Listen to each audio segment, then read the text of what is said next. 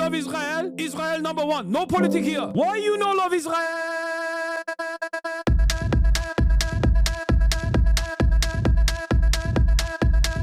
Oh, you hate it?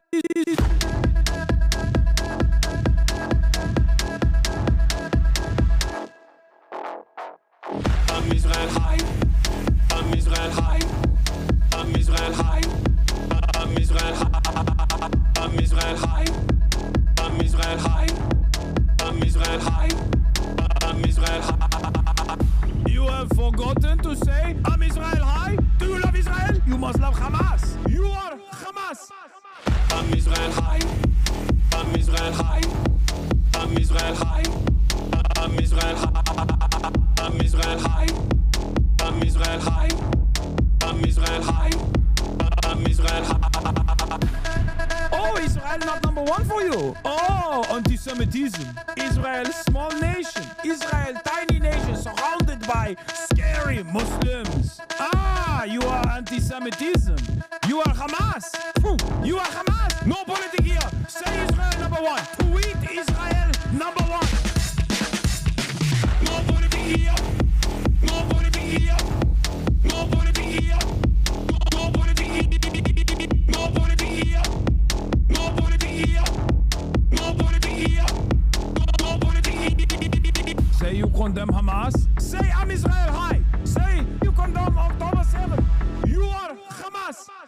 No politics here. No politics here. No politics here. No politics here. No politics here. No politics here. No politics here. No politics here. What's going on, everybody? I hope everyone's having a fantastic evening, afternoon, pre-noon, no matter where you are in the world. I'm Hasan Piker, and this is the Hasan broadcast coming to you live from sunny California, Los Angeles, folks. We're live and alive, and I hope all the boys, girls, and MBs are having a fantastic one because today's a beautiful day. Today's a wonderful day. Today is Monday. Ladies and gentlemen, it's Monday News Day. That's right. It's Monday News Day, folks. Boys, girls, MBs. You already know what it is. It's 8/25/2025. It's August 25. 2025 is Monday. It's 11/11. Make a wish. Free Palestine. I am Hasan Piker, and this is the Hasanabi broadcast coming to you live from 79 degrees and sunny here in California, Los Angeles. I heard some gaming went down. Yes, gaming did go down. This intro is awful, lol. I love that intro. It's a banger. Anyway, folks, this is personal news time. In between the time period where I press the stop streaming button and press the start streaming button, a lot takes place in my life in the world of Hasan Hasanabi Piker. And many of you parasocialists want to know. They're like, come on, Hasan, you give us yourself for like 8 to 10 hours every day, maybe 6 to 8 hours every day now. But we want more. We want to hear more. We want to know what else you've been up to. What the hell have you been up to? What the hell have you been doing?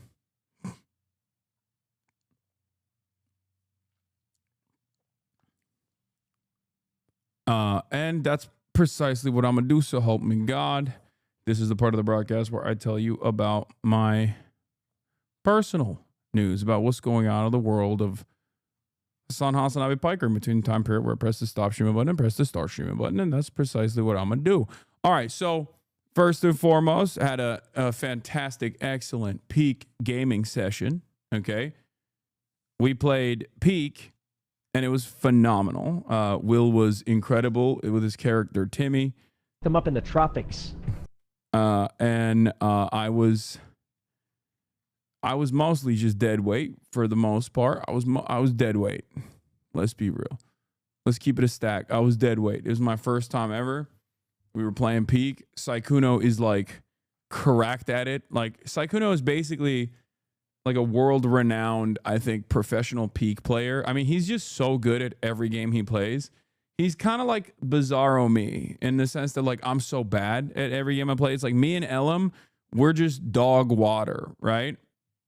We're just absolute trash at every game that we play. And Saikuno, on the other hand, is like so cracked at it. And Will is pretty good too. But yeah, we played Peak.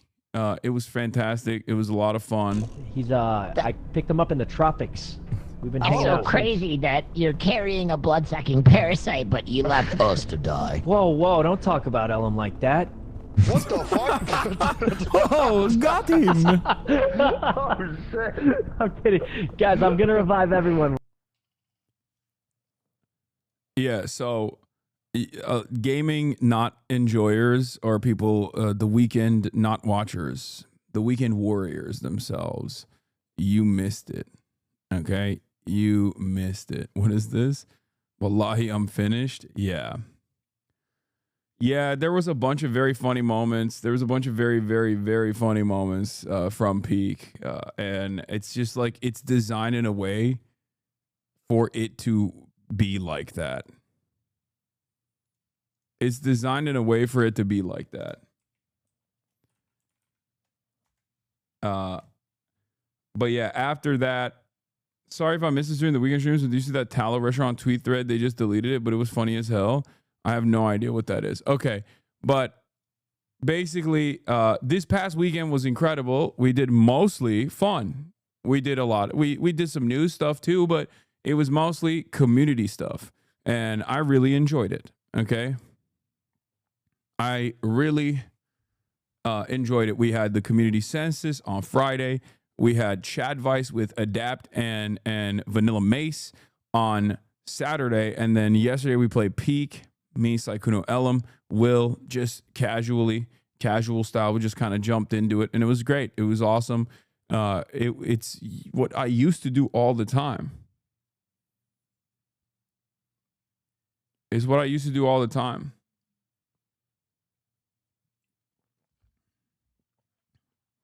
So if you're like a relatively new viewer, if you're a relatively new watcher, if you're like a post-October 7 watcher, for example, for the past 2 years, like you probably are not privy to this kind of activity and this kind of experience, but this is what made this community great.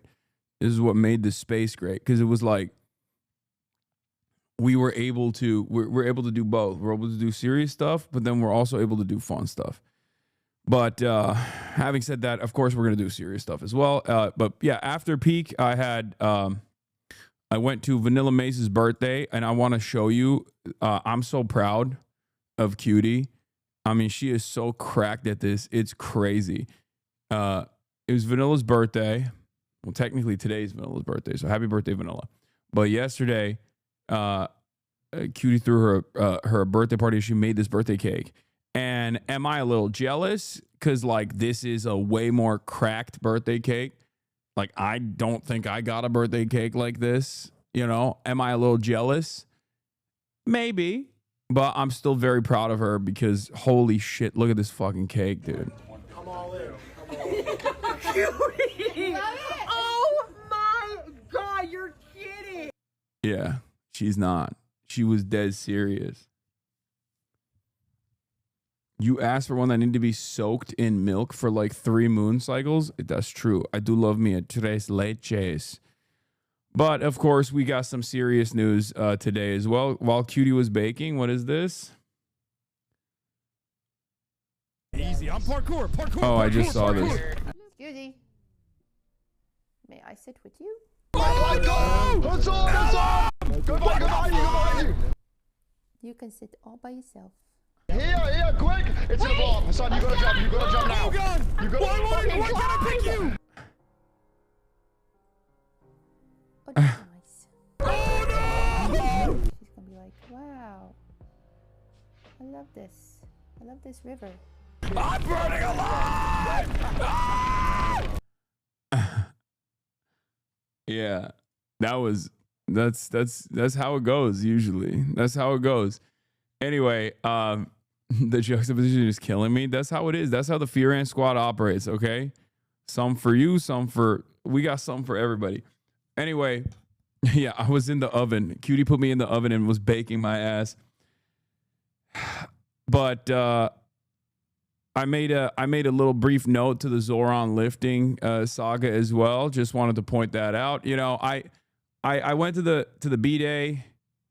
I saw Julian. I haven't seen him in a minute. Solomita. That was cool. That was fun. Saw some friends. Always good to hang out with some friends. And after that, I mean, I dipped a little early because my mom is back, and I wanted to see her. She just got back from Turkey. My uncle, for those of you who don't know, passed away. I briefly talked about it, but I don't really talk about stuff like that. But yeah, she was there for a little bit. She just got back, and she brought me. She's like, I don't know what to get you. She goes, I don't know what to get you from Turkey. So this is what I got you. I need to show you this. Okay, I need to show you this.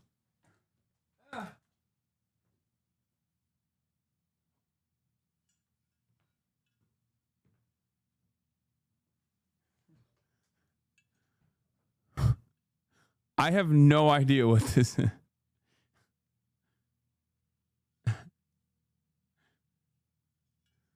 This is what she brought me from Turkey. She's like, well, you have everything. So I never know what to get you. So I got you this. And I guess this is like a Turkish labubu when you think about it. Yeah, Külhambi. Yeah, someone, Turks in the chat know what this is. Turkish Squidward. Turkish handsome Squidward. No, she was right. You didn't have that. That's true. That's true. I did not have this. So she was technically correct. You know, it is unique. So this is a Turkish statue. And Will saw it and he thought it was really funny. He's like, this looks like Hasan. But now I have everything. Yeah, there it is. I have Le Bubu, Habubu. Cherish that porcelain item, Hasanabi. I am, of course. Of course, I am. Neden sana benziyor ağlayacağım. Okay, even the Turks are saying it kind of looks like me. That's messed up. All right, well, in any case, that's what she brought me back from Turkey. So, you know, I love her. I'm very happy that she got me that. She didn't have to, but it's cool that she tried. It's cool that she did. Okay, so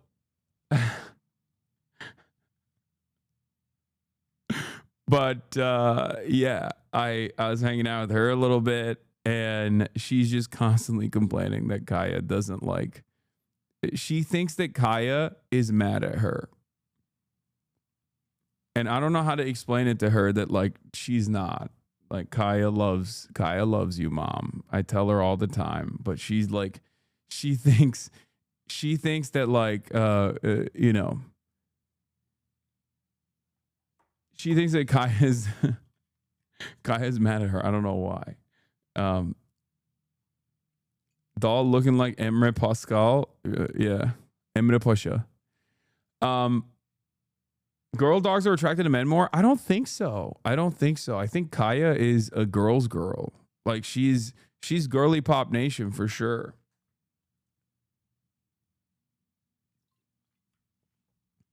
I feel like male dogs that have women owners gravitate towards men more, and female dogs that have men owners gravitate towards women more. It's just my anecdotal evidence. There's no real I have no real evidence for this. It's just my experience. Like there's a bunch of dogs in our group of friends that I feel like they don't fuck with everybody like that, but they do fuck with me. Like Nabi is an example. Mika's another example. Like they're male dogs, and they got very strong personalities, but they gravitate towards me and Tadek too. Whereas like Kaya loves the ladies. Kaya loves the ladies. She's girly pop through and through.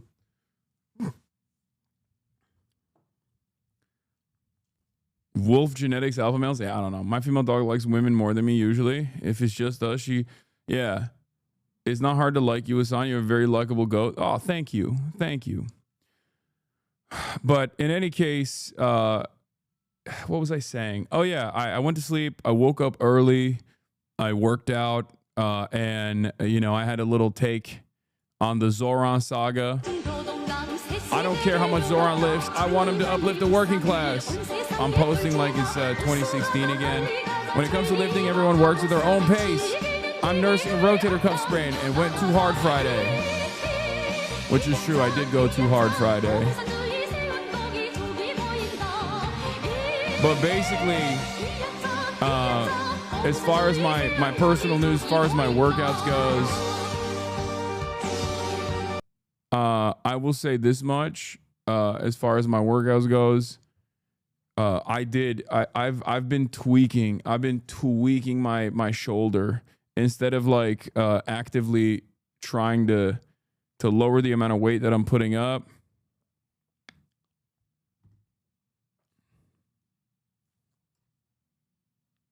Instead of, do you use creatine monohydrate? I don't know. I use the pills.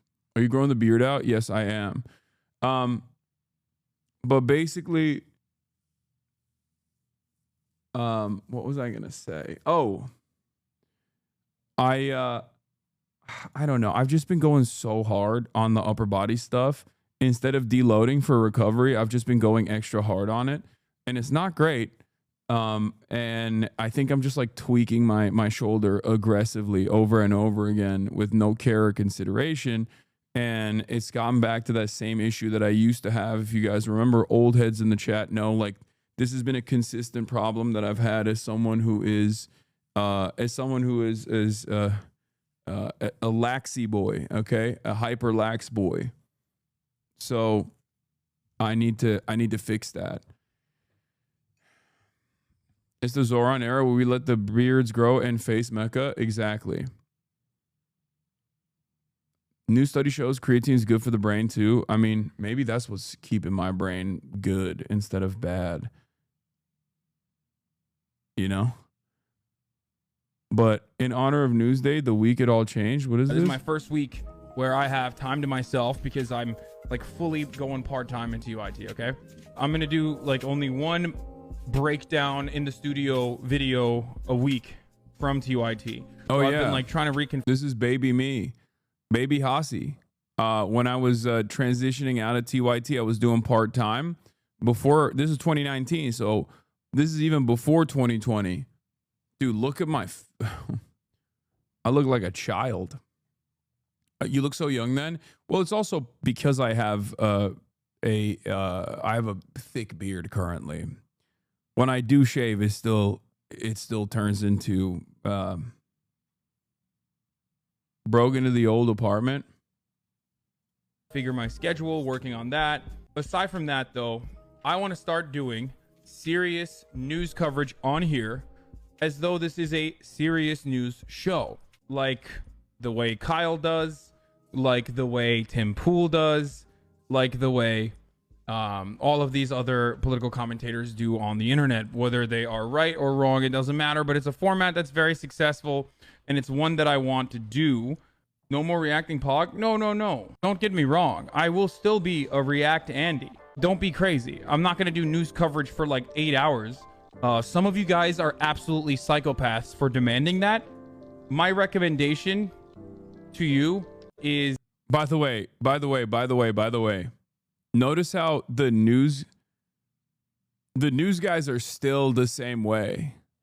And it's probably, ironically enough, especially after the census, I'm more confident in saying this, they're probably the same news guys. It's the same news guys that have not changed, and their demands have not changed, and they're still here. They're still here, still yelling, still going, you're not doing sufficient news coverage because I only got 7.5 hours with 30 minutes at the end where you like focused on something culture related. I don't like it. And it's crazy because like, but this is in 2019, okay? We're in 2025. Obviously, post October 7, it like changed quite dramatically where I just went super, super aggressive on the news coverage. But, you know, this is a blast from the past for those of you who don't know the history. To do everything in your power to have that no longer be your interest, okay? Like, if you literally crave 8 hours of political commentary, there is something irreplaceably wrong in your brain. We need to figure it out. We need to go to the scientists, We need to make sure maybe a lobotomy. I'm not gonna rule that out. Okay. And by serious news, I mean just like it's not going to be serious. It's still in my coverage style. Like it's still going to be like loose. You know what I mean? I crave 8 hours of pure theory. Again, lobotomized. I crave 8 hours of pure. Okay, same people. Once again, it's so funny. Community has not changed at all. Community has not changed at all. Same people demanding the same dumb shit. And it hasn't happened. Okay. It has not happened in the past 6 years. And they're still in here being like, maybe one day I'll catch them off guard. Or perhaps it's because I already give you everything that you want. And it's good to have a more diverse diet. Okay. Trump is live at the White House with the South Korean president. Yeah, he's woke. South Korean president is woke, dude. Your old mic was really cute. Yeah, I think I guess I tweaked it a bit. I think that was off of a Go XLR as opposed to what I use now, which is a Rodecaster. So like that software and the hardware that comes along with it had dramatically altered my voice and made it way more, I don't know, it just made it way more squeaky. Where was I? Oh yeah, so I worked out, had a bunch of talks. I'm obviously setting up for Michigan this weekend. Me and Marchie Poo are going to be flying out to Michigan. Most likely, Morgan is setting up a link up with the mayor of Dearborn. I already hit up Dr. Abdul Syed, so I will most likely lift with him, and I'll be going to Dearborn, Michigan as well. Do like a I Show Speed style tour potentially. You know what I mean? So we got a lot of fun stuff lined up, and also obviously very good political activism as well. I'll be speaking at the People's Conference on Saturday. The People's Conference for Palestine is happening in People's Conference for Palestine is happening in Detroit, Michigan, August 29th to the 31st. And I am going to be going to Dearborn as well. I Show Speed style tour, bro. It's just a call to tour. Yeah, I mean, you know what I mean. It's not my first time in Michigan. I've been to Ann Arbor. I've never actually been outside of Ann Arbor. I was doing like a college tour with the Young Turks back in the day. That's the first and last time I've ever been to Michigan. So I'm actually pretty stoked to go see it. I was talking to a bunch of normie friends of mine, and they said something so funny that it was like almost like a Hasanabi trope. But he basically, a buddy of mine was like, you know, every place you go to in America is just the same. And he's right. He's like, with the exception of, you know, a couple big cities like San Francisco, maybe Philadelphia, and you know, New York, Miami, like most places in America is like pretty identical to one another. So I suspect it's going to be very Jersey coded. The difference, of course, what makes things very interesting, what makes things unique in America is the people that live in these places. So like Dearborn is a great example of this because it's a massive Arab, massive Muslim community. It's the largest Muslim community in the country. So I'm very stoked to see like, you know, what that looks like, because it's outside of the Hasan. You don't understand. Nowhere is like Michigan. Okay. All right. Well, in any case, I'll make up my own damn mind. Okay, once I see it with my own two eyes. Check out Greenfield Village if you want. Pretty cool. Check out Hamtramck as well. I don't know about all that. That seems like a lot to me. Okay, everybody calm down. But yeah, that's what I'm doing as well. Let me blast off because there's obviously a lot of news taking place around the world. And there's much to talk about.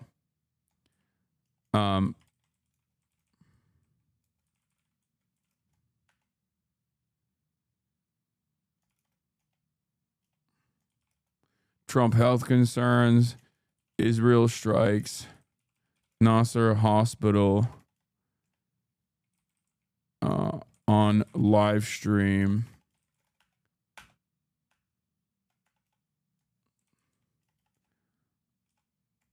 during live broadcast, killing journalists. I have a doctor who was in Gaza to talk about Israel's genocide. I thought you used roadcaster mics. What do you mean? Trump health concerns, claims U.S. wants dictator. Israel strikes Nasser hospital during live broadcast, killing journalists. I have a doctor. I'm a doctor who was in Gaza to talk about. Who was in Gaza here to talk about Israel genocide. Trump flag burning executive order. There's just so much going on, dude. There's a lot happening.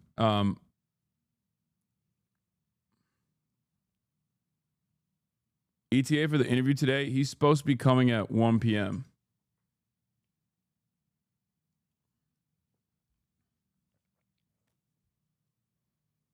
Kilmar Abrego Garcia as well.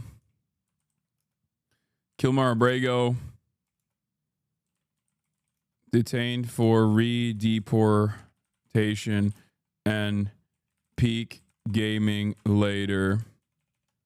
Hasan is so lazy, bro. Wait, what?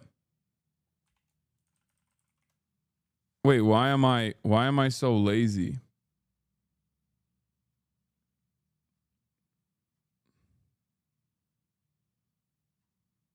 Wait, what?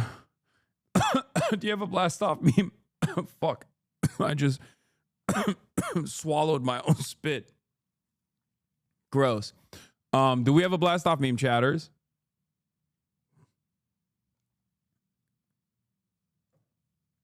You and Timmy made my night last night. Hell yeah. This too, Trump will be reducing drug prices by...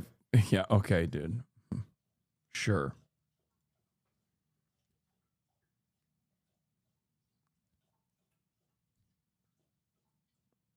What is this? No, I got the peak gaming one later. I'm gonna put that in. I'm gonna put that up later. For when I actually do play peak in the blast off. I already got that downloaded. Okay. Son, do you have any changes and updates to the trimmer use? Philips Norelco is what I keep coming back to, but I feel like it's a piece of shit. That's just the best you're gonna get, probably. I don't know. That's what I use. Trump is sending flotilla ships to Venezuela to start conflict. Oh yeah, I keep forgetting to talk about Venezuela, but I'll cover it today. All right, do we have a blast off meme or not? No. This was a doctor who was interviewed in person on Piers Morgan, right? Yes. Oh, there's a new YouTube talking about how you're lazy by not immediately getting into politics with sufficient time frame of your haters' desires. Wait, what? I think there are many things I've been called in my entire life, throughout my career. Lazy is not one of them. If I'm lazy, then who is a hard worker? You know what I mean? That's so funny. That's like people say I'm a terrorist, people say I'm a radical, all this shit. That's one thing, right? They call me many words, but they can't call me a liar. But also, I would say that like being lazy, come on, bro, you're a Twitch streamer. Yeah, I am. And that's precisely why if you were to judge me off of like my output,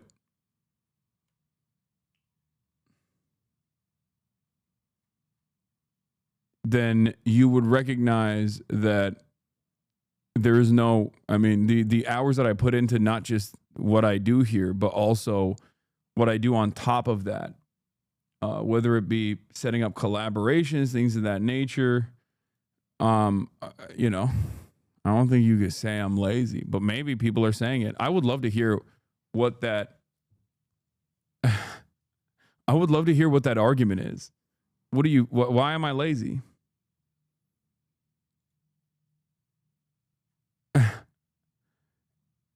Haters have latched on to the half day Hasi meme. Wait, what?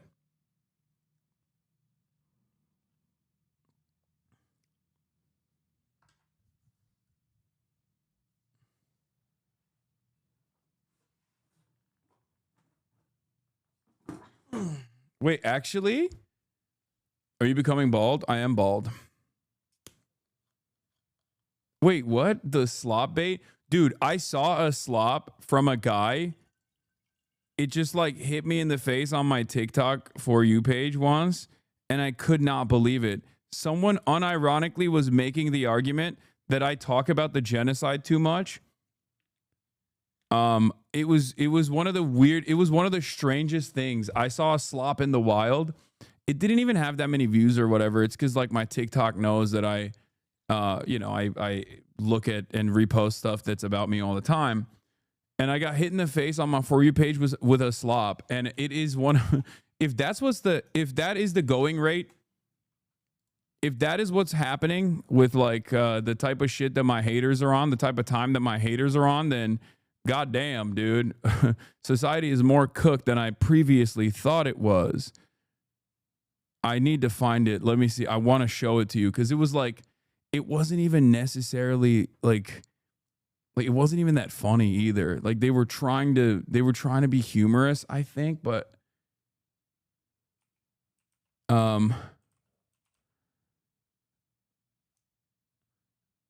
there's no point in showing it. People can't stop tapping the glass. Anyway, I blasted off, chat. I blasted the frick off.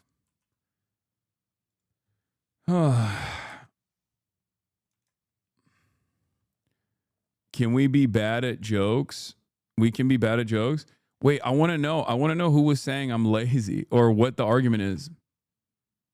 A certain community had that same BS take like a year ago too. The only person I've ever seen who waters down his coffee. This is a cold brew concentrate. It's XX, the potency, which is why you're supposed to water it down.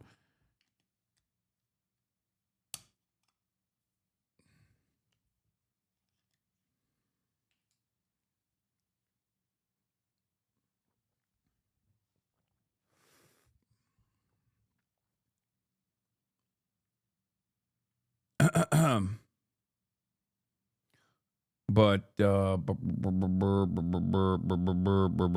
this is it. One of the best Hasanabi critiques I've ever seen from Hutch. Okay, dude. Yeah, we're not watching that. Get the fuck out of here. Hasanabi 2017 Aura. Damn. Swag.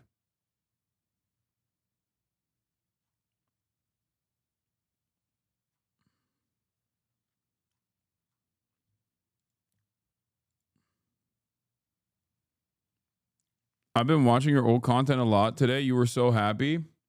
I'm still happy.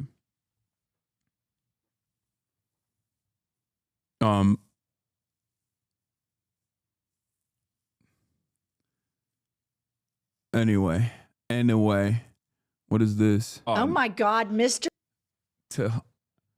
This chatter is just trying to get their fan art across here. I see you.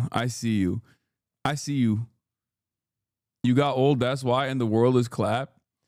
No, I don't. The reason why I got seemingly more sad over the years is because it's just shit sucks. Fuck you mean? I found it, I think. Can this guy say one sentence without talking about the genocide? Oh my. Dude, who? What the fuck is this? Is this what the slop tubers are doing? Like, this is their commentary Can around this me? guy say one sentence without talking about the genocide? Oh my god, bro. Is this what, like, you wake up in the morning, be like, well, what do you want for breakfast? I'll have a genocide with the side of, like, brother, give it a rest. Holy shit, man. People can talk about other things. I can't believe you're drinking water right now. I can't believe you're watching this video right now. I can't believe you're breathing right now when there's a genocide going on, guys. Bro, is this like when I saw this, I was like, is this actually like someone making a joke about the idiotic slop tubers? And no, I think this is not satire. What's it like being a pedo? Why are you asking me that? Also, that's such a weird question to ask in general. I think you should be asking that to your favorite content creator if you truly want to know what it's like. But then again, that's a strange question to ask in general, you know?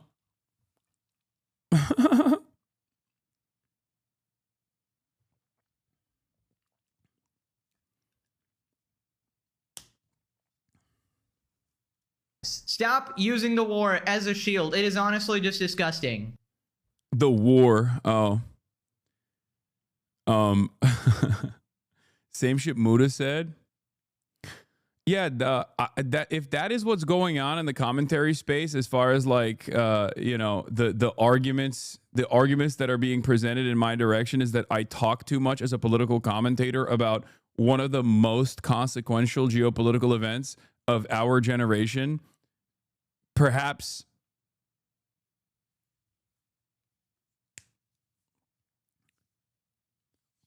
even of all time. You know, this is a live streamed Holocaust that's taking place. It's a pretty historically significant event, and as a political commentator and as someone with a clear conscience, like, of course I'm going to talk about it.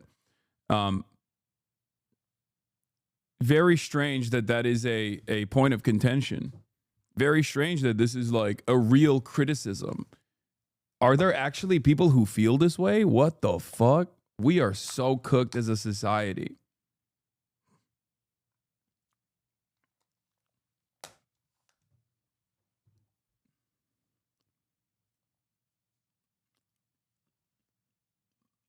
Anyway, I do hope that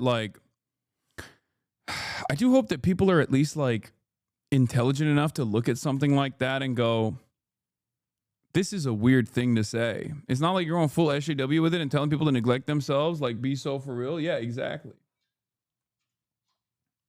Oh, the beast from the Middle East is here. Hold on. The good doctor is here already. He came in early. I'm going to let him in, but I'm going to do my regular news coverage as he chills over here for a little bit. 1 second. I'm going to bring him.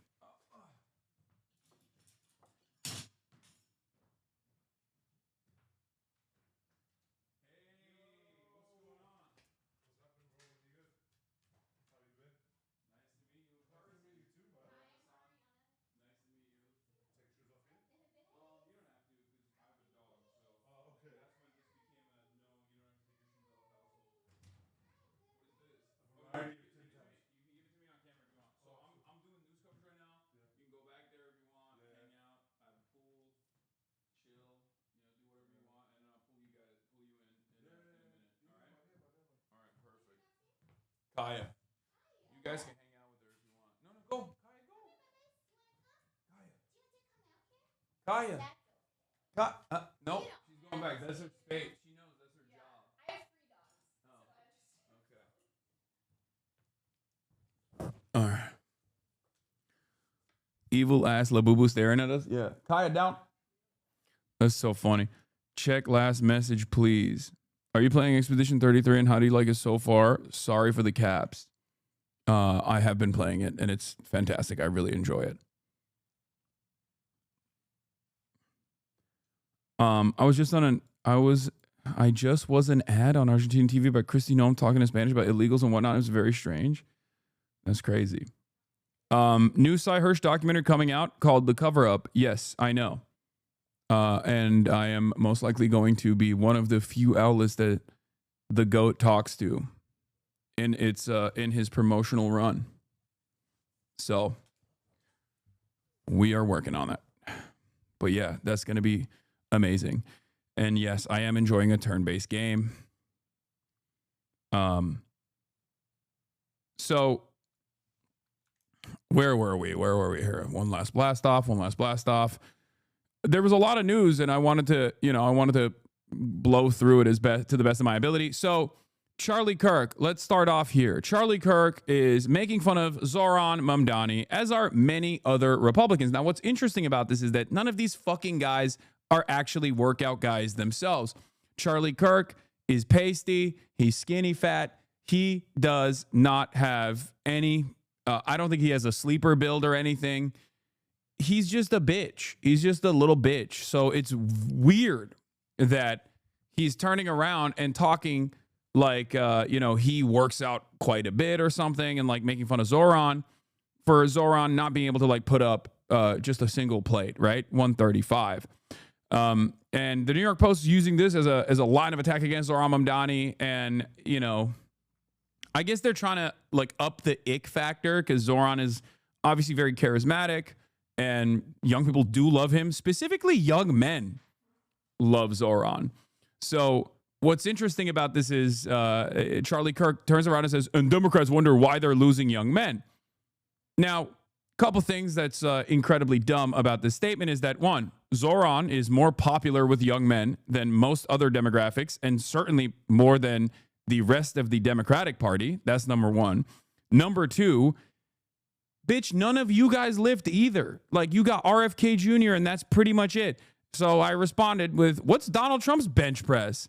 And then people didn't understand the point I was making when I said that, as though like Donald Trump secured the W for the young men in America because he like is a beacon of physical excellence. Jeff Nippard responded as well. We were tag teaming this motherfucker. Trump thinks exercise is bad because the body has a finite amount of energy law. That's true. That is real. That's Trump's battery theory. Okay. Charlie can't even bench press his chin. What the fuck's he talking about bench pressing for? Exactly. When he was 33, almost certainly 225 plus. Again, you are eating another man's dick on the timeline, okay? I cannot stress this enough.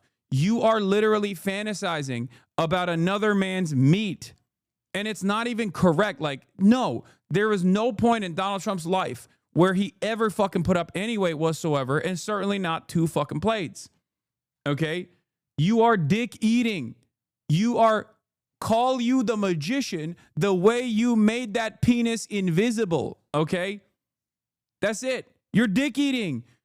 You're dick eating. That's crazy. That is crazy.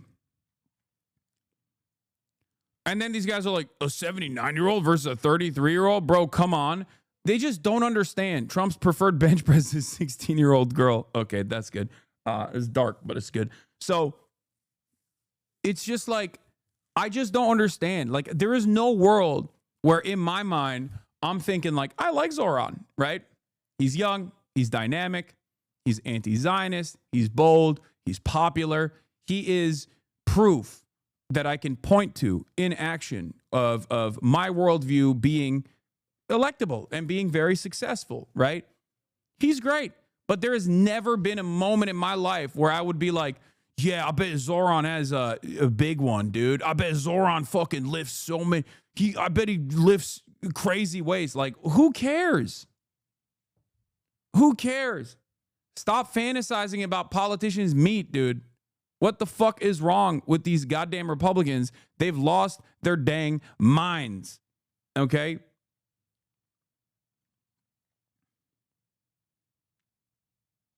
Yes, Kneecap canceled all the U.S. tour dates, which was gonna happen eventually, of course.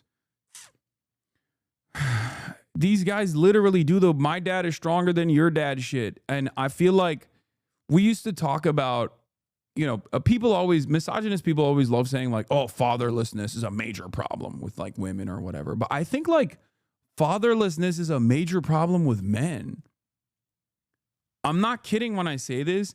I've noticed that there is a not insignificant amount of people out there, specifically in the right wing, that just like are actively trying to plug this hole, this father-shaped hole that their dads left in their lives by fantasizing about political leaders as though they will fill that role for them. I think society has a real consequential, fairly significant lack of male role models, and it's getting worse. It's getting worse and worse. I don't know what it is. I had never thought about it like that. Someone's watching Elephant Graveyard. Yeah, no, I'll admit, the Elephant Graveyard video is what kind of opened my eyes to this a little bit. Like, there are so many dudes that just like resort to fantasizing about other like men playing the role of like a father figure for them. And it's really interesting.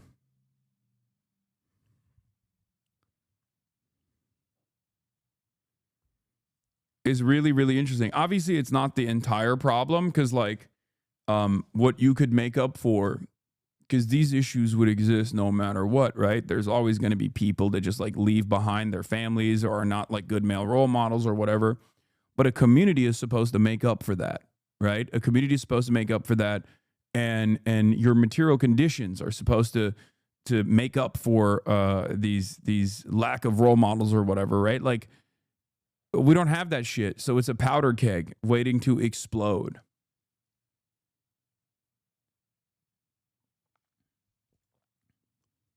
Oh, I see you're getting boss again now that they found ways around the filter. 61-month subscriber. Yeah, thank God. It's not just men. Americans are infantile. Oh, no, for sure.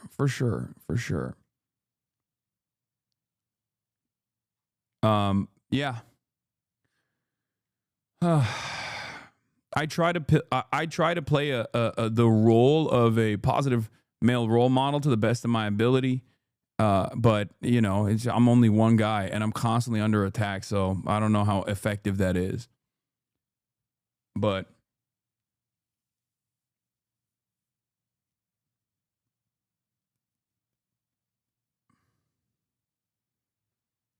so you are Unk though? Yeah, that's it. Did you drink at the party last night for vanilla? No. I drank cucumber water. That's what they had. Like spa water. Cutie May spa water. Like not like bath water. I'm saying like the type of water that they have at like spas and shit. It's very nice. I fuck with it. I met my friend working at a gas station and he is Christian. He believed that my sister was dating someone 7 years older than her because our dad wasn't in our lives. Our parents are separated, but he came by one day in front of him. What? And he was kicking it hard. He was still in disbelief because our parent wasn't married, and that was the reason he doesn't have a dad in his life, and that really fucked him up, and he's just jealous. I have no idea what you just tried to explain here. I'm gonna be honest with you. I'm sorry. That was, you mean aqua fresca? Yeah, I guess that's what it is. I was kind of thinking of something like that too, but there's no modern day Billy Crystal to kind of be a beacon of light and happiness. Did Timmy go to the party? Yeah, I brought Timmy with me to the party. Okay. Let's do it. We are they are talking about the dad hole effect. Yeah. All right. So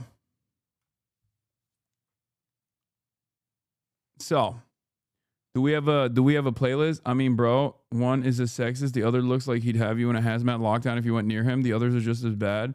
It's like, bro, you're all right, G.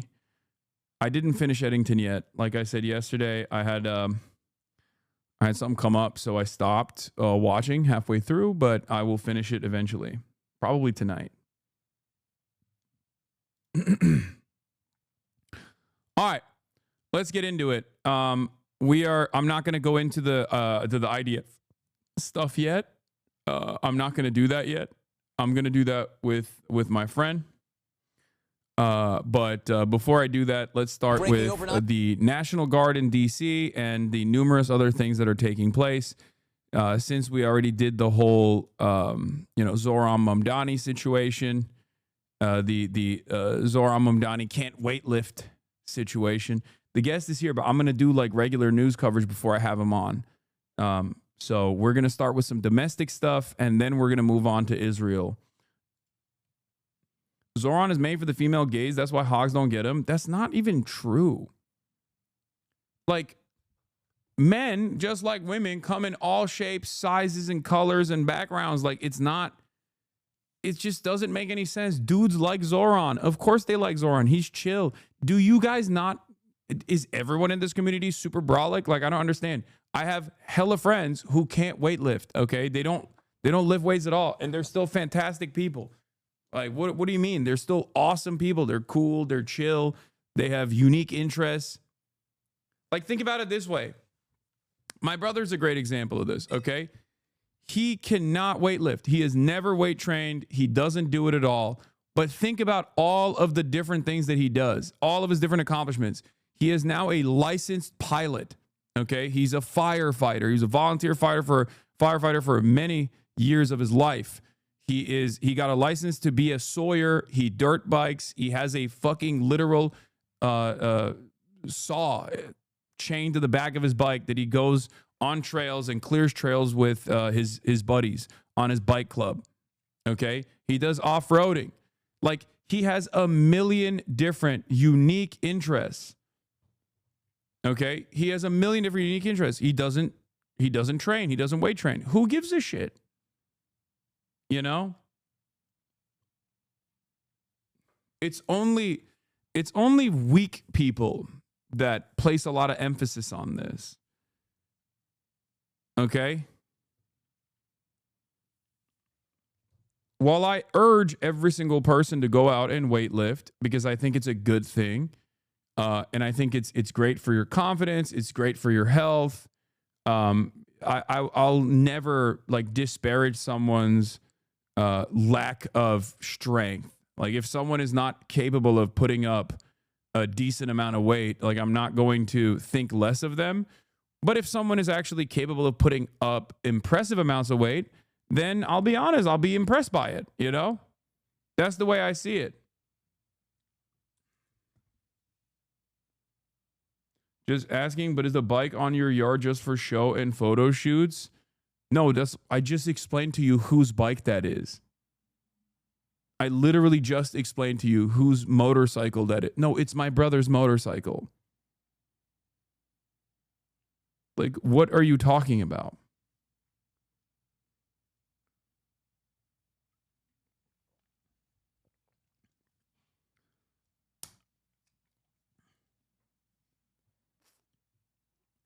Anyway, like I said before as well, I think it would be cringe, though, if Zoran tried to clap back after hitting the gym. Wait, what do you mean? I don't think he's going to do anything about that. I mean, he might make like a joke or something, but... Members of the National Guard now carrying weapons. This guy said, wow, your brother's a lot cooler than you. When does he stream? Hey, guess what, dude? He's a lot cooler than me because he doesn't fucking spend every goddamn waking moment of his life sitting in front of 3 monitors screaming into the void for 8 hours a day. That's why he's capable of traveling the world and doing all this cool shit. Okay? Guess what? It doesn't work that way. Okay? We're stuck here. I'm stuck here. 6 to 7. Okay. Weapons on patrol in Washington, D.C. The move marking a major escalation in President Trump's federal takeover of policing in the nation's capital. And now he is threatening to deploy the troops to more American cities. And why are they showing these assless ass National Guard troops, by the way. That's crazy.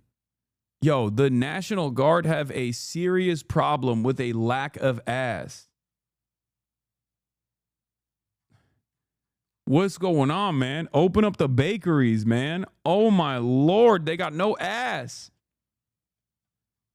That's what they're showing here. I know, like, technically this is supposed to show that they have, like, their service weapons now on patrol, which is crazy, by the way, because that's, what are they going to do? Start killing people? That's insane. But, like, the real takeaway here is that they got no ass, bro. No ass, no cheeks, Hank Hill, pancake butt. We need more. The National Guard needs to start lifting, start squatting, brother. Oh my God. States run by Democrats, including Baltimore, despite statistics from the mayor's office showing a 17% drop in violent crime from last year. The president has now fired back at Governor Wes Moore of Maryland, who invited him to Baltimore for a public safety walk. Trump responded by saying Moore needed to clean up the city's, quote, crime disaster before he would go for a walk there. The president. Yeah, I think when he says stuff like that, you know what he's saying, right?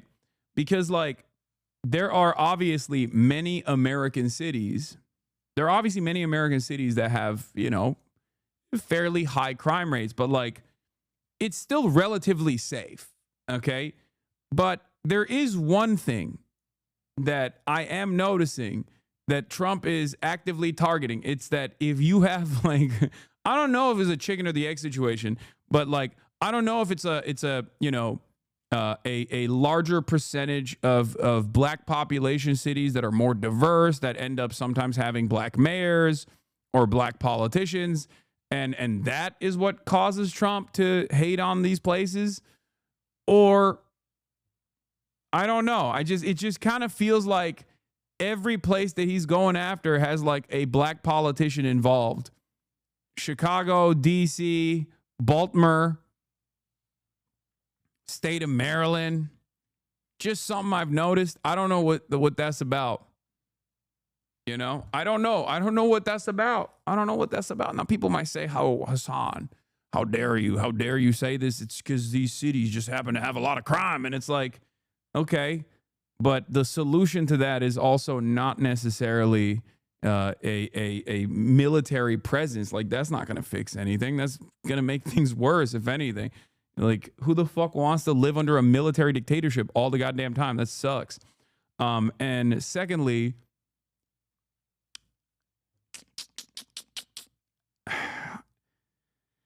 it's just, he's just, you know, he's not going after red areas that also have high crime rates. It's just, weirdly enough, it's just something I've noticed, you know? But once again, is not the solution anyway. The solution is not like a military presence. I'm not saying, like, fucking roll the troops into Mississippi, okay? It also threatened to withhold funds to replace Baltimore's collapsed Francis Scott Key Bridge. And the president already said Chicago will be the next city he would target for a federal deployment. Two officials have told CNN the Trump administration has been making plans to send the National Guard there for weeks. Police there have reported a 23% drop in violent crime from last year. Let's get right to CNN's Elena Treen at the White House for what appears to be, you know, we're on the cusp of an expansion here. Absolutely, and part of this, John, is the Trump administration is loving what they're seeing happening in Washington, D.C. They are the images of the National Guard troops in the city, of you know, the federal agents from ATF, DEA, FBI, the list goes on, deployed throughout the city to help with this. Even though we're seeing, you know, we have seen, and we should note, since August 12th, about 2 weeks ago, when the president first issued this as being a national emergency, or a citywide emergency, I should say, and ordered these troops to be mobilized in D.C., there has been a moderate drop in crime. But one of the biggest things we've actually seen as a result of some of these actions has been widespread immigration raids, and really a real significant ramp up in some of the deportations we have seen in this city. But to get to what he's ordered and what we've seen now with the National Guard troops. So now we've seen them beginning to carry weapons. Like, we should note, it's unclear how many of them are actually carrying weapons at this point and how long this is going to continue. But this is a significant escalation from when the president first ordered this emergency. I love that the media's automatic role is to like normalize everything, even if it's just like an objectively abnormal situation, right? Like, this is just not a good thing that Trump is doing. It's very clear that this is motivated by a move in the direction of like having a permanent military occupation in places that he doesn't like. Maybe he doesn't like them because there's a lot of black people there. Maybe he doesn't like it because there's a lot of, blue politicians there or whatever. It doesn't matter. It's just like, he doesn't like a certain neighborhood. He doesn't like a certain city. He's sending the military there. That is objectively an insane thing to do. That is an insane thing to do in America, especially, right? But given the way that CNN approaches everything, the way that like mainstream media approaches everything, they have to like kind of find a way around it to basically normalize it. And I just don't understand how you can do that. You know what I mean? Like, this is the imperial boomerang. This is colonialism and fascism turning inward now. And these people seemingly are looking to make that at least feel more normal than it should. Emergency in the city. At first, we had heard the Defense Department say that they were not going to be armed, that they are not going to be carrying out arrests. Now we're, of course, seeing them, a lot of them starting yesterday, having their sidearms with them as part of what this administration, this White House is saying being a peacekeeping mission, really trying to still allow some of the other federal agents to do the work. But this all comes after we also saw Pete Hegseth, the Secretary of Defense, order this last week, order that national troops could be carrying this weapons. And I would note as well, it's not just the D.C. National Guard that is currently in Washington, D.C. There's also more than 1,900 troops from the National Guards in West Virginia, South Carolina, Mississippi, Ohio, Louisiana, and Tennessee who were called upon to help with this mission that the Trump administration has been rolling out. And what are the plans going forward, perhaps, for other cities in other states that, just happen to have Democratic governors? When they say the crime rate has dropped in D.C. since the military takeover, that you should just drop your journalism card at the door. Okay, you're just a mouthpiece for the administration at that point. You're a part of the propaganda ministry. Okay, D.C. crime rates have already been plummeting year over year. It's a 30-year low. The fuck do you mean? It's been 2 weeks. Oh my God, I can't believe in the last 2 weeks the same trend lines have continued. First of all, 2 weeks is far too short a period of time to make an accurate assessment over whether or not this has been a success. Okay? It's already incredibly stupid to just look at that insanely short sliver of time to be like, well, crime rates have gone down. Yeah, you know how people lie with statistics sometimes? Here's a great example of that. It's like saying there has been a 100% increase of sandwiches being thrown at police officers. This is alarming. You know what I mean? This is alarming. A real crime panic has taken over. It's like, okay, so there was just like one sandwich and now there's 2 sandwiches being thrown at cops. Okay. That doesn't mean anything. That doesn't mean anything. That doesn't mean anything at all. You're not saying anything. It's like in the last 2 weeks, crime rates have gone down. Do you not believe the CNN, Hasan? First of all, when the fuck have I ever believed CNN? What do you mean? My entire job revolves around like trying to actively tell you what is happening and what the bias framework is for even CNN and New York Times, BBC. Another great example of like lying with statistics is, 7,000% increase in anti-Semitism. Why did that happen? Well, it happened because the people tracking that shit decided any sort of anti-Israel protest is now also an anti-Semitic incident. So then, of course, there's going to be a fucking massive increase. So there's another way that people lie about this shit. So anyway. Right. I mean, it's very clear that the cities that the president is looking at targeting next all are Democratic-run cities. And look, this comes as you said it, but we have some reporting that the Trump administration had been planning for weeks now to mobilize troops to Chicago. That's really where the president has his sights set next. I actually asked him about this in the Oval Office on Friday. He brought this up, and I said, are there concrete steps that you are taking at this moment to have troops be sent there? Listen to what he told me. You said Chicago might be next.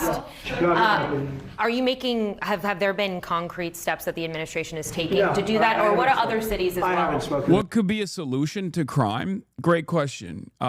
This has been something that thinkers have gotten together and tried to find solutions to since the ancient times, okay? From ancient Greece onwards, the answer has always been the same. Solve poverty and you solve crime. That's it. That's it. There is never that, just as Americans and their inability, the American government's inability to address any of these fucking problems, and then their solutions are always just like to basically make the problems worse. With the conversation around crime, the solutions are identical.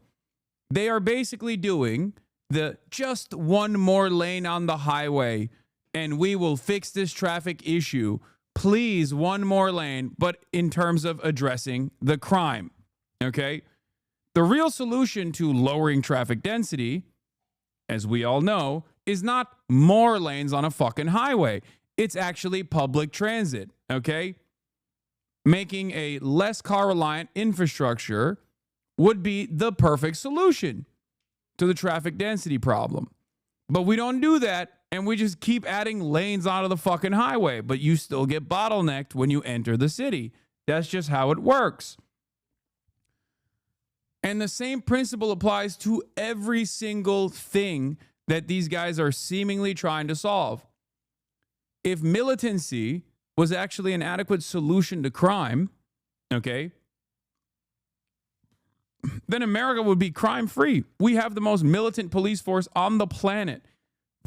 Nothing comes near the militancy and the militarization of our domestic police force. This is before we even talk about utilizing the military. Okay. All right, okay, go play with them.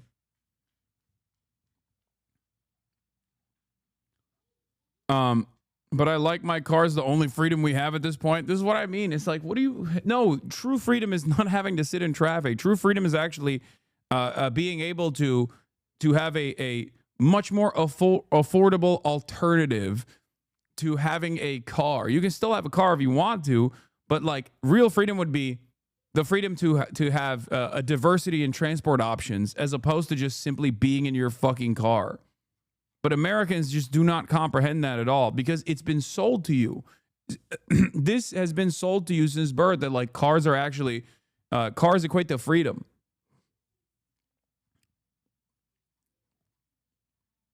But anyway, that's just one aspect of this. Here, give me any problem that has a major impact on American day-to-day existence, and I will show you that they do the same shit every single fucking time. Gun violence, school shootings, okay? Apparently there's another mass shooting incident that's like breaking right now. I don't even know where it is. I don't know what's happening. We don't cover active mass shooting stuff instantly until there's like some more evidence, right? The solution is simple. Gun control is the most effective means to at least cut down some of the gun violence. And yet, no one wants to do that, so we constantly look for other alternative reasons, okay? We're like, oh, door control. Oh, you need more guns. We need to give the teachers guns, okay? It's so fucking stupid. You're not you're not solving the problem. You're making the problem worse, right? I already gave you the example of just one more lane on the highway for traffic density. Same with Same with fucking healthcare. Solution to healthcare is to take out the profit incentive from healthcare. It should be free. It's free in many other countries, in almost every single country. Every country that has decent governance has realized that this is the bare minimum thing that they need to do. In America, we don't do that. And we're like, no, you don't understand. We need to let the free enterprise thrive even more, and then it'll automatically solve itself. Nope, it hasn't. Why would you think that doing the same thing over and over again and leaning into the private enterprise aspect of it is going to actually solve this problem? And the same goes for crime. Same goes for crime. The only solution to crime is the eradication of poverty, because that is where crime manifests. Okay? Crime manifests as a byproduct of people's material conditions. Crime increases when people are poor, when they feel as though they have no alternatives.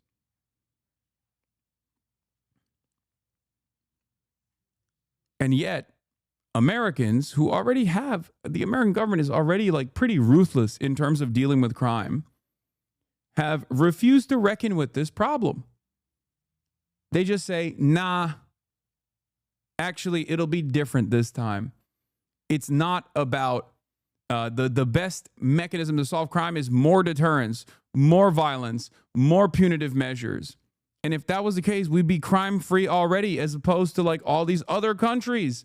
But all these other countries have significantly lower crime rates than we do. Okay? All these other countries have significantly lower recidivism rates than we do. The likelihood to reoffend, right? Once someone is in jail. And that's directly a consequence of the way our prison structure works, our prison system works, is so ruthless and so violent that you become like a better criminal. You become like, you are pushed into being a more rugged criminal once you go to prison, as opposed to like rehabilitate and reintegrate into society. Because it's all, it all stems back to the like fucking insane concept that we have. It's the profit motive. We have private prisons in this country, which is abhorrent, morally repugnant, obviously. But then also on top of that, it's the lack of interest in solving any of these real problems, because someone can make more money off of not solving these problems. I mean, he's grossly incompetent. I haven't spoken to the man. No, when we're ready, we'll go in and we'll straighten out Chicago, just like we did D.C.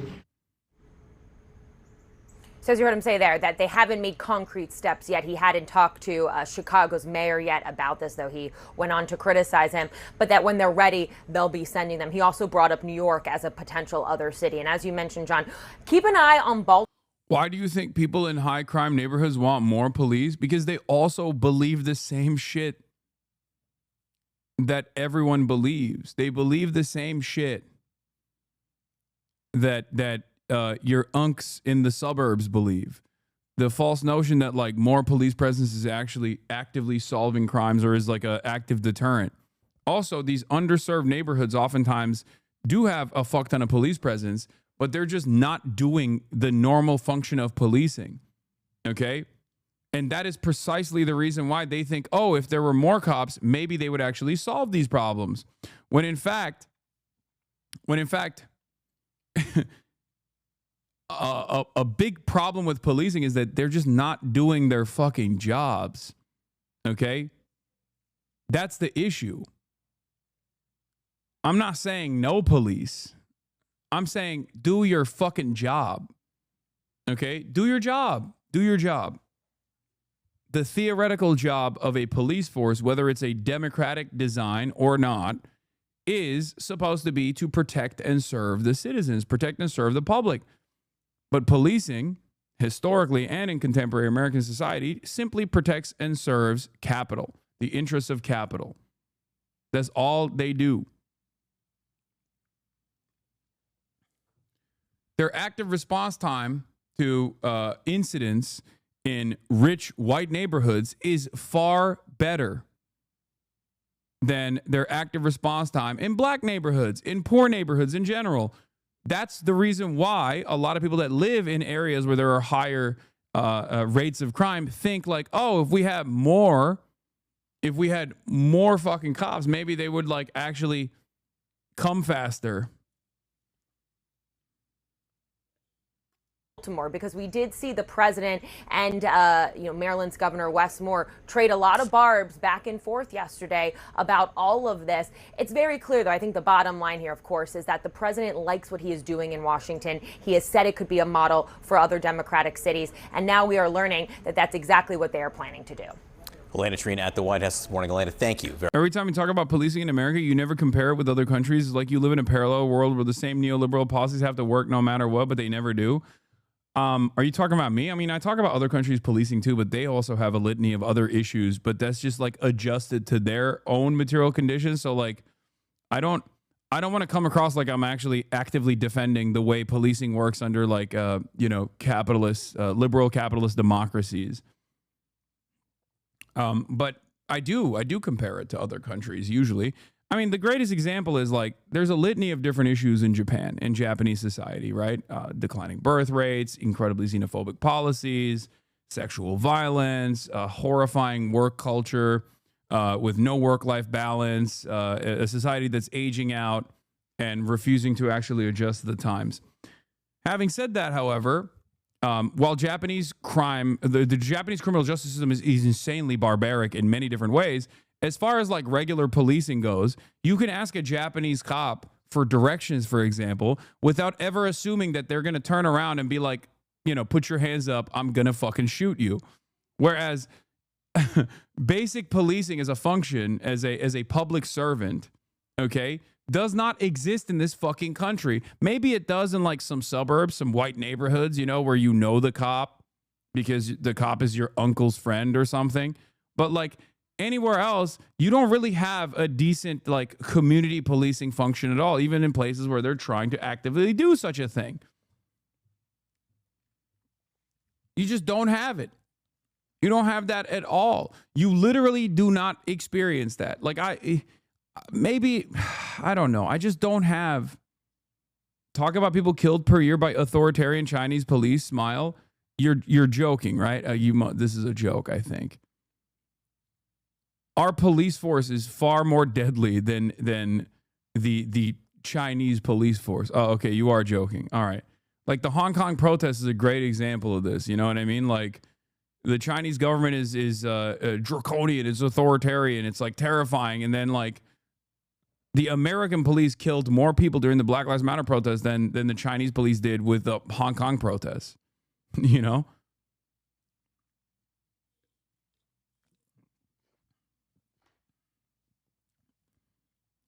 Yeah. Our police force kills 4 people a day in the United States, give or take, and around 10 dogs a day. 10 animals a day. Isn't that crazy? Like, motherfuckers love talking about Tiananmen Square, and it's like, bro, we are doing Tiananmen Squares every fucking week. You're out of your mind, dude. Like, please.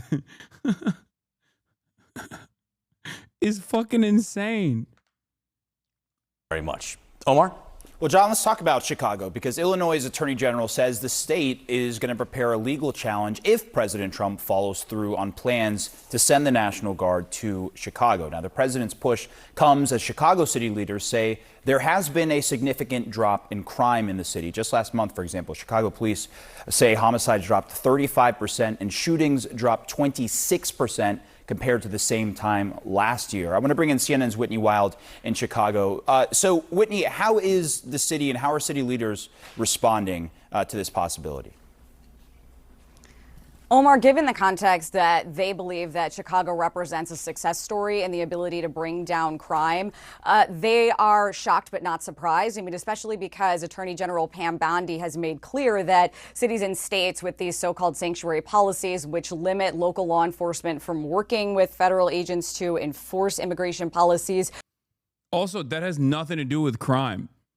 Ironically enough, sanctuary city policies are oftentimes backed by the local police because it actually is a successful way to have undocumented migrant communities collaborate and cooperate with the authorities without fear that they're just going to be like unjustifiably deported for being a witness to a crime. That is the real reason why sanctuary cities were implemented, okay? Or at least one of the reasons why sanctuary cities were implemented. It is so ridiculous that these fucking dudes are trying to bring up the lack of collaboration between federal law enforcement. That's mechanism is to violently prosecute civil offenders. Okay?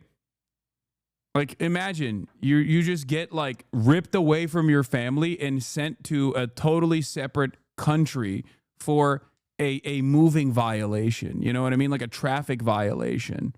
And I'm not even talking about like DUIs. I'm talking like a tiny offense. Because that's what it is to cross the fucking border. That's literally what that is. That's just how it's seen in the legal system. And it shouldn't even be seen as an offense, really, because the best possible way to fix that problem is to document these people, right? So they're basically saying they're basically saying the real issue is that like these criminal scum, you know, that work every single day to make your lives better for pennies on the fucking dollar, those are the real rugged criminals, okay? And they must be violently seized and kidnapped by masked, armed thugs of the state and ripped away from their families. And if we don't do that, then, you know, crime is out of control.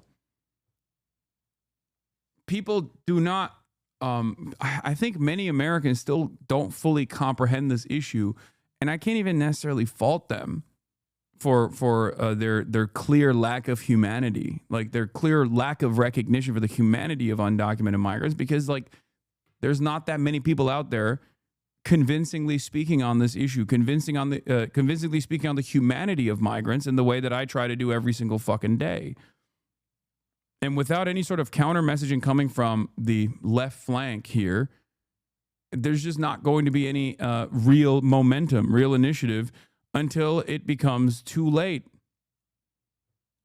Would be a target for the National Guard. Again, shock but not surprise here in Illinois. As we know, Omar, and as you know, we've previously reported, this plan has been in the works for weeks to send the National Guard to Chicago. It is not clear how many troops are coming here. It is not clear when, but leaders here are firing back immediately. Governor J.B. Pritzker said plainly there is no emergency that would warrant this. The Illinois Attorney General says plainly they will fight this in court.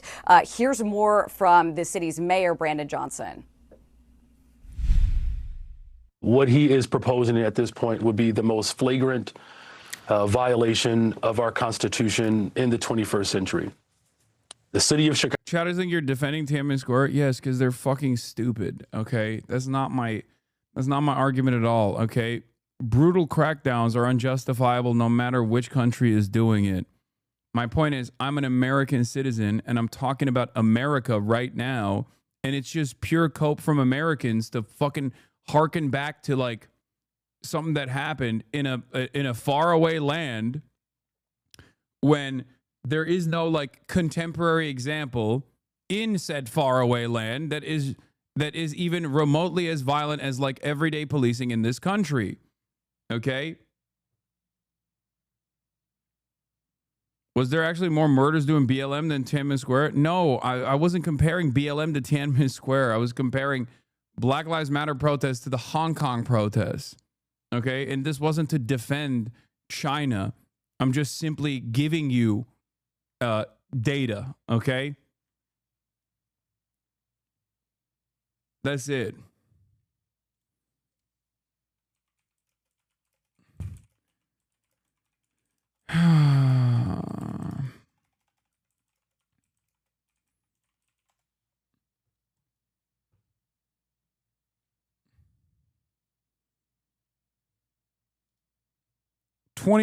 At least 25 Americans were killed during protests and political unrest in 2020. Okay.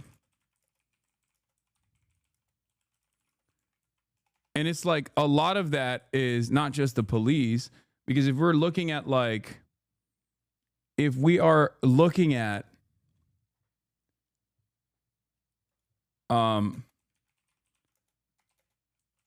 hold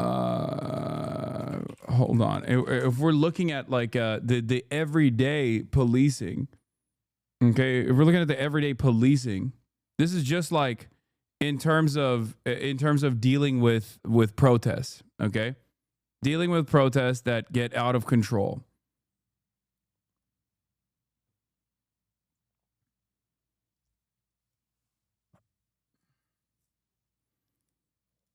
As far as this goes, in 2020, it was 25, some of which in the hands of the police, some of which was, of course, like people taking the matters in their own hands. We know many such examples. 2 people have been pardoned so far for their or didn't even face any criminal repercussions, like Kyle Rittenhouse, in this process, because people basically deputize themselves because that's just the most American way. Okay, as opposed to the Hong Kong policing from a repressive state like the Chinese state, zero kills in the hands of the Chinese police, and those guys were like throwing fucking, they were shooting arrows and shit at the cops. You know what I mean? Like there was some serious instability there too. Okay, I think like the Hong Kong protesters like burned one guy or something. I don't know. I can't remember, but like it's not even comparable. That's my point. Okay.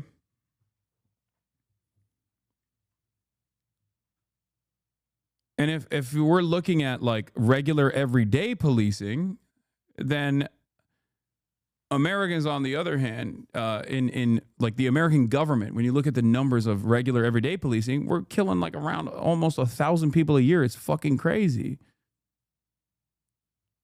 It's crazy. It's ridiculous. Chicago does not need a military occupation. That's not what we need. In fact, we've been very clear about what we need. We need to invest in people to ensure that we can build safe and affordable communities. Yeah. The Chicago Police Department kills black people at 29 times the rate of white people per population, the largest racial disparity of any major American city. It's fucking nuts. The Illinois Attorney General stressed that they welcome partnerships with federal law enforcement, but they are opposed to any deployment of the National Guard. And he said that the idea that the National Guard would be deployed here without any communication, any partnership with local leaders here represents authoritarianism. So very strong words from leaders here. Again, this is a Democratic-led state. It is a Democratic-led city. So no surprise that they are firing back as aggressively as they are, Omar.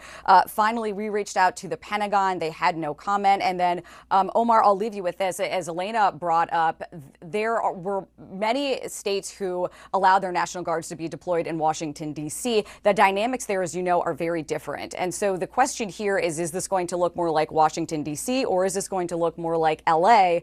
And the read from our sources, our great reporters in Washington who've been reporting this out, is that this is going to look a lot more like the National Guard deployment in L.A. But the question is whether or not these surrounding states, like, let's say, Missouri, Indiana, Republican-led states, can utilize their National Guard and send them into a non-consenting state like Illinois. I mean, black people are the ones who are committing crimes that get them killed.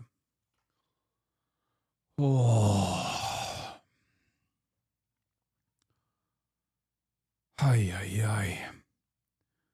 I mean, this is just a byproduct of having Trump as president, I guess. Like this kind of thinking just becomes way more fashionable in this process, right? So you just got to fucking deal with that.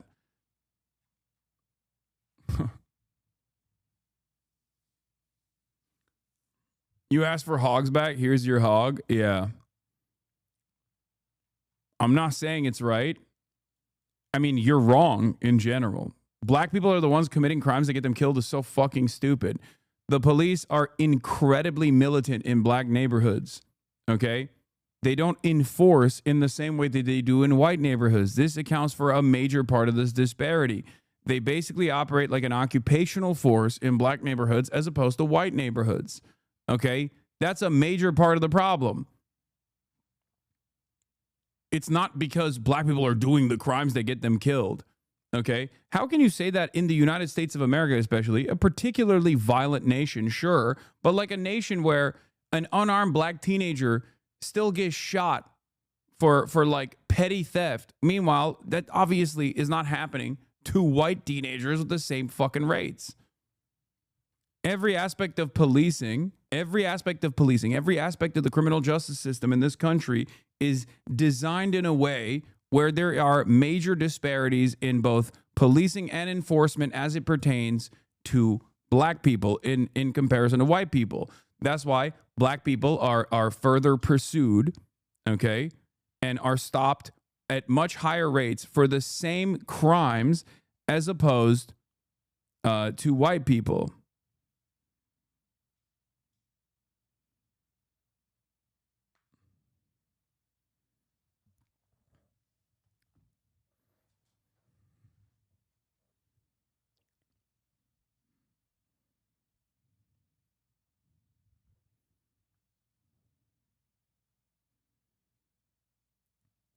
Black people get higher sentences for the same crimes that white people also commit. One of the best examples of this is marijuana, okay? Pre-decriminalization, but even post-decriminalization. Black and white people consume marijuana at the same rates, okay?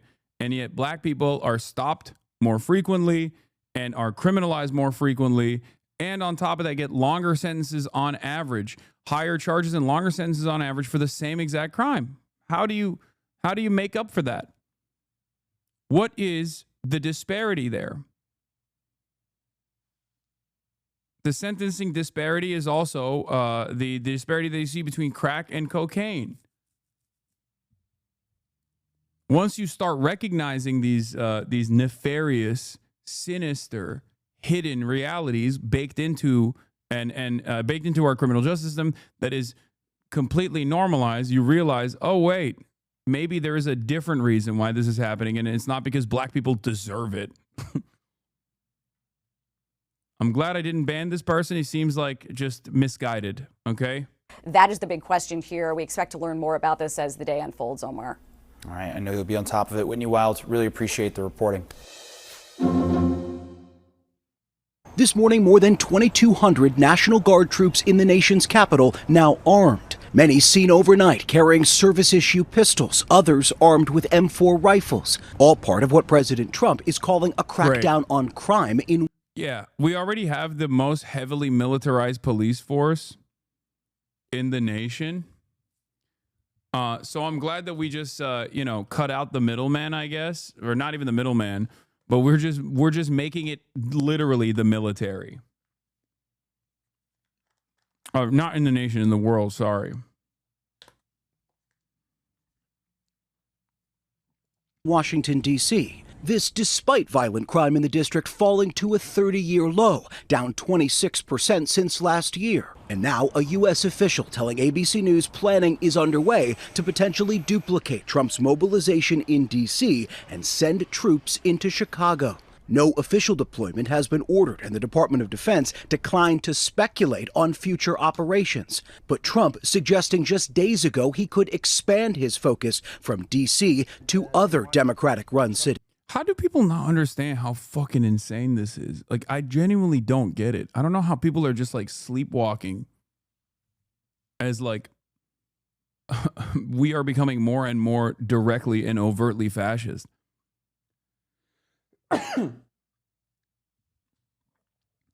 Like, this is the implementation of martial law without the actual fake psyop, fake incident that happened to justify martial law. We're just militarizing. We're using the military for domestic policing. How is this not frustrating or terrifying for the average American? I do not understand.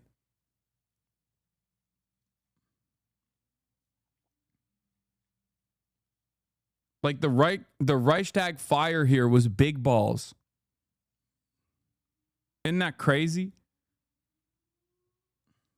So I think Chicago will be our next, and then we'll help with New York. A spokesperson for New York Governor Kathy Hochul telling ABC News Trump's attempts to invoke military power undermines work being done in her state that has already brought down crime.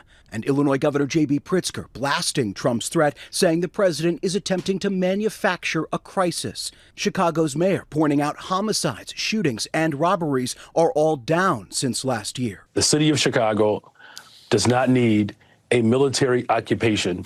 The president also setting his sights on another Democratic governor, Maryland's Wes Moore, after Moore touted violence falling in Baltimore and told the president, quote, "If you are not willing to walk our communities, keep our name out of your mouth." Trump lashing out, writing, "If Wes Moore needs help, I will send in the troops," which is being done in nearby D.C. and quickly clean up the crime. But this year, Baltimore is also seeing a double-digit decrease. I mean, I think it still loops back. I hate to be a broken record on this, but I think this still loops back to white supremacy, right?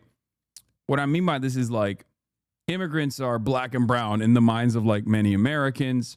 So you can kind of turn a blind eye to like over policing in those communities, no matter how unconstitutional or ridiculous it is, without ever actually having to care about their humanity or their contributions to American society and American existence and the social fabric that keeps everything together. And the same goes for black neighborhoods and black cities in general, where it's just like this, the assessment from like regular Americans from all different backgrounds is that like higher percentage black cities and higher percentage black neighborhoods are just like scary and filled to the brim with crime. And therefore you just have to fucking be violent and brutal to these people. And, you know, if you use the military like this, then it's still good. They don't even think about it like, bro, that's your city too. You know what I mean? They don't comprehend it because they just think, oh, it won't happen in my city. There's not a lot of black people here, so it's fine.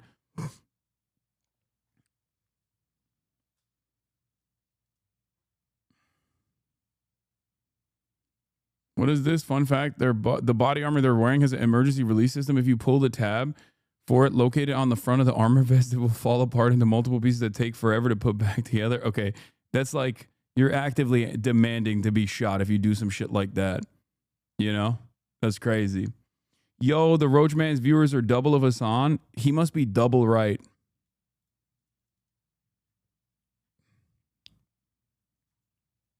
Or maybe there's some other incident that took place on this platform that Asmongold himself has openly recognized that contributes to his view count being so much higher. There's a clip of Jason floating around and chat spamming LJU. That's not even his chat, okay? And no, I'm not going to fucking cover it, you fucking loser. Jesus Christ.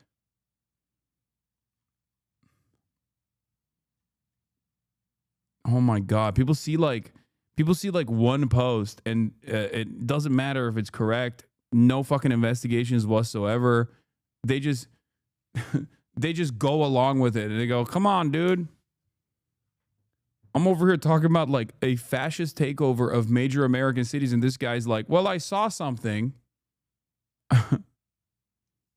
I saw something that isn't even correct, but it doesn't fucking matter. And I need you to take a look at it.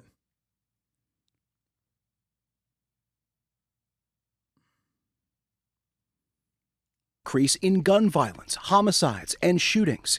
Moore calling the president's threat unconstitutional and a scare tactic. For a party that the math equation of fucking fried drama brain losers is so funny.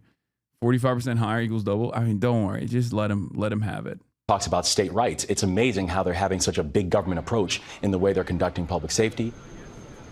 Now, President Trump has more power over D.C. because it's a federal district than he does anywhere else. In other states, it's the governor that is typically in control of the National Guard. Remember, California is still suing the Trump administration after the president. Can you say something good about America? Sure. Okay. The American state, no. But Americans, I do believe in. I place an endless amount of confidence in my community, in my neighbors, in Americans living all around the country. Okay.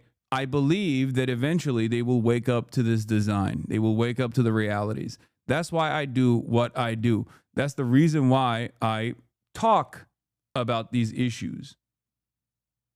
Hasan cry stream.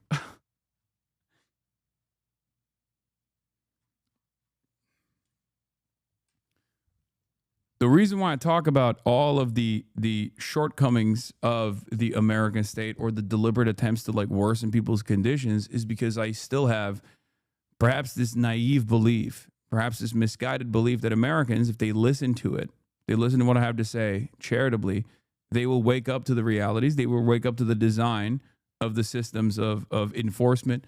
And instead of existing in this weird space where they have all of this unlimited animosity towards marginalized groups, because that's who these people in power are shifting their attentions over to, they will actually recognize it is those within the system. It is those who actually hold the levers of control, hold the levers of power in this country that is making their conditions worse. All right. Deployed National Guard troops and active duty Marines to Los Angeles this summer. George. And Jay, the president continuing his purge of high-level military officers.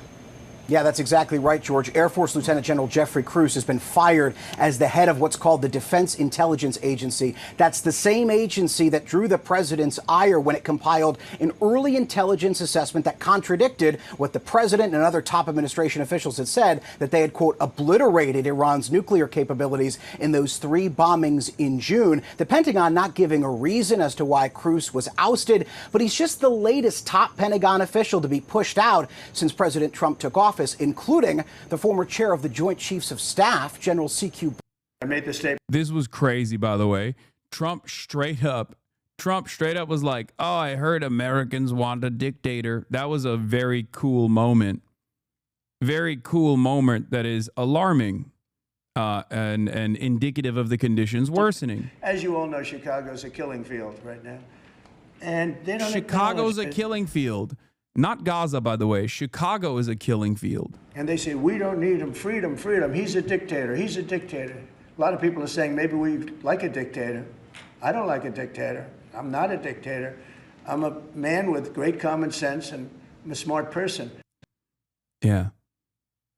And that next should be Chicago, because as you all know, Chicago's a killing field right now. And they don't acknowledge it. And they say, we don't need him. Freedom, freedom. He's a dictator. He's a dictator. A lot of people are saying. Bro, saying Chicago's a killing field is so funny. I'm so glad I went to the South Side in that block party, like school supply drive, like the back to school supply drive.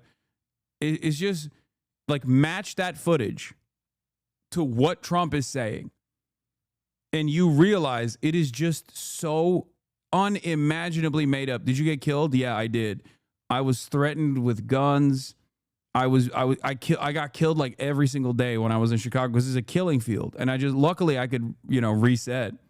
Luckily I had save files, that I could utilize every single time. I'm a ghost now. I'm dead. I'm not even alive. I filmed all this stuff ahead of time. Chicago's a killing field. Yeah.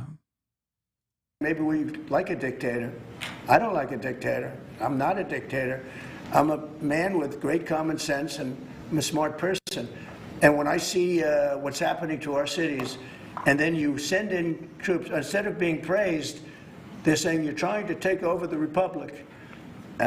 These people are sick. But I'm really saying, and I say this to all of you, in a certain way, we should wait to be asked, because they have cities that are so under control, out of control. So we go in and fix it. They take the full credit for it, and they go out and say, I heard it this morning. They're saying how well they've done over the last 10-day period, that they set record lows. They don't say that we're there with very tough people, by the way. They have to pass the toughness test. Otherwise, they're not working for us. We're doing a real job. Yeah, Trump responds publicly to Westmore's invitation to take a walk with him in Baltimore, which of course is another. He's literally rotting away. I know, but like I said, listen, guys, hoping that God takes him out is a common, very common attitude that people in other countries have towards their somewhat authoritarian leaders. Okay, this is a common ass meta. It's one that I am very familiar with from growing up in Turkey. Okay, it just doesn't, in my experience, it doesn't happen. It usually just like you get false hope. Okay, you get fucking false hope in the process, and you just delude yourself into thinking like maybe one day the problem will solve itself. No.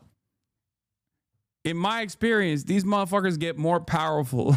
The more people go, oh, one day, one day this is gonna take place. The more people feel that way, the longer it takes. Okay. I know Russian people have said this about Vladimir Putin. I know Turkish people that have said this about Erdogan. Obviously, I would never say it publicly. I mean, come on. That's Erdo goat, Reis. But like, this is, people used to say this in Brazil about Jair Bolsonaro. I'm sure plenty of people felt this way about Pinochet in Chile. It just doesn't happen, Like, it's just funny that it's happening now in America, though. It's just, this is such a common, almost universal experience in the global South and in many other countries that it is hilarious that even Americans are now, it's kind of hilarious in a dark way that Americans are also experiencing the same exact feelings. But as one who has seen this and experienced this in my own life, I'm going to tell you right now, it doesn't work that way. These guys get more powerful. They get more powerful the more you have that kind of enmity, the more you have that kind of feeling in your heart, the more powerful they become. It like extends their lifespan for some fucking weird reason.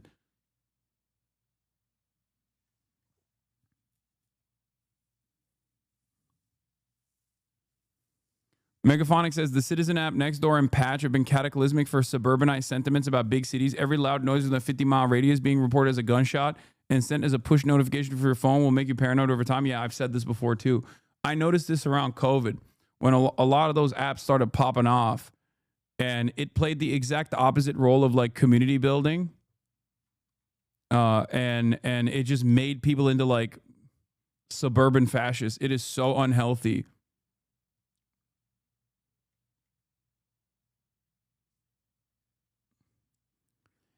A better look at the bruising on Trump's right hand today via Getty.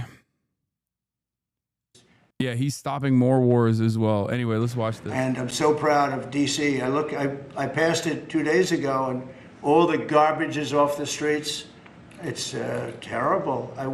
I came in a month and a half ago. I'm driving down and I see garbage all over the place. The streets were a pigsty.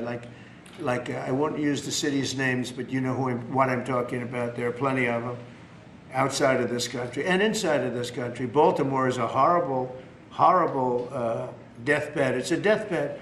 I know Governor Moore said, oh, he wants to take a walk with me. He meant it in a derogatory tone. I said, no. Wait, why would that be a derogatory?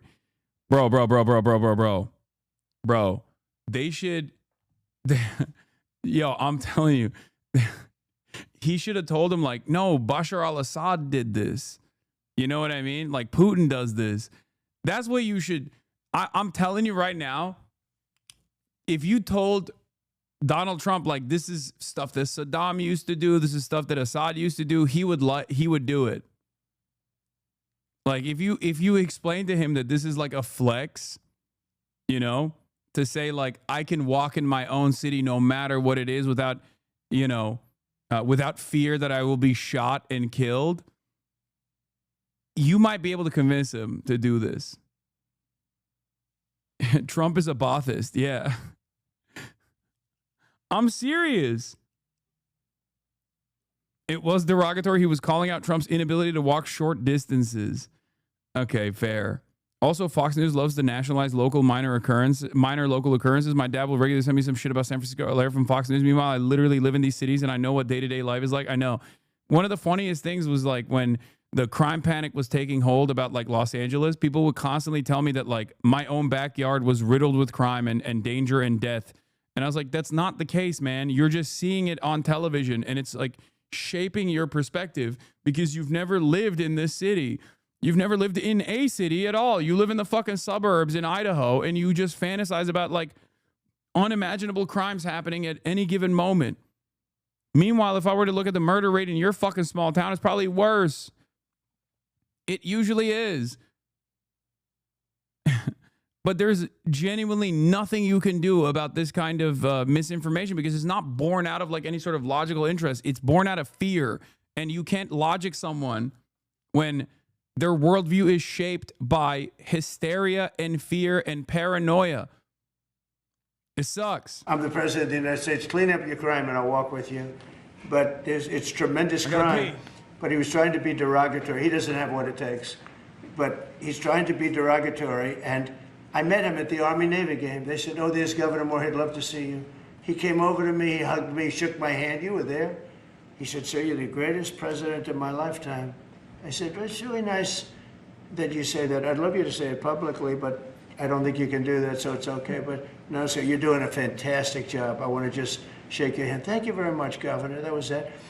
And then every time I see him on television, he's knocking the hell out of me. So, but that's all right. That's called politics. But Governor Moore's he's doing a bad job.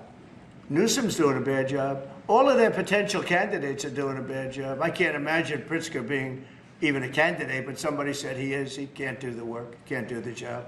He's not temperamentally suited. Also on the issue of cashless bail, sir, this is a DC-specific executive order. In addition to the measures that we're taking that are quite similar to what we're doing around the country, in DC in particular, the objective is holding as many criminal defendants in federal custody and subjecting them to federal charges as possible. That means that they'll be held pre-trial in federal jail as opposed to just being cut back out on the streets due to a cashless bail policy. Okay. Her house. And we have the room. And by the way, the prison they have in DC is horrible. It's horrible. People were subjected to live in that dog. All right, we got a very special guest in the building, everybody.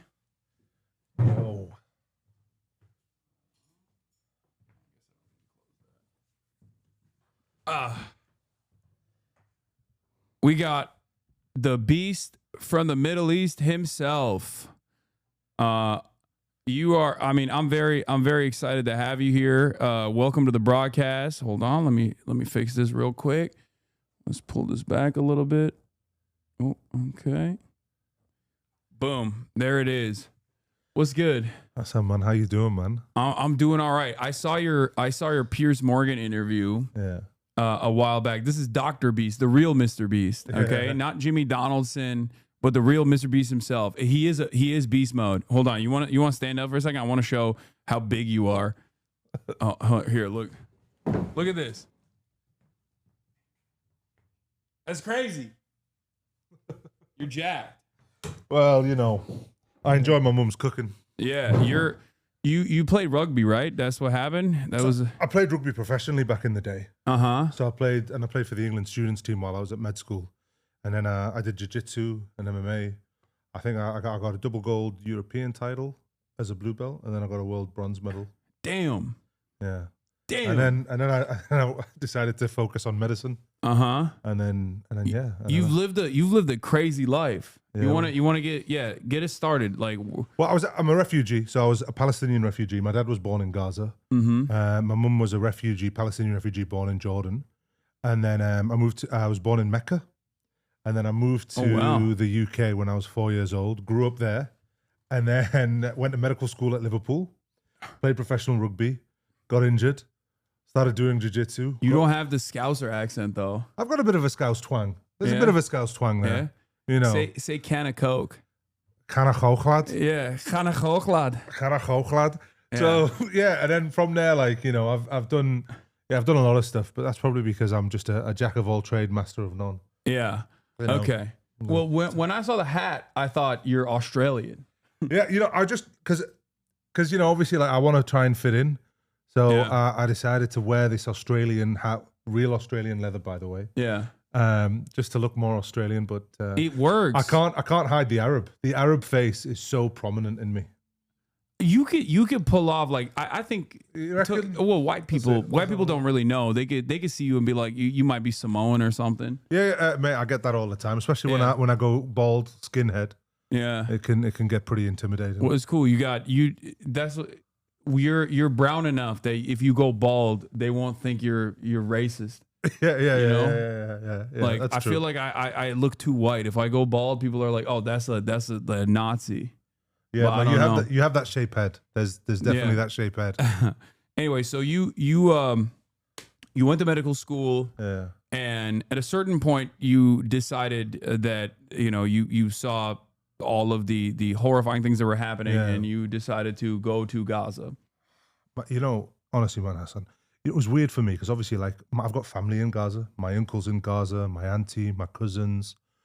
You know, just to give you an idea, like I'd go to Gaza and there would be family members that would come visit me and they would show me pictures that they took of my mum and dad's wedding. Yeah. Like from 35, 40 years ago. So like, I'd never seen that. And my grandma, before I went to Gaza, my grandma had passed away. And there was a woman in the hospital that I saw, and it was one of the kids. And this kid was actually related to me that I was treating in one of the hospitals in Gaza. And her grandma came, and her grandma looked exactly like my grandma. It turned out to be my grandma's sister. Oh, wow. So like, I was meeting family members that I was just like blown away. So, it was a bit of a surreal experience for me because like, not only am I going to Gaza, which is my home, but I'm going there as a British Australian doctor. Yeah. But like, I'm also there in these mass casualty events. I've got family members coming in. Yeah. Instead of going back home to the safe house or sleeping in the hospital, I'm going and staying at my uncle's house or my auntie's house.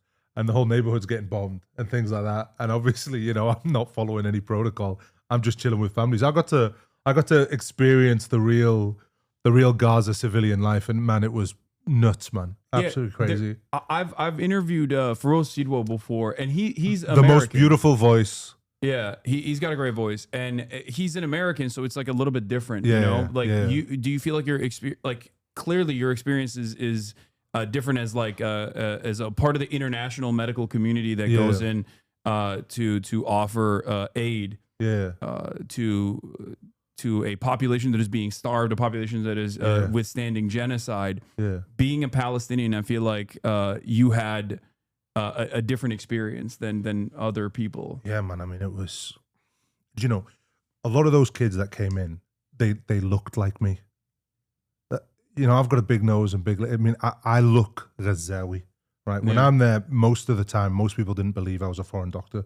They thought I was more well fed than anybody else there. Yeah. That was probably the only thing that gave me away. But like, they all thought that I was Ghazawi. So when you'd have these kids coming in and they look like me when I was a kid, when you have kids coming in that share you're the same family name as you, it hits a bit different.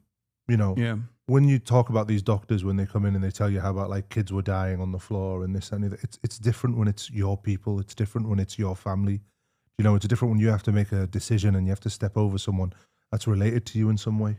Yeah. That's something that a lot of these doctors, when they go to Gaza, they don't have that experience. Yeah. And obviously being a British voice, an Australian voice, a Western voice, going to a place like that, you can relay the stories of the people in Gaza a lot differently from a different experience.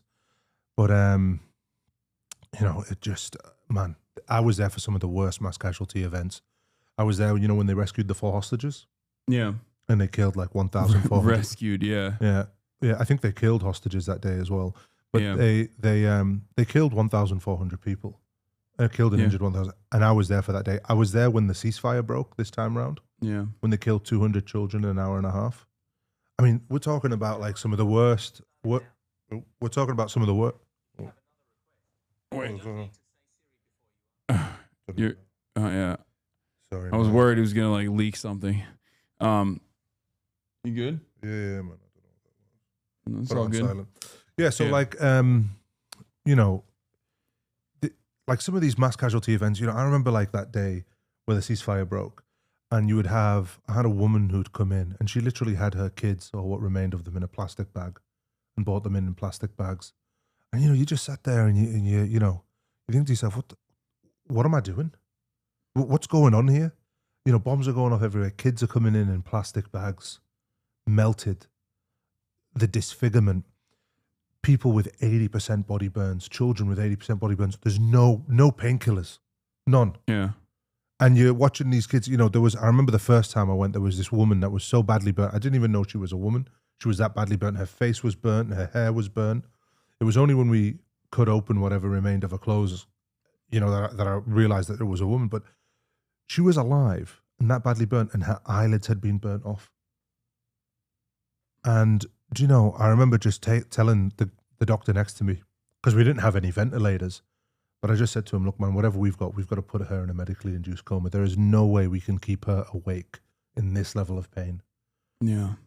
And this is happening every day in Gaza. And I think the worst thing about it, right, is for me, because I went in there in 2024 and then I went back in 2025, all the horrors that you saw in 2024, when you come back in 2025 and it's the same thing. Yeah. And you think, I've been gone for a whole year and it's the same freaking thing over and over and over again. And, you'd see kids with, being shot in the head. You would see kids being shot in the neck. And, the stories that the families would tell you, they would say that like the drone would fly into the house through a window, because obviously all the windows are destroyed. And it would literally shoot one person, and it would be the youngest child in the house, and it would fly away. I mean, which sick, I mean, I don't want to swear on your stream, but like, you can swear if you want, it's fine. But which sick motherfucker would do this to a child? Yeah. Who would go in there and purposely target the youngest child while they're eating whatever little food there is? I mean, honestly, man, you do not know how scary it is as well when you're in Gaza. Like, the hospitals, when I was there, the hospital was bombed while we were in it. The paramedics were executed. The UN safe house was bombed and international aid workers were killed. Journalists were burnt alive in their tents. I mean, it was just, Yeah. It's insane, man. And seemingly, it's only intensified. Yeah. And there's no accountability whatsoever for the state of Israel. And not only that, but also our governments are aiding and abetting Israel in the process. Yep. I mean, the British government is directly offering F-35 components that are being used. The British government is offering constant surveillance and new targeting opportunities for the Nazi state. And all the while, they're also actively trying to suppress people that see what Israel is doing and feel horrified by this and want it to stop. They're trying to, after they prescribed Palestine Action in the UK as a terrorist organization, they started throwing 84-year-old pensioners in Holocaust jail. survivors in jail. Yeah, Holocaust survivors in jail. It's completely, it's just so insane. And I think like in some ways it's more honest. Yeah, like it's become this unavoidable reality, and it's very clear that the Western governments and their approach to it is to basically silence people into submission with the hopes that they will, with the hopes they'll shut up, with the hopes that they won't make a big fuss about it. While on the other side, the pressure is amounted to an undeniable degree where they have to do something, so they offer like state recognition to Palestine. But we're going to give Israel another couple of months to destroy whatever remains of this state before we recognize it. And we recognize it under how many terms? One of this, in Australia, one of the terms of recognition is that the education program in Palestine needs to be reformed. So it's that same racist trope that they teach the Palestinians to hate them. Like so they're having a genocide committed against them, and they're saying no, you guys need to learn to love them. Yeah. And that's how we'll give you a state. You need to learn to love the people that are committing a genocide to you, and we can't give you a state because you don't love them. They've destroyed your home, they've killed your mom and dad, but because you don't love them, I can't help you. Yeah, it's also basically the hidden the hidden underlying premise that like that you kind of deserve it. It's the same thing with like, do you condemn Hamas? Do you condemn Hamas? Do you condemn Hamas? Like Hamas is barbarity. Hamas is barbarity. October 7th. Like, in order for you as a Palestinian to be able to make a convincing case about the humanity of other Palestinians that you treated in Gaza, you have to first like play this song and dance. How does that make you feel? Because I know there was a very viral clip of that I first saw with you talking to Piers Morgan, and you know, Piers is let's just say an interesting character here, but he still does that same thing where he's like, well, don't you feel like the Palestinians kind of deserve it? I mean, look, you get that all the time because you have to be the perfect victim. But you know, look, it's an interesting thought, but I want to hold that thought right there, and I just want to talk on touch something which I think is important. They want us to be the perfect victims in order for us to be given any kind of sympathy. Even children in Palestine aren't the perfect victims because they're human shields. Yeah. Because, you know, they're taught to hate from the age of 3, right? So what I'm saying is you'll never ever be able to fulfill that potential to be a perfect victim. So there's no point in playing into the narrative. And that's what I went in with Piers Morgan. I was like, I'm just not going to play into the narrative and the tap and dance about being a perfect victim because I don't need to be a perfect victim to have sympathy, right? I also, you know, can have sympathy for Israelis, even though they're killing my family. I can still have sympathy for some of them, and I can still have sympathy for the humanity of people, right? Yeah, that's just what being a human is. However, there's no sympathy even for children in Palestine. But the point that I want to make about all of this is, you know, even as a movement, as a pro-Palestine movement, right, you have to be the perfect activist.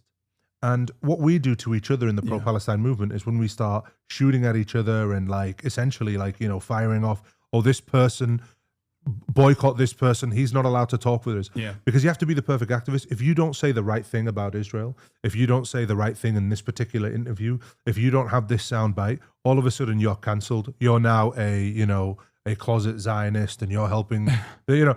But that's what happened. I'm sure you get criticized a lot. I not that much, but yeah, there are definitely people every now and then that will say those things. But I mean, it's ultimately I don't know. I see it as like meaningless wrecker behavior and completely avoidable in general because like it's so marginal and so inconsequential as opposed to the faucet of deplatforming initiatives and slanders and lies and smears that I receive from Zionists. So I don't really care when people talk shit and say I'm like pro-Israel in any capacity. It's just a funny thing I think to say. No, look, maybe for you, maybe because you're at such a level now where your voice is so important and you've been on the record for so many years that people can't. But you know, for someone like me who's just, you know, got this like bit of a following and prominence, you get so many people attacking me, and I'm like, guys, I'm a Gazan refugee. Like I mean, you're literally you are Palestinian. Yeah, like I've had dozens of my family members killed in this one. Yeah, I've had dozens of family members killed in 2014. Do you know, like it's and then people still want to question your loyalty and where you lie and things like that. Like, you know, we'll never ever be free unless we start like looking at ourselves and going that you can have different opinions on what you think should and shouldn't be the Palestinian movement, and they can both still be right. Yeah, you know what I mean. But that we don't seem to have that in the Palestinian movement. It's pretty bad. I mean, but ultimately, I think like the North Star always is like the emancipation of Palestinians. 100%. So like that does whip people back into shape fairly quickly because 100%. I think that stems from that kind of like cannibalization stems from powerlessness. It exists in every progressive movement. Horizontal violence. Yeah, where people are just like, we can't make anything happen, so I might as well like turn my crosshairs within and try to feel like I have some control over this 100%, narrative, 100%. Which is unproductive. Yeah. But that's precisely the reason why I don't like offer it any air whatsoever. Yeah. Because it's. People are, as long as my guiding star on this is basically as long as you're still actively participating in anti-Zionist action, 100%, and you know, doing broad awareness, 100%, and protesting in the streets, like it's fine. Yeah. And I also even offer a similar level of grace to people who, no matter how long it's been, have changed their mindset and are now 100%. Actively atoning for like 100% past statements that they've made, because like I think that's overall more productive. It's more productive because like we need the numbers no matter what. Yeah, instead of chastising, because you know, like like, you know, if you've believed in something for your whole life, right? Yeah. You've believed that this was a land without a people for people without a land, and Yeah. Palestinians are all barbaric and this, that, and the other. To switch that on its head and suddenly begin to question it, like you're maybe going to have family conflicts. You're maybe going to have to lose your social status with your friends. And that is a large price that these people have to pay. And they're not going to have the same viewpoint as I am.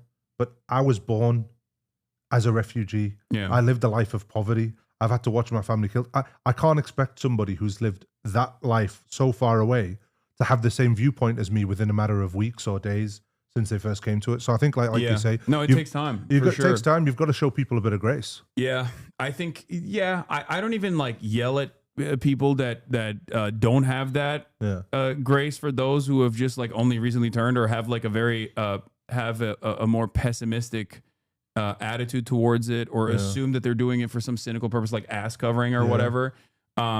I understand where they're coming from, but in most circumstances, if the person that's making this criticism is like not Palestinian, then I'm like, dude, come on, like you live in America, or you live in the Western world. Like, what do you mean? Like you yourself arrived at these positions by doing the reading, or maybe you were fortunate enough to be born into a family that was more progressive or something. But like ultimately, you always have to have the understanding that like the audience that you're communicating to is going to have.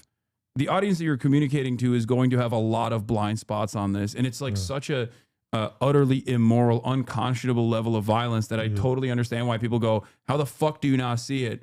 But there is an endless multi-billion-dollar propaganda apparatus 100%. and that actively seeks to normalize what Israel is doing with regular frequency, or at least like just shelter the public from the truth and why it's happening, because the State Departments, our own American and British and Australian governments are also culpable in this process. Yeah, 100%. And look, I'm a Gazawi Palestinian, and if I see this celebrity that wants to talk about Palestine, even if it's for clout, right? Yeah, for me, the way I look at it is like, I was on the ground there in Gaza. I was there in these mass casualty events. I was stepping over children bleeding out to death. I was carrying limbs of children and handing them to mothers so they can identify whether that was their child or not, right? Yeah. To me, I don't care who's speaking out and for what reason, just speak out, stop the bloodshed. After the bloodshed stops, then we can start talking about, who's genuine, who's not. But right now, we've got a genocide and we've got to stop this genocide, because there's going to be no generation left. Yeah. In order to save, there's going to be no Palestine left. Yeah. So like, this is what I mean about people coming in and critiquing everyone and this, that, and the other. I'm like, guys, let's just, we're literally got somebody saying they want to starve 1 million children to death. Yeah. And you're arguing about whether this guy's doing it for clout or not. I don't care. Is he doing it? Yeah, he is. All right, let's keep moving forward. Yeah, no, I have a very similar outlook to you on this. 100%. It's ridiculous, I feel like, to try to actively stop people from being loud voices and as a part of this, even if it's for like cynical reasons. It doesn't matter, especially at a time when like, there are still very significant penalties for those who, for whatever reason, 100%. come out and say something. Unless it's like my red line on this is Bono. Like the way that he came out and was like, "Oh, October 7." I was like, "Well, fuck you. You're a fucking piece of shit." What he was, release Israel, release Netanyahu, release him where? Like to the Hague? Yeah, do you know what I mean? Like what do you mean release it? Like it's just, it's so passive. Like the language is so passive. Yeah, no, he's a real piece of shit. Fuck him. Like that's. Well, like, look, it was unforgivable when he made everybody download his album on that iPhone. I mean, that was listen, man, that was unforgivable. Yeah, I remember that already was the reason why I fucking hated him, and then this gave me additional ammunition. It was funny because my dad doesn't know how to use technology at all. I remember when he bought that phone, and then it was the Bono thing, and he would just the anger that I saw out of my father for like, switch this thing off. How can we delete? We can't even delete. His bloody album. Oh, it was awful, man. Yeah, but you're totally right. Like people like that, man. There's differences, right? Yeah, when somebody just feels like they have to talk about it, they feel like the space is open now for them to say something. Cool, man. I get it. You don't have to be brave. You don't have to go to Gaza and risk your life.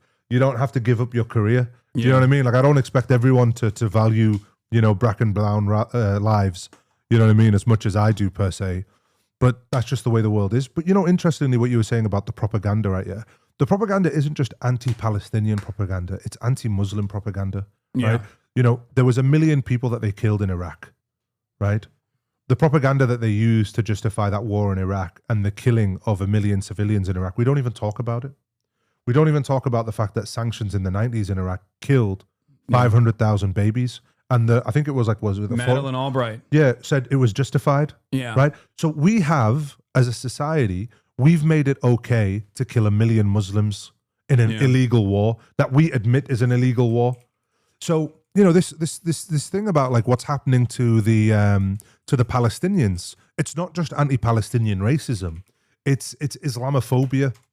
It's this anti-Muslim rhetoric. It's, Charlie Kirk saying that Mamdani is a Muslim and he shouldn't be, mayor of New York because look what happened to New York in 2001. No, it's pure unfiltered racism.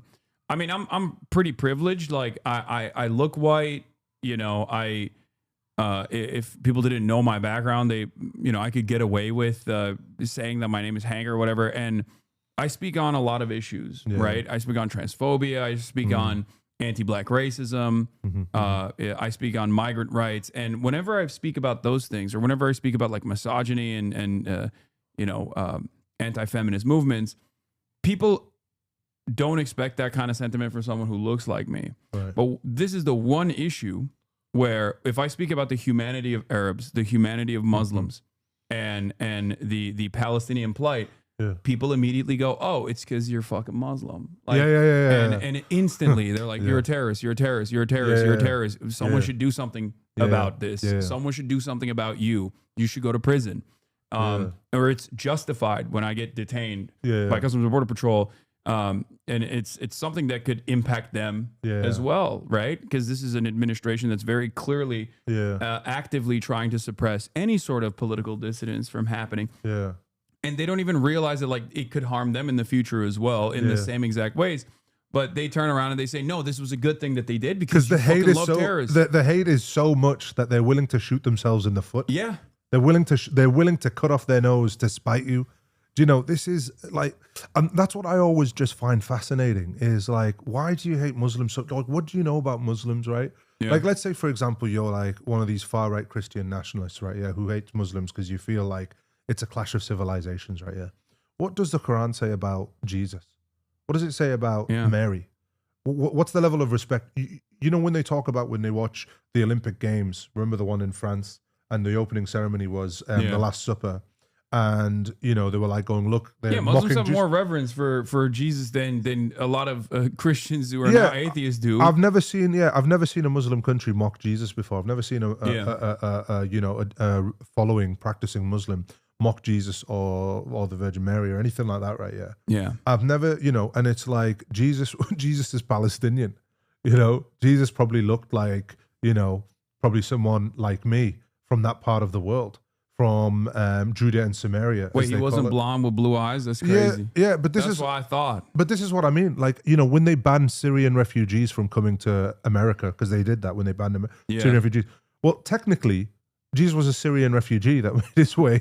Joseph, and it's like, it's like, it's beauty in the tongue when they preach these verses, but it's hate in the heart. And I never understand it, man. Like, I never understand this level of hate and animosity to a religion that you don't understand, to a group of people that like are, they're not causing all this mass violence in the world. I mean, if Muslims had 2 million Jews locked in a concentration camp, cutting off food and water and bombing them mercilessly or whatever, we would be saying, oh, they're doing this because they're Muslims. Yeah. Do you know what I mean? Also, they would literally turn around and say, this is the Holocaust happening again. Yeah. But when there's a role reversal with a tremendous amount of propaganda, people go, oh, I don't know, maybe they kind of deserve it. And that's where a lot of that like condemnation of any sort of resistance against imperialism in the region comes from, where a big part of why many Americans, at least in my experience, many white boys who are like, well, what Israel's doing is pretty bad, but I fucking hate this guy in particular. That comes from my contextualization and my analysis surrounding militant formations against American and Israeli imperialism in the region. Like settler colonial violence is always going to create a resistance network. And not only is there a resistance network, in many circumstances that resistance is legal. Like it's literally legal under international law. Yeah.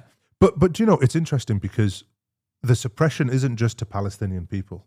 The suppression is the surrounding neighbors as well, to keep Israel safe, to keep Israel's dominance. The suppression is propping up all of these dictators in the Middle East. And any dictator that goes against the status quo gets eliminated, whether it's a Gaddafi or you know, King Faisal in Saudi Arabia when we cut off the oil. You know, anybody that stands up to this is going to be executed or overthrown, or they, you know. But if you're not, you know, because for example, when Trump cut off international aid for all the countries, which countries did he not cut off aid for? Israel, Jordan, and Egypt. The two countries that share a border with Israel. Why? To make sure that those populations didn't rise up because of the atrocities going on in Gaza and then cause a problem on the borders to Israel. So, like, you know, the Israel thing, the Palestine thing isn't just the suppression of Palestinians. It's the suppression of everybody in the region. So Palestinians keep getting suppressed. And that's why what you're watching in Gaza, the atrocities that are happening in Gaza, they feel, whether they want to admit it or not, that it is necessary in order to send a message to the whole region that you can't be free. And if you try to be free, look what we're going to do to you.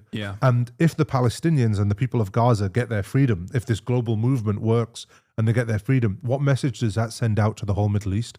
That actually, you know what, you could rise up. And if this group of, you know, prisoners for 20 years with, you know, nothing but rocks and just their iPhones can stop the largest and most powerful military backed by the greatest military might in human history, then why can't you overthrow your king and get your freedom? And what happens then is there's a free Middle East, and a free Middle East is the linchpin. It's the linchpin of controlling the East that meets the West, and it's this control of trade and resources and oil and influence and dominance, because this is what decimates 25% of the world's population, which are Muslim. So, like, you know, Palestine and Gaza, and this is why, like, it's so embroiled and impassioned with so many people, because a free Palestine means a free Middle East, and a free Middle East means a free Muslim world, and that is a threat. It's a threat to capital owners and American dominance in general, because American interference in this region in particular has been very deliberate, very directional. Israel's existence plays a formative role in this as well, where it's a constant destabilizing presence that is a domineering force over every other country, like you explained, so that we can still control OPEC Plus to the best of our ability. And it's obvious that many of these Gulf nation states are perfectly willing to play ball. As long as, you know, they get their military, which again is another vehicle to suppress any sort of public presence, any sort of rebellion, and thwart it before it actually causes instability for American interests in these countries. Well, and that's it. You know, the thing is, you know, the Arabs, right? They are so bad at doing wars and militaries, right? Because their militaries are never designed to win a war. The militaries of these Arab nations, you know, the reason why when there was like the 6-day war and about, you know, 7 Arab countries lost to one country, the reason is because these Arab countries and their militaries are not designed for wars. They're designed to occupy civilians. They're designed to suppress civilians. That's what the command structure is. It's nepotism. It's the fact that, like, there's a dictator in charge that you can't go and show that you've got critical thinking skills. If you do, that is punished, because people or the dictators see that as a threat. It is that when, you know, it's the propaganda that's filled in their military schools to make sure that you get, like Saddam Hussein, like their military schools, they used to teach them how amazing, Saddam Hussein was and how he made no mistakes in the Iran war. So it's very basic level of training these things. The idea of these militaries in the Middle East is to suppress their own population. It's not defense. It's not offense. It's to suppress. And, that's why they're powerless. That's why you're watching what's going on in Gaza. No one can do anything about it in the Middle East. No one can raise a finger because Their militaries are just there to protect the thrones and not the actual civilian population, or not to have any kind of influence in the region. And it's also, you play ball with the West and Western interests, and you keep quiet about the atrocities, you keep quiet about the genocide, and you even offer protection to the Israeli state with those Western weapons from time to time. And they'll let you get foreign capital flowing into your country. They'll normalize and allow you to whitewash and launder your reputation in the Western world. And I think it's still ultimately very short-sighted. It is. It is very short-sighted, and this is not something that is sustainable in general. And we'll see what happens. But I do get a lot of confidence from even the Western world now recognizing, like the populations now recognizing the unimaginable cruelty of Israel. So even in the United States of America, which is the most valuable, most significant ally to Israel, which I would say is Israel's more so an extension of America. It is, rather than Israel controlling America in the way that some people presented.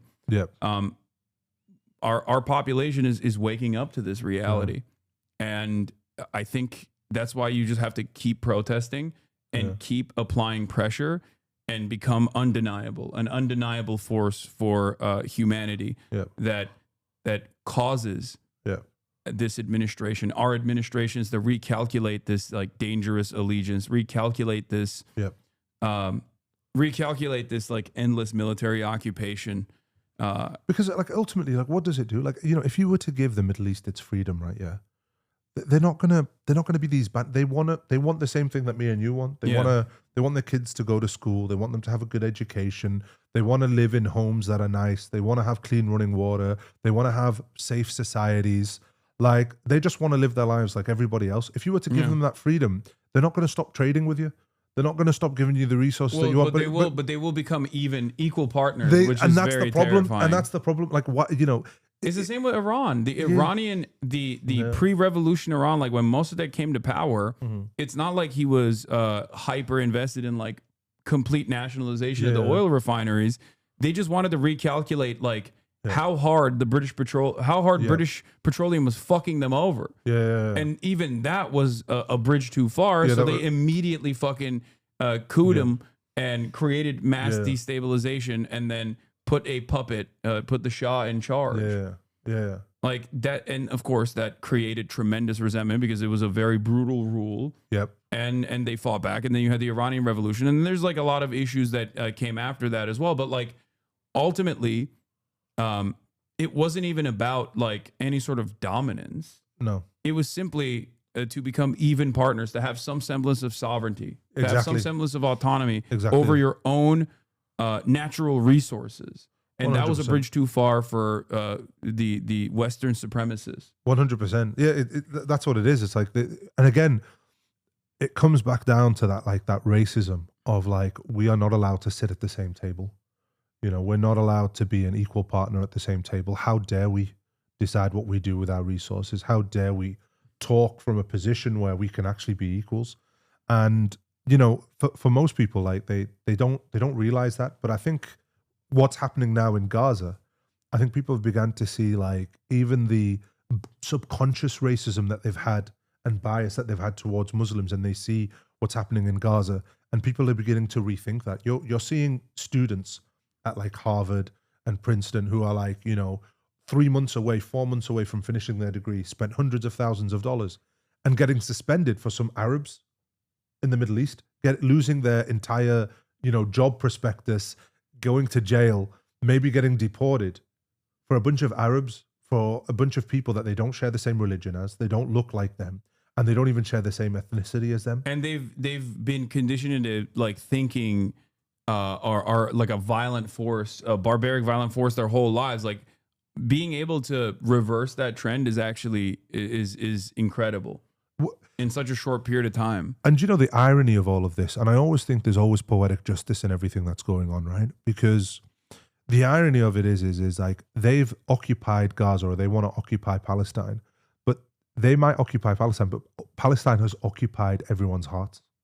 Yeah. It's in the hearts and minds everywhere now. And the more they occupy of Palestine and Gaza, the more Palestine and Gaza occupies everyone's hearts. And they cannot defeat that. No matter how many battles they win on the battlefield, they have lost the war. The war is over. And it's just now, it's a matter of when they put their hands up and say, yep, we are lost, we're done.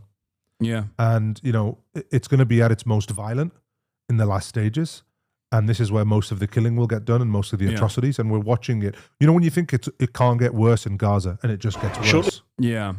You know, that's what's going on right now. Speaking of which, this is some new developments that took place. Is this when the double strike? Yeah, just as we were talking about. This is double striking is a practice that's like obviously illegal, where you bomb an area and then when the emergency teams come in to save people from the rubble, you bomb the emergency teams. This is something that Israel does with Lebanon. Did it in Lebanon just like a few months ago. They do it with regular frequency. And the craziest part about this is that this was Nasser Hospital. Yeah. And Israel double strike the Nasser Hospital while the Al Jazeera team there was broadcasting in real time. So the Al Jazeera team was broadcasting, but the journalists that they killed were actually working for Western organizations. Yeah. That's why Israel, instead of saying, oh, they were Hamas operatives or whatever, they've come out and said, oh, no, this was a mistake. Yeah. Because they were working for Western outlets. Outlets, yeah. Yeah. After 10 a.m. Gaza time, this is the Reuters news agency live shot, filmed from high up on Khan Yunis's Nasser hospital. Suddenly the image freezes, the sound drops. And this is why an Israeli strike on the building, witnesses say by a suicide drone, has killed the Reuters cameraman Hussam al-Masri. The Western outlet. Chaos as the injured are brought inside the hospital, which has once again been targeted. They killed 20 people. Outside, more journalists and emergency workers are scrambling up the stairs to the site of the blast, just below the roof. One man lifts up the equipment al-Masri was using. Journalist, he shouts. These same equipment I use, like that there. It's just like these guys are just professional news broadcasters that are experiencing a genocide, trying to survive through it, and also to show the devastating realities of their everyday existence. And then Israel punishes them for that crime. Israel treats journalism like a crime. Yeah. Yeah. Use a suicide drone on a group of very clearly marked media members for the 200th time. Just a mistake. Killed civilians for the hundreds of thousands of times. Oops, just a mistake. It's like just, when they killed the World Central Kitchen workers, mistake. When they killed the paramedics, mistake. When they bombed the UN safe house and killed international, mistake. Yeah. You know, when they kill those children waiting in line, mistake. And look, they're going to investigate themselves. And the investigation is going to go nowhere, and everyone's going to forget about it in the news cycle. Yeah, because they're going to move on to the next atrocity. Mass slaughter. Yeah, the next atrocity. Yeah, and of course, the mistake part is also on the Western front. Yeah, because like those of us who are familiar with the way that Israel does Hasbara know that in the Western world, when they're doing English language communication, it's very different attitude. When it's in Hebrew media, with the exception of like maybe Haaretz. Oh no, they're loving this. Yeah, they will openly be like, no, we just eliminated terrorists. Yeah, they were terrorists and we eliminated them. Well, that's what they said about this one.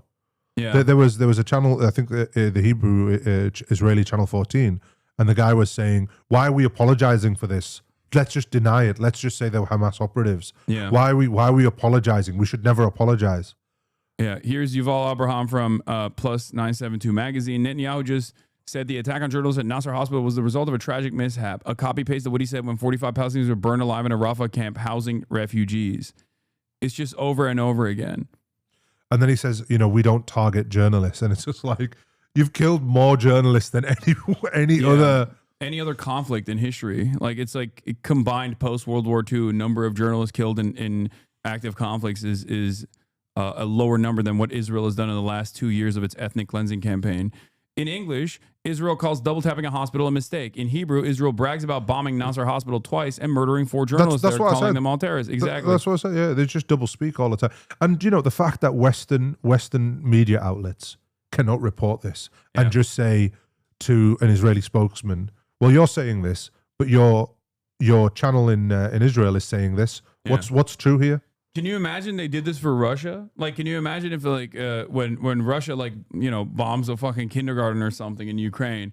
If they were like, oh well, we need to have Lavrov on immediately to contextualize why they had to bomb this kindergarten or something, and then just take for granted what the Russian government, what the Russian state's assessment is of the events, and they're just like, and they report it as though this was a valid military target. Wow. Well, Israel says this. Well, Russia says this. It's like that double standard is so glaringly obvious. Do you know as well, like because I worked at NASA Hospital, the NASA Hospital emergency department, you see 2,000 patients a day there. I'm gonna grab a drink real quick. Yeah. Well, look, NASA Hospital, for people who don't know, 2,000 patients come in through those doors a day. Now, to put that into context, the busiest hospital in Australia would see 400 to 500 patients a day, and that'd be 400 to 500 patients, and they'd be fully staffed. At NASA Hospital, you've got a few doctors seeing 2,000 patients with some of the most severe injuries and no equipment. And they keep even when I was there, they were already reconstructing parts of NASA Hospital that had been bombed, and now they just keep bombing it.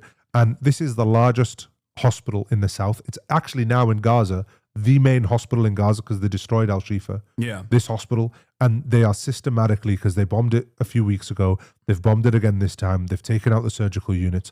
They are systemically taking down NASA Hospital, and that is pretty much the last piece of hope. It's got the biggest and largest neonatal intensive care, the pediatric intensive care unit. Once that goes away, what's going to be left? Especially when they go into Gaza City and they destroy Rantisi Hospital, which is the specialist children's hospital. Then NASA Hospital, which is the other major children's hospital or area of children, that's going to be destroyed as well. Oh, you have an ABC documentary. I didn't see that. Oh, yeah. Dr. Mo started filming in a war zone and now has the ear of world leaders. Yeah. This was nuts.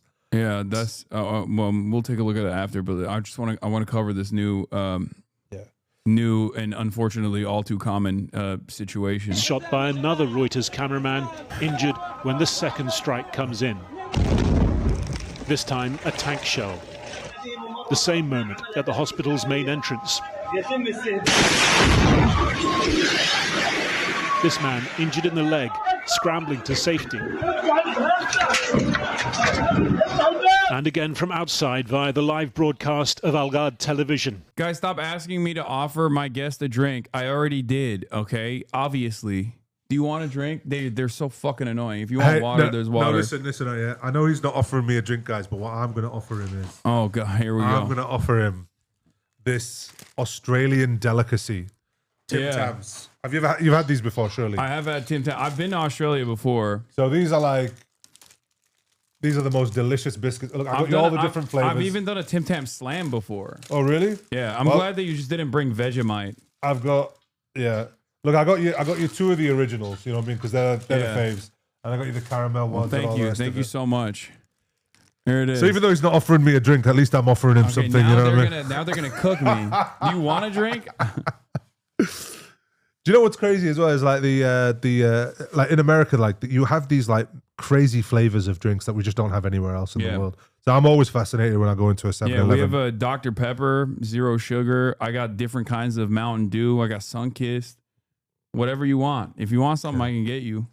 No, it's all right. I'll go help myself soon enough. Wait, that's crazy. No, don't do that. They're gonna cook me. Oh my God. It's okay, Hasan. Oh my it's God. Okay. It's okay, man. I know you're running a tight ship here. I told them. I was like, don't you dare cutting corners and expenses. I was like, here. you're a big boy. Don't you dare look at my fridge. Do you know what I mean? Yeah, we got all the differerent chemicals. Hasan said he'd take me out for dinner tonight anyway, so it's all good. Yeah, I am gonna eat eventually. If you want some, I mean, I mostly just eat Mediterranean chicken.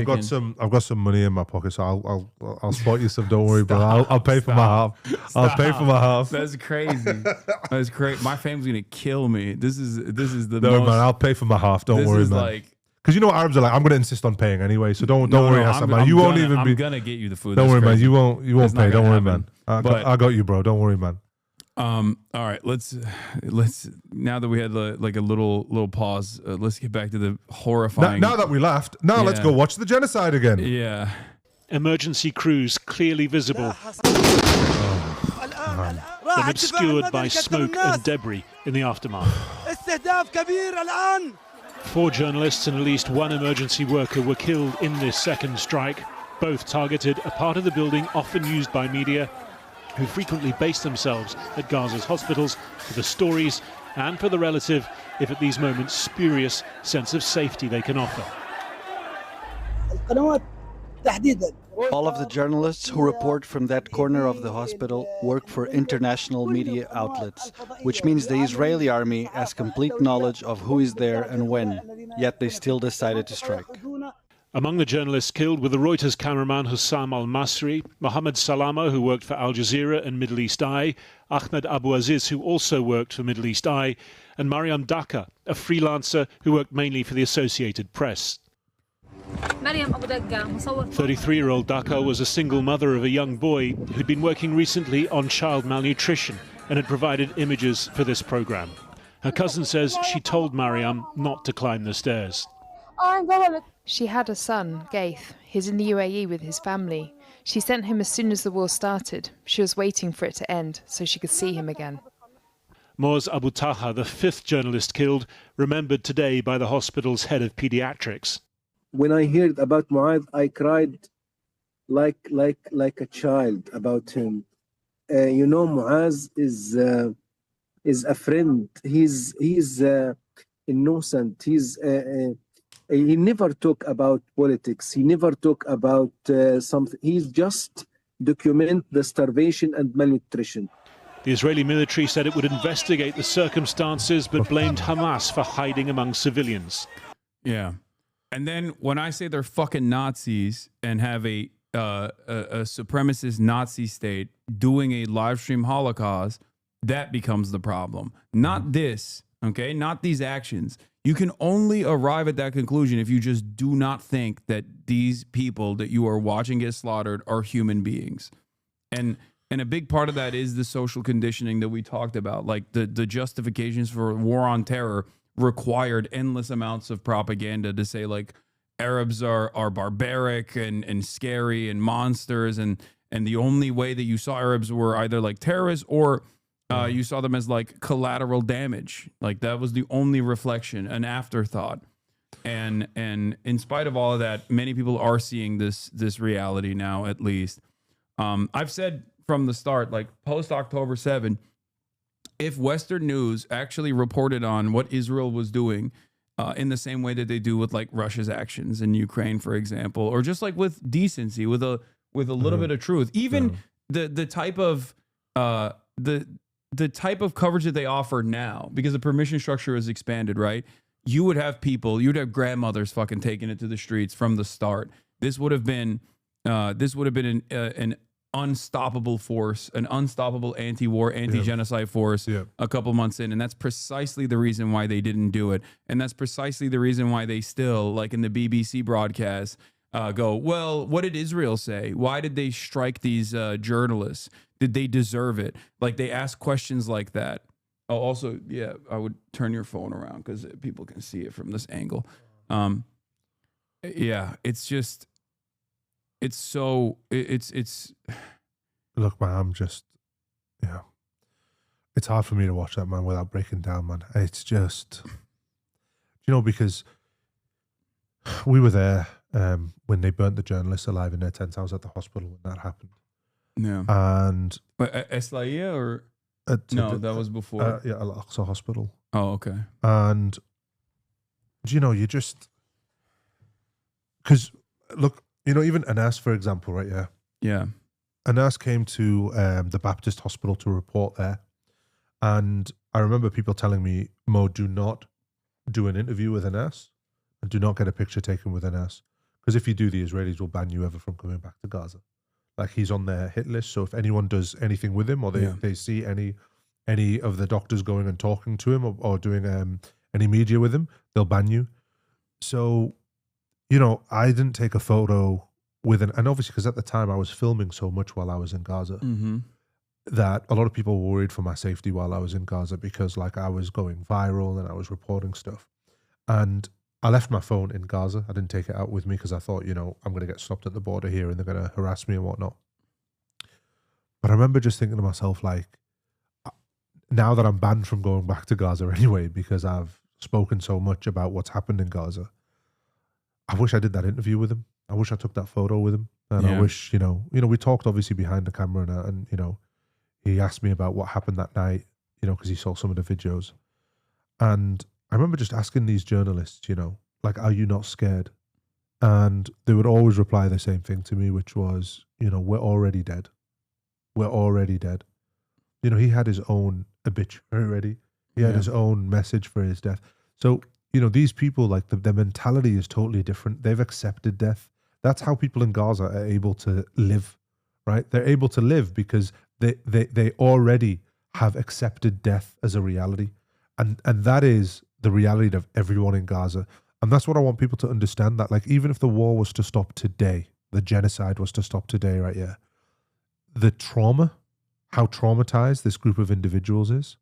And I think a lot of countries also know behind the scenes that if, they were to ethnically cleanse Gaza, the people that are going to be leaving Gaza are all traumatized people that are going to need care and assistance for the rest of their lives. Yeah. And countries do not want to take that on. That's why they're trying to send them to South Sudan or Libya, to failed states where, there's going to be none of this care at all. And these malnutrition children are not going to have, their healthcare checkups, because now they're going to have, metabolic syndromes for the rest of their life, and they're never going to recover from what's happened. It's literally the level of famine that has been reached is now going to be, it's going to actually physically change the DNA of these children.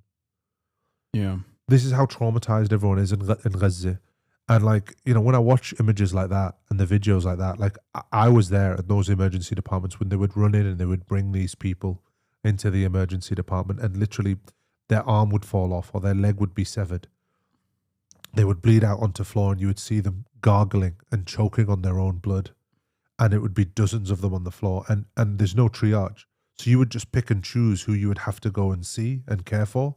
And the bombs would still, like you saw there, like the bombs outside the emergency department, the bombs would be going off all around you. I remember so many times I thought to myself, this is the end now. Like, we are dead. Like, there is no way they're bombing 50 meters away from the hospital, 20 meters away from the hospital. Everyone's a target. Children are targets, journalists, paramedics. Like, it's a slaughterhouse there. There's nobody that goes to Gaza that comes out of there and goes, yeah, no, this is not a genocide. Every single person that comes out, even when we were leaving with the UN, because you have to leave through a Middle East, you have to leave through a convoy. The UN convoy takes you from the UN compound. You have to go to the UN compound. You all get in cars, you wear these helmets and these things, and you leave. Do you know, I kid you not, even the UN security guys who are in constant communication with the IDF when they leave, because we get a green light, red light, even they were scared. Yeah. Even they were scared that we were going to get bombed. They've shot at UN convoys. Yeah, they've shot at UN convoys as well. Yeah. Like it's the wild, wild west. You have to, when you go there, you have to be prepared for shit like this. You have to be prepared for the fact that they will double hit, that they will literally kill in front of the whole world's eyes journalists, doctors, nurses, kids. There's no limits to this. It's utter carnage over there. And my worry is when I look at this and I look at my family and stuff like that, I'm just like, they're never going to recover from this. Like, I don't know what to tell them at the end of this. What do we do? We have lost 1 million children. Whether they survive or not, those 1 million children, they've spent 2 years out of school. They've not had any of their vaccinations. They're all malnutrition. They've all got PTSD. The highest rate of children amputees in the world. The highest rate per capita of orphaned children in the world. What future do these kids have?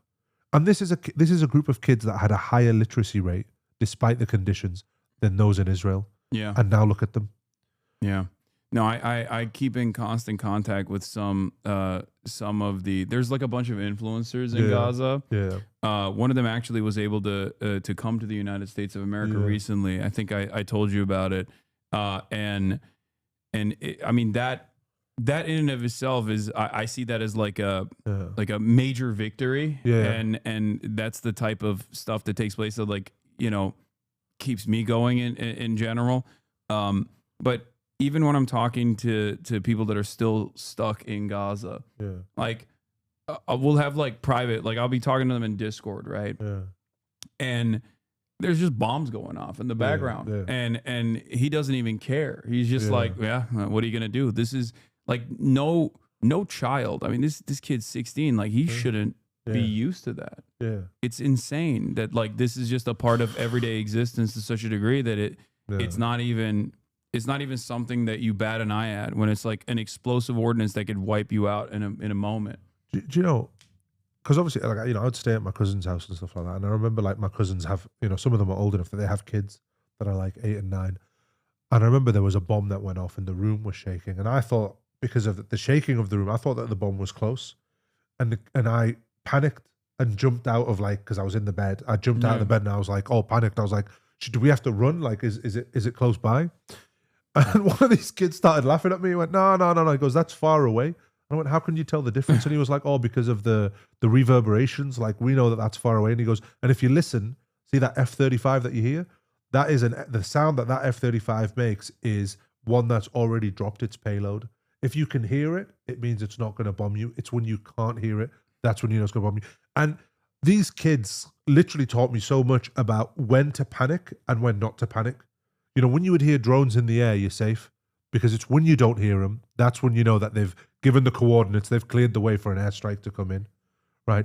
And these kids in Gaza, they know so much about when bombs are going to go off, when they're not going to go off, when it's okay to hear a bomb go off in the background and continue playing. And you see these images of kids continuing to play despite a bomb going off in the background. Yeah, that's how used to it they are.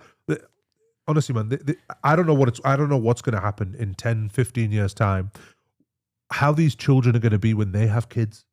Are they going to be emotionally shut off? What's going to happen to them? Like, that's what I always think about. Like, what's going to go on to these 1 million children? What are they going to grow up to be? Are they all going to be sociopaths, psychopaths after this? The dark irony of this is that the only comparison that you can think of in modern age is like the trauma that Jewish people had in the aftermath of the Holocaust. Like what takes place for that kind of recovery after whole scale slaughter. Yeah. One of the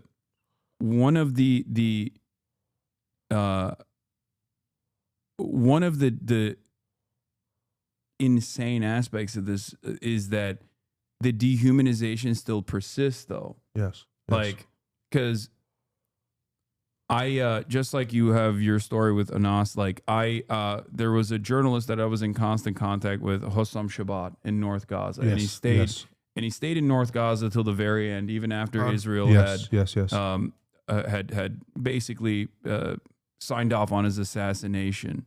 Yep. And that was the same calculation that I had made in my mind, where it's like, if I have him on the broadcast, because he wanted to come on the broadcast, but I was like worried that would be that would be his death sentence for sure. Yes. And I also feel terrible that I didn't end up, like, I didn't have time to actually put together an interview with him because of that.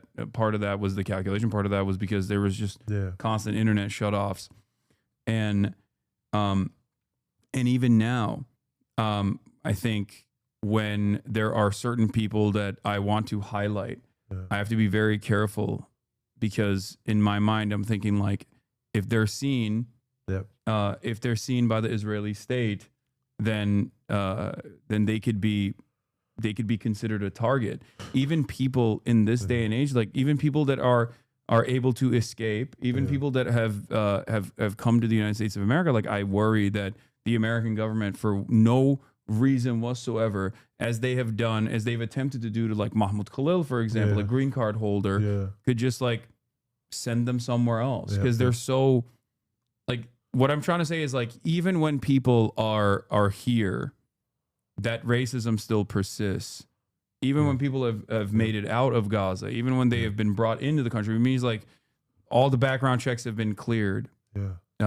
There's still that ongoing dehumanization, and the government could just, like, absolutely discard. It's tough, man. These people. It's tough, and it's tough growing up. I was even worried when you were coming in. I was like, I felt like they were going to stop you for sure. They were going to detain you for a little bit at least. Yeah. I mean, I felt the same as well, but that's why I only bought you Tim Tams. I actually had some cool stuff that I was going to get you, some Palestinian stuff, But I was like, if they open up my bags and see this, Yeah. there's no way I can talk this away. So Yeah, like, no, it's all you know, good. I was restricted to like what I could bring. But you know, look, I mean, Yeah, I have two communist buddies of mine from Australia that come every year. They're white. Yeah. And they were like, we're not coming this year because they're like, I don't want to get deported. Yeah. I mean, you know, I'm worried about that as well. But do you know, look, we're not. You know, I've come here to try and change the hearts and minds of people in America. Now, look, I'm not a Hasan Piker. You know what I mean? I don't have the audience that you have, but I've built a following and an audience. Yeah. You know what I mean? And I feel like my message can resonate here in America because I am a son of a refugee. I'm Palestinian. I'm from Gaza. I've got a British accent. I'm a doctor who served on the front line there. Maybe I can talk to someone and swing something some way, but you know, I just feel to myself like we're in the end game here. Yeah. And everyone has to do whatever they can. And if is the risk of me coming over here and something happening to me, then I have to take that risk. But I take that risk knowing that hopefully I could maybe make a change. And, you know, obviously, like I've been traveling around the world. I've been campaigning to try and get a children's hospital into Gaza and trying to get governments to support children. And listen, man, we've made headway, you know. I've spoken with prime ministers of countries, with foreign ministers of countries. I've got countries to endorse it. I've spoken to major organizations as well that have endorsed us. You know, like I'm not just talking. We're actually doing stuff in the background and we're trying to make a change. But, you know, everyone is so nervous even to say that they endorse what we're doing because they're worried of the repercussions. Yeah. And, you know, I'm just sat there and I'm like, going, I'm just a doctor, man. I need help. I need, you know, someone to take this forward. Because like I was saying about those kids, it's going to be a 10, 15-year process to rehabilitate these children. And no one's talking about the day after. You know, I was so shocked when I found out with like regards to the UN, you know, we would have to fill out a form when a child would come in and all their family would be dead.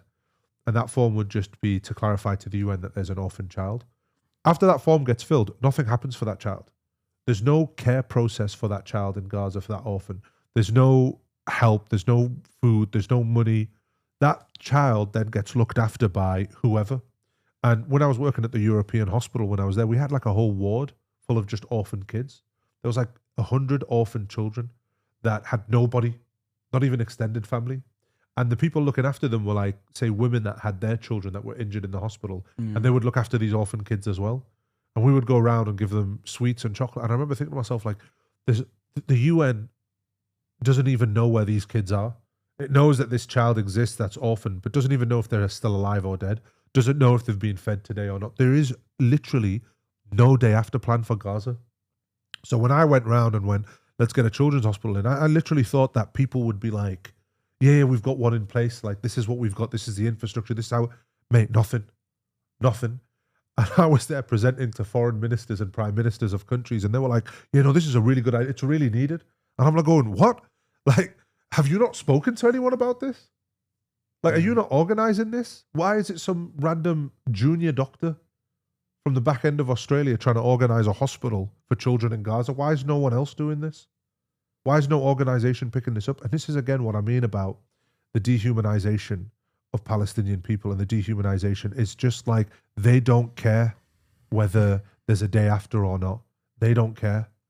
It would be better if these people all died quietly. 100%. With their calculations. 100%. Like, that's it. It's and a headache. It even is the same for Gulf leadership as well. Like, a lot of these guys, I mean, MBS has openly stated it before in private where he's like, it's a headache. It's a headache to him. It's annoying. It's a nuisance. It's a nuisance, yeah. The Arabs are being wholesale slaughtered by Israel. Yeah, it doesn't help him. Yeah. And this is what I mean about, like, this is why it's so tough, right? Because I'm looking at it, I'm going, you know, I'm just a doctor. I'm not a politician. I'm not a campaigner. I'm just a normal, regular dude.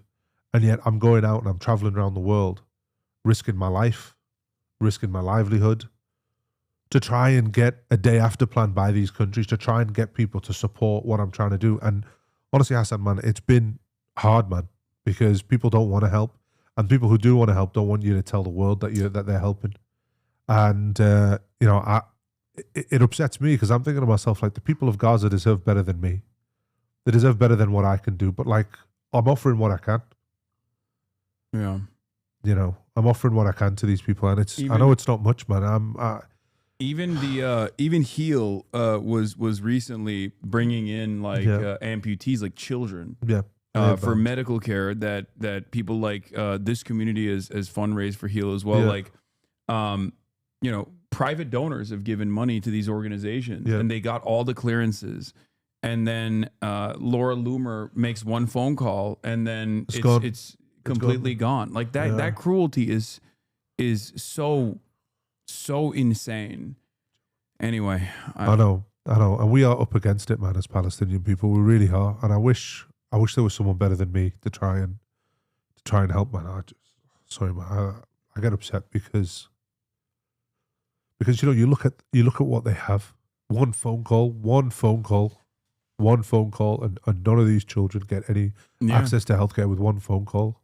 And on the inverse is one phone call to stop the bloodshed in its entirety. That's how much power America has over Israel. You know, and these people with one phone call, they have access to people with power. I don't. I have to fight for every second on that table with a prime minister and a president of a country, just to try and get the humanity of these Palestinian people. I sometimes think to myself, like, how are we ever going to win here? How are we ever going to turn the tide? With one phone call, or say I managed to convince Australian government to take in Palestinian kids, right? And I've spent months since coming out of Gaza. I've sold my car. You know, I moved my stuff into a storage unit. I've got like nothing left, right? I've done all of this, right? Yeah. And imagine when one person with one phone call can undo. Yeah, I feel up against it, man. I really do. Sorry, man, for getting emotional on the street. No, it's understandable. Yeah, do you know where and you're watching these kids getting slaughtered and starved to death. Yeah, and you know, you just sat there and you just like thinking to yourself, like, man, am I it? Am I really the guy? Do you know what I mean? I know there's loads of people that are campaigning and whatnot, but it's just like, sometimes it feels hopeless, man. Sometimes it feels hopeless. Well, that's why you gotta focus on the small victories every step of the way, right? Like that's what gives me so much hope, no matter what. Because you're Palestinian, you've seen the attitude broadly change in Western society over such a short period of time, right? This is like, because I see a lot of people who are relative newcomers, especially even in my audience as well, who like don't understand what this dynamic used to be like. When you would say, I'm sure, like, if you were to tell people you're Palestinian, they'd be like, what do you mean, like Pakistan? Like, I don't understand, right? Like it was not even a thing that people knew about. It was just like people were purposely blindsided or purposely kept in the dark about what was going on, because this didn't start on October 7. This has been an ongoing thing for 80 plus years at this point, with more intense moments, never to this degree, of course, the violence, the unlimited bloodshed. But in that process, people at first were horrified and they thought, oh my God, America's allies attacked. What are you doing? But slowly but surely, they started coming to that recognition, and they started learning more about the history of Palestinians, the vibrant society that Palestine used to be, and I try to hold on to that as like whatever hope there is for the necessary changes that need to be made.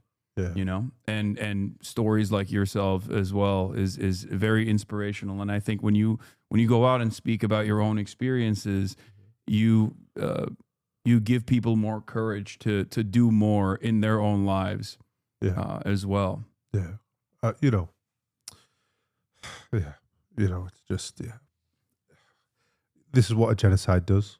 You know, this is what a genocide does. People have to step up and be something that they're not.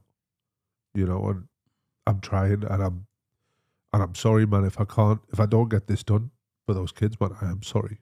Yeah, no, it's just people always are gonna have a yearning for freedom. It's the purest motivation that everybody has. So ultimately, I think the dam will break, and we're near. So I don't know. The way I tell people in my audience when they feel like there's no hope is like, at the least you can motivate yourself through spite.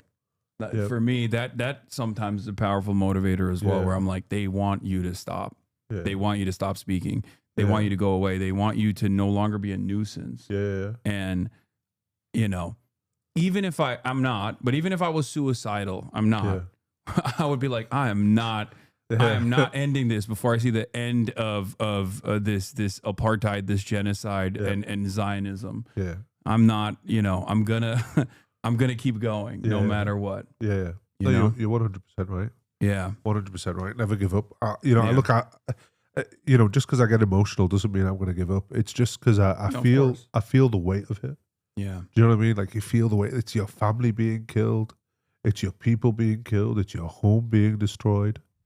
And, you know, you sat there and you go into these rooms and, like, you're asking for crumbs. You know, like, sometimes when because, you know, I've met prime ministers of countries in private meetings. I'm not even allowed to talk about it, right? But, you know, I met, like, prime ministers of countries. I've met presidents. I've met foreign secretaries. And, like, you have to go in there and you have to be so calculated, right? I can't go in there and be like, I need you right now to stop sending the bombs and sanction, because they're not going to do it, right? But what I do is I go, can we at least get a dialysis machine? Can we get a CT scanner into Gaza? Do you know, like that's what I'm asking for. And I'm like, that's all I can do.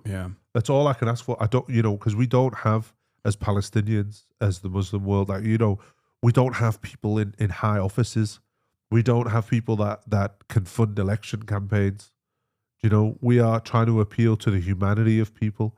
And when you're trying to appeal to the humanity of people, like, you're trying to appeal to someone's humanity that has had billions of dollars of brainwashing done from an early age. Like, how do I break that down in a single meeting? How do I break that down in 30 minutes with this meeting with this minister? Can we get them to change their mind? I think the other side of this is that you do have the people backing you. 100%. Like, the overwhelming majority of Western society is aware, even if they don't fully understand it.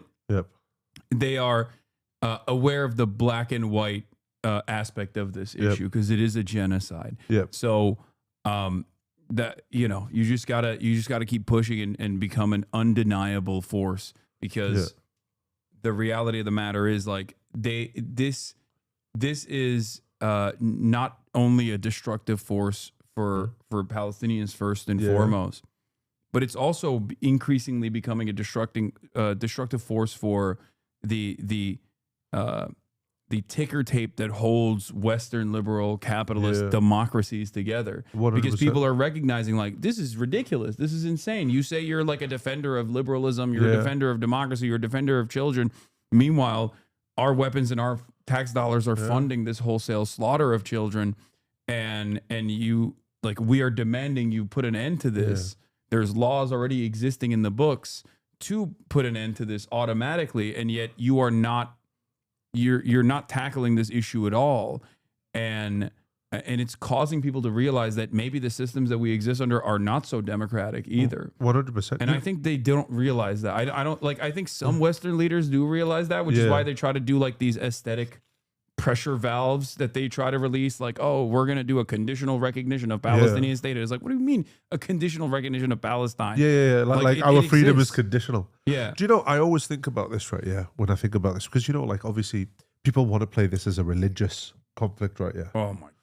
And, you know, they always talk about, like, you know, say, for example, the story of David and Goliath. And, you know, they try and make it look like Israel is David in this, and it's surrounded by all these countries, and it's just this small nation surrounded by all these things. But there's one story here that always fascinates me, and I always relate it to what's happening in Gaza, and that's the story of Moses, right? When Moses led the Jewish people out from under Pharaoh and parted the seas and gave them their freedom, right? This was a defenseless population against the mighty army of Pharaoh.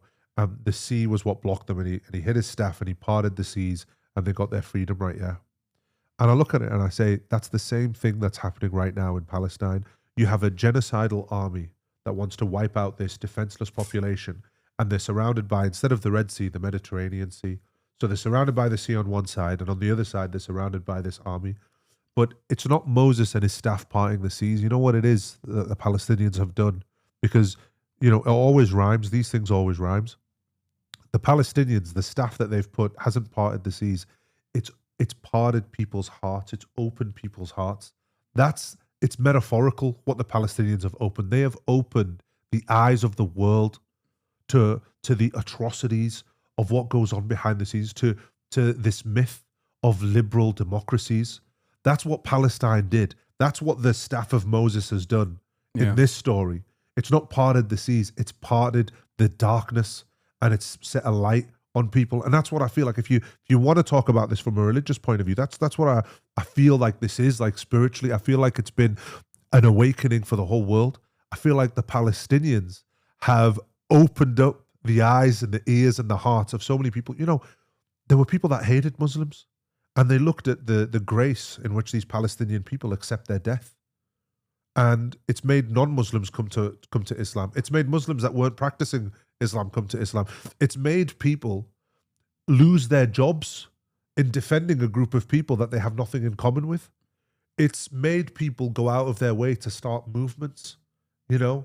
Like, you know, you see people who are like, you know, plumbers and this, that, and they're all part of now the Friends for Palestine of a small village somewhere in Australia or the UK that never had one before. And that's what Palestine has done.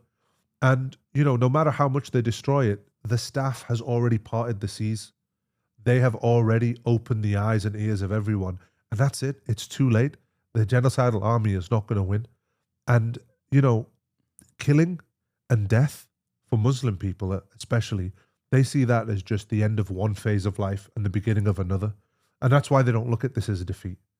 And no matter how many battles, like I say, Israel wins on the battlefield, they have lost the war. The war is lost. And Palestine will be free, whether it's today, whether it's tomorrow. Palestine will be free. And I believe that in my core, in my heart, that we will be free. But it's just a matter of how many of us are going to be killed, how many of us are going to die before we have Palestinian freedom. But I believe it in my heart. I believe that they have parted the seas, they have parted the ways, and they've opened up everyone's hearts. Yeah. It's beautifully put. I got to feed you now. Yeah. That's gotta. Well, you got to give me some drinks as well, man. Yeah, I gotta feed you now for sure. Okay, Yeah. Let me see this real quick.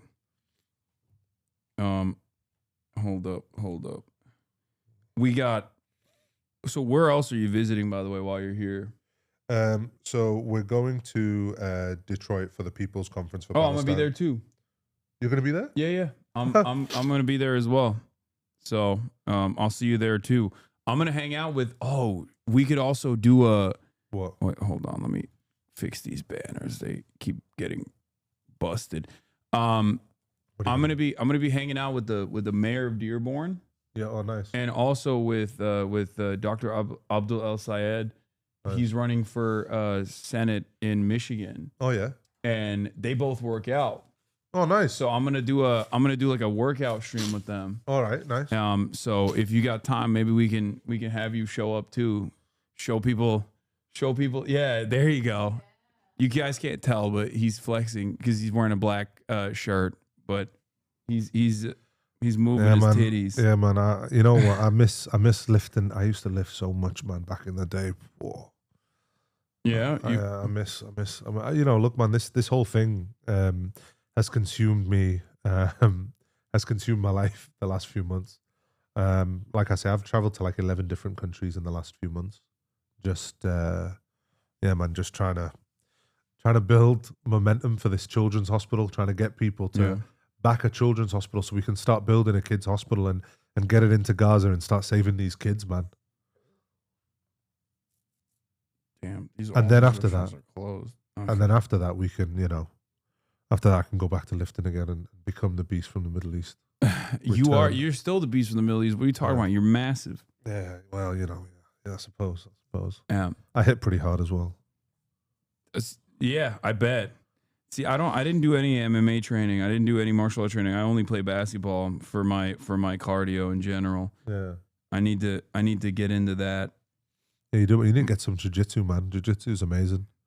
I don't even know how can anybody even take you down? You're too big. Oh, trust me, You're too large. Do you know how when did they even do when leverage? When I came to LA last time, it was to compete at the Worlds, right, for jiu-jitsu, right, and it was in the gi, and I got to the semi-final, right, and if I won this match, then I'd be the next match would be fighting for the gold, and you know, I'd beat some pretty big guys, like bigger guys than me, so I was feeling confident, and then when I went in, the guy that beat me. Right, this guy absolutely ragdolled me, but he was like a black belt in judo, and he'd fought for the Iranian Olympic judo team, but he was competing as a blue belt in jiu-jitsu, which I felt was like sandbagging badly, and he absolutely ragdolled me. Like he threw me around bad. Like, you know, I just didn't even know how I could face, and I couldn't even look at myself in the mirror. I was ragdolled that much. I'd never been thrown around so much in my life. You know what I mean? I felt helpless. Yeah, it happens. Yeah, man. But, you know, it was a lesson learned.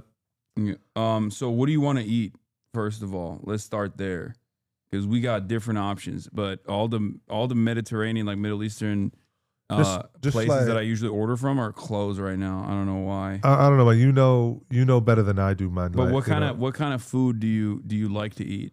Let's start there. Well, not pork. Yeah, of course. Don't worry, I got you. Listen, man, listen. This will be my first meal in the States, so like, you know. Damn! Now I gotta make it.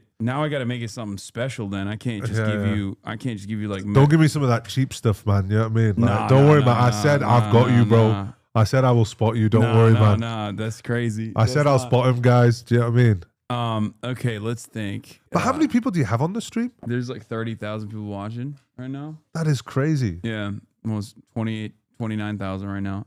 What's like the most you've ever had, like watching you at one go? During the last election, I had 314,000. Bro, that's insane. Yeah, that's like live concurrent viewers. So like the translation for like television metrics would be like 10x, or even more than that. So do you clip like parts of this and then? Yeah, people are already posting it on. I think it was Jason Palladino I just saw was posting a clip from the stream as well. We got like Drop Site that will sometimes post clips as well from the interviews, and then I also put it in on YouTube as a video on demand. Do you have like anyone in your team working like in the background, like clipping stuff like this and putting it on, or do you do all this on your own? I mean, I don't do the editing myself. I have editors, but yeah, a little bit. Yeah, I don't really have a team. I just have a couple people that do the edits. Wow. It's crazy because like, obviously, like I was in the back listening to you, you know, while all of this was going on. Yeah, and I was just thinking to myself, man, how does this guy do it, man? Like you're able to talk on your own and run a show unscripted by yourself and be engaging. Yeah, that's a skill, man. I try. There's a guy on the right, dare I say his name, who seems to be making a splash doing something similar. Who is that? Not Nick Fuentes, I hope, because that motherfucker's a straight Nazi. Well, yeah, he is. But like, you know, look, there's a lot of infighting now between the right. I welcome it, man. Let them eat each other alive. Yeah. No, he is a nefarious force in my opinion, but because like there's a bunch of people like him, Candace Owens, and like a lot of these other people that are running around, and I can't get myself to believe that they genuinely do have care or consideration for like Muslims or Palestinians in general. Yeah. But they're just like their hatred for Jews overall it creates a wonderful opportunity for them to just like keep focusing the efforts and focusing the intensity on Jewish people, and then they use Israel as a way to like broaden the enmity and the sentiment, like the anti-Israel sentiment.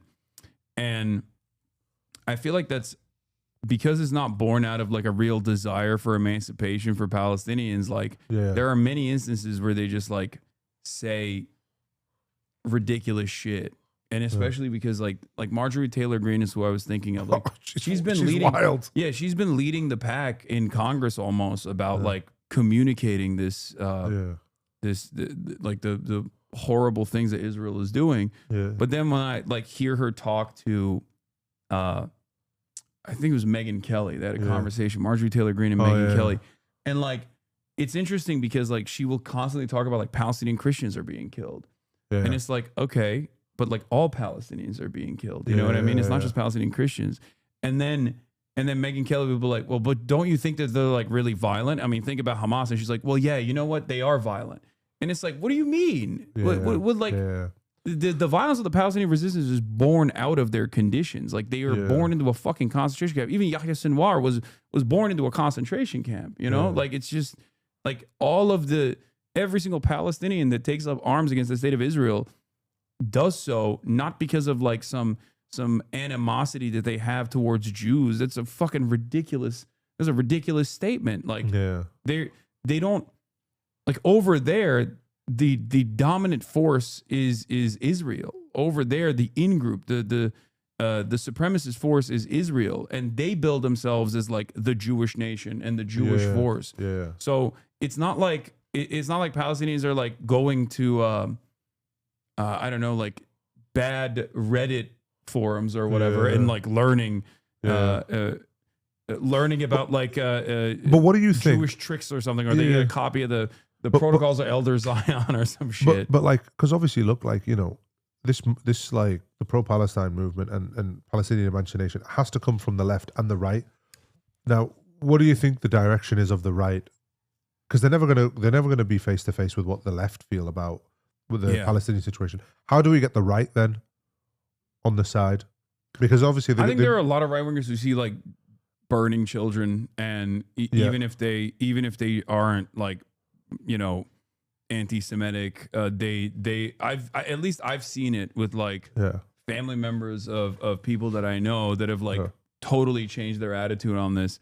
I think the most effective way to tackle this for right wingers is use the selfish nature of Americans to be like, your tax dollars are going to Israel, or look at how much Israel is dominating American politics. Like, so the America first, like the real America first, not Charlie Kirk America first. I think those are some of the most effective ways of getting Americans to be more angry. Like in my experience personally, I've seen there's different groups within the right. If you were talking to like an evangelical Zionist, it's impossible to convince them. There's no way. They just think like, no, they're both anti-Semitic. They think Jews very have anti-Semitic. Yeah, they're like, Jews have horns and tails, but then they also turn around and they're like, but they're the chosen sons and daughters of God, so they have to go to Israel so that like the rapture can happen, right?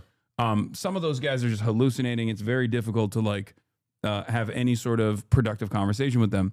But there are plenty of Americans who are like, who've been taught that like Israel is a special place and we have to like defend it. It's a holy site, all this stuff.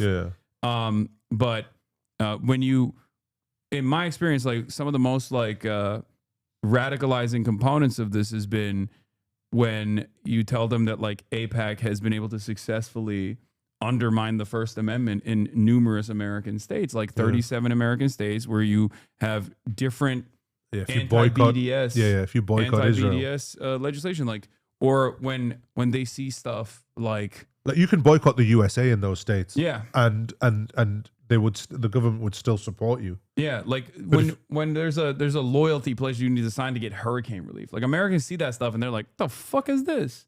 So I think that's been fairly So it's effective. the selfishness of the right wing. I mean, and it's not even like, this is not even selfish to be angry at that, honestly. No, it's not. It makes perfect sense. You're like, why the fuck does a foreign nation get to dominate American politics and my own personal American liberties that I take for granted every day? But why do you think these, like, I know it's because of money, because they get paid, but these like right wingers like Charlie Kirk and stuff like that, like why is he so invested in supporting Israel? At the behest of his own audience, who clearly because he's a dog for the Republican Party. He's an attack dog. He'll say whatever he'll say whatever needs to be said, just like with the Jeffrey Epstein stuff.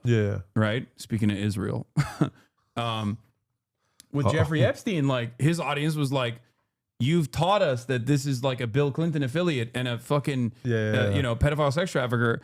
And now Trump is saying, oh, it's just like bullshit. But he got a boss call from Donald Trump and he had to turn around and be like, I'm done talking about Jeffrey Epstein. Let's just stop talking. I believe the government. I believe Trump. I believe the government. Trump's a good guy. So like they're mercenaries. You know, they don't have any. I sort don't of, understand like, how like the right wing don't see that, because it's so obvious. Like, yeah. So why like I don't get the infatuation, because like look, coming from an outside point of view, like as a non-American looking in, the ridiculousness of American politics is something to behold.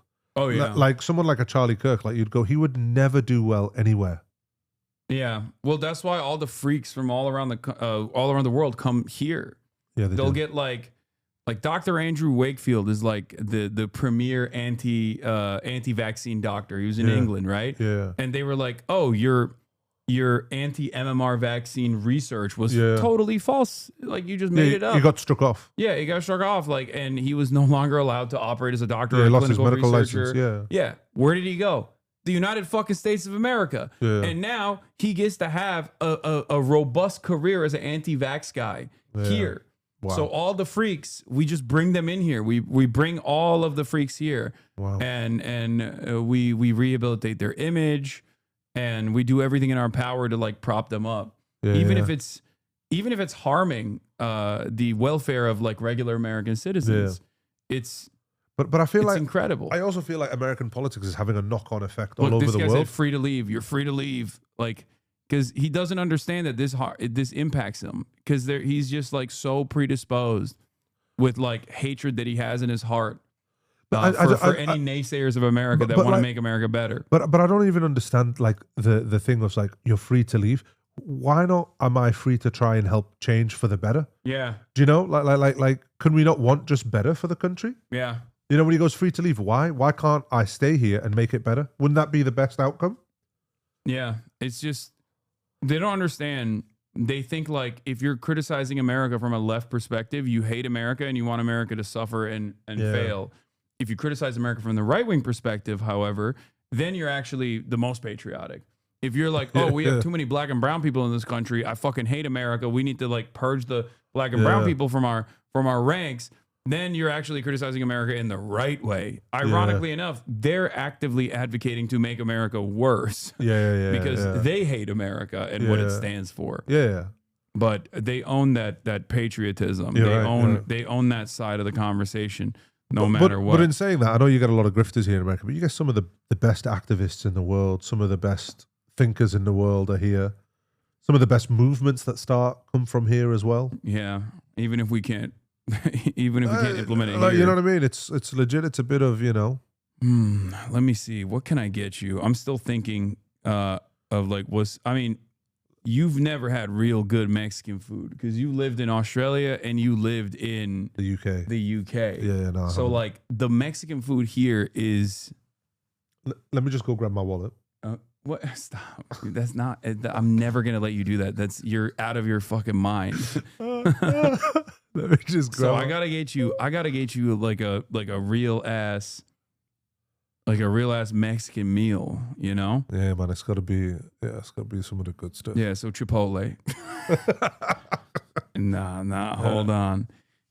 Let me think. There's a really good spot, but it'll take some time to get here. So how much time do you have? I'm chilling, man. Look, because I literally arrived from 28 hours of flying and I came straight here. So I am like, I decided not to do anything else apart from this today because I didn't know whether I would survive doing another interview. Do you eat shrimp? Yeah, man. I can get you a beef and shrimp burrito. Bro, surprise me, man. Don't even just say, just do it. Just get it, man. Let me see if there's anything in there that's like that's haram. Yeah, no, nothing haram in there. Nothing haram, bro. Okay. Just give me some of the good stuff, man. Oh, I got you. Just give me some of the good stuff, bro. Let me Why experience are the you saying culture. My brother likes that one. I mean, if you want what I eat, I'll get you what I eat, which is I didn't say ooh. Yeah, he said he likes. What? You're getting a lot of comments here. It's surf and turf. Someone's got a good point here. You need to get Ben & Jerry's as well because, like, you know, we're on that whole free Palestine trip. Yeah, you want... Oh, here, I got you. Don't worry. This is from straight Ben Cohen. He gave these to me. Here you go. You can give it to some people as well. And what make is them that? Happy. It's free. It's a free Ben & Jerry's coupon straight from Ben Cohen himself. So where do I go and get this from? Do I just have to go to a Ben & Jerry's store? No, I think you can just like take it to a grocery store and they'll give it to you for free. I had Ben Cohen on the other day. Nice. Yeah. What, you had Ben Cohen on? Yeah, he was sitting right there. Oh man, that's wild. Yeah. Well, you must have had some guests on here. You've had some guests. I've had some crazy guests here. I've had Motaz, Aziza on. Yeah. Yeah, I had. What was that like with Motaz? He's very traumatized. Yeah. He's traumatized. It's man. crazy, man. It's I feel bad for the guy. He's so traumatized. Yeah, it's totally different. I've had the No Other Land guys on as well. Like Yeah. when you're in it, Yeah. like you can see the varying degrees of trauma. Like 100%. Motaz being at like the peak of it, whereas like if you're in the West Bank, there's still so much trauma. Yeah. But then like. Yeah, when I talk to Motaz, like it's very different than anyone else that's like been in and out of Gaza, as Yeah. opposed to like someone who was born there. Yeah. And it's remarkable. I mean, he's so much younger than me. He's 26 years old. Yeah, but how old are you? I'm 34. How old are you? Yes. I don't know, like 33. I'm 35. Okay, yeah. But hey, listen. This Asian don't raisin. Yeah, no, you know? you look even younger than that, but I just assumed because you're a doctor that Yeah, like, yeah, you yeah. have. Yeah. No, I'm. Alhamdulillah. Yeah. Alhamdulillah. I'm looking good for my age. But yeah, when you have a conversation with them, you're like, Yeah, you're dealing with like- some very. And this is what I mean about like so much horrible stuff has Yeah. been done to this person. Yeah, and this is what I mean about like it's a whole. They've destroyed a whole nation in Yeah. Gaza. Like these people are going to be severely traumatized for God knows how long. I don't know how we rehabilitate them back to society. Yeah. Yeah, man, it's tough, man. It's tough. And yeah, I mean, I'm traumatized, and I went to Gaza a couple of times, during the war. I'm traumatized. I can't imagine what those guys are like, man. I feel bad for them. And Motaz is getting attacked a lot now as well. Yeah. Again, what I mean about the horizontal violence, saying that he's some kind of collaborator and all that kind of stuff. Well, that's because like there's a lot of like there's no room for disagreement in the minds of people, even if they're like literally from Gaza, where they don't see it as like they don't see it as someone. They've seen so many, like Westerners have seen so many actual collaborators though. Yeah. That's part of the reason why I think like people immediately slot them into like a person who has any sort of like disagreement with the governing party is then treated with a lot of animosity. Mate, I got called the same thing. People are calling me the same thing. Yeah. It's just like my assessment of the situation is like there's a far graver problem here with respect to Israel, that like these are disagreements that are utterly irrelevant in this point. 100%. People need to. Think like even people need to hear Palestinians- that. Yeah. Even Palestinians that also personally fucking Palestinians that might not like Hamas in Gaza or Palestinians have left Gaza that feel that way. And there's a lot of them as well. Yeah, People have to acknowledge that. But like, they will always say first and foremost that it is Israel. 100%. I've never met a Palestinian that has been like, yeah, actually the real unless they're literally a collaborator. No, because I was going to say like there are guys that are literally like that just blame everything on the Palestinians themselves. Like what's that guy called, the son of Hamas? I hate that fucking. But he's a Mossad guy. Like, he literally but, is. Like, the guy doesn't even acknowledge Palestinians exist. Like that's when these guys. That's a proper collaborator. Look, I think what Palestinians need to understand is as Palestinians we are very diverse.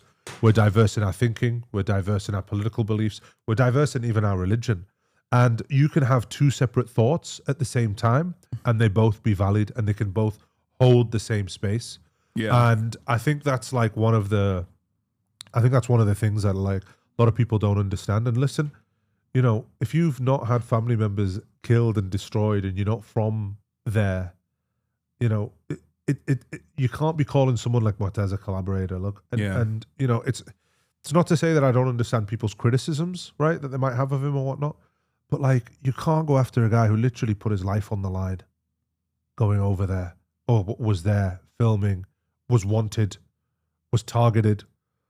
Like, you know, people need to just back off and just, you know, hold a bit of space for these people, because these are heavily traumatized people, man. Like, we need to understand that, like, Yeah. you know, he's not thinking clearly anyway. A lot of these people that come out of Gaza aren't thinking clearly. Like, they've survived a Holocaust. Yeah, I'm never gonna shit on a person that has experienced that. Even if I disagree with them, it doesn't matter. 100%. That's ridiculous. 100%. And also the goal here is for Palestinians to have sovereignty and dignity. 100%. And a part of that process is like that they get to hold their own democratic elections. And if they, and this is why I say it, like if they chose Hamas after that, then they chose Hamas after that. If they chose someone else, if they chose another group, then they chose another group. Like, I have no say in this process. Well, do you know what I always find fascinating about that? What you say about that is like, do you remember Sabra and Shatila? Yeah. The massacre of Sabra and Shatila. Who was convicted in an Israeli court as responsible for the massacre of over 3,000 women and children, essentially? Who was responsible for that? I mean, in Israeli court. Yeah, who did they deem? Israel's assessment was a PLO and different Palestinian groups, but then I expect. Are you talking about the Phalanges? Ariel Sharon. Ariel Sharon at the time was the defense minister, and he was found responsible in an Israeli court for the massacre of Sabra and Shatila. The ruling was that he was never allowed to hold public office again. Yeah. Right.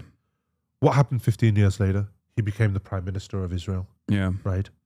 So it's the hypocrisy where he can massacre or be responsible for the massacre of thousands of Palestinians and still become the prime minister, and no one bats an eyelid. These are the kind of things where, because people don't understand the history, right? Yeah. They say some things that doesn't apply to the other side. And all I'm saying for Palestinians is I just want the same rights for Palestinians as Israelis have. That's all we want. Give us the same rights.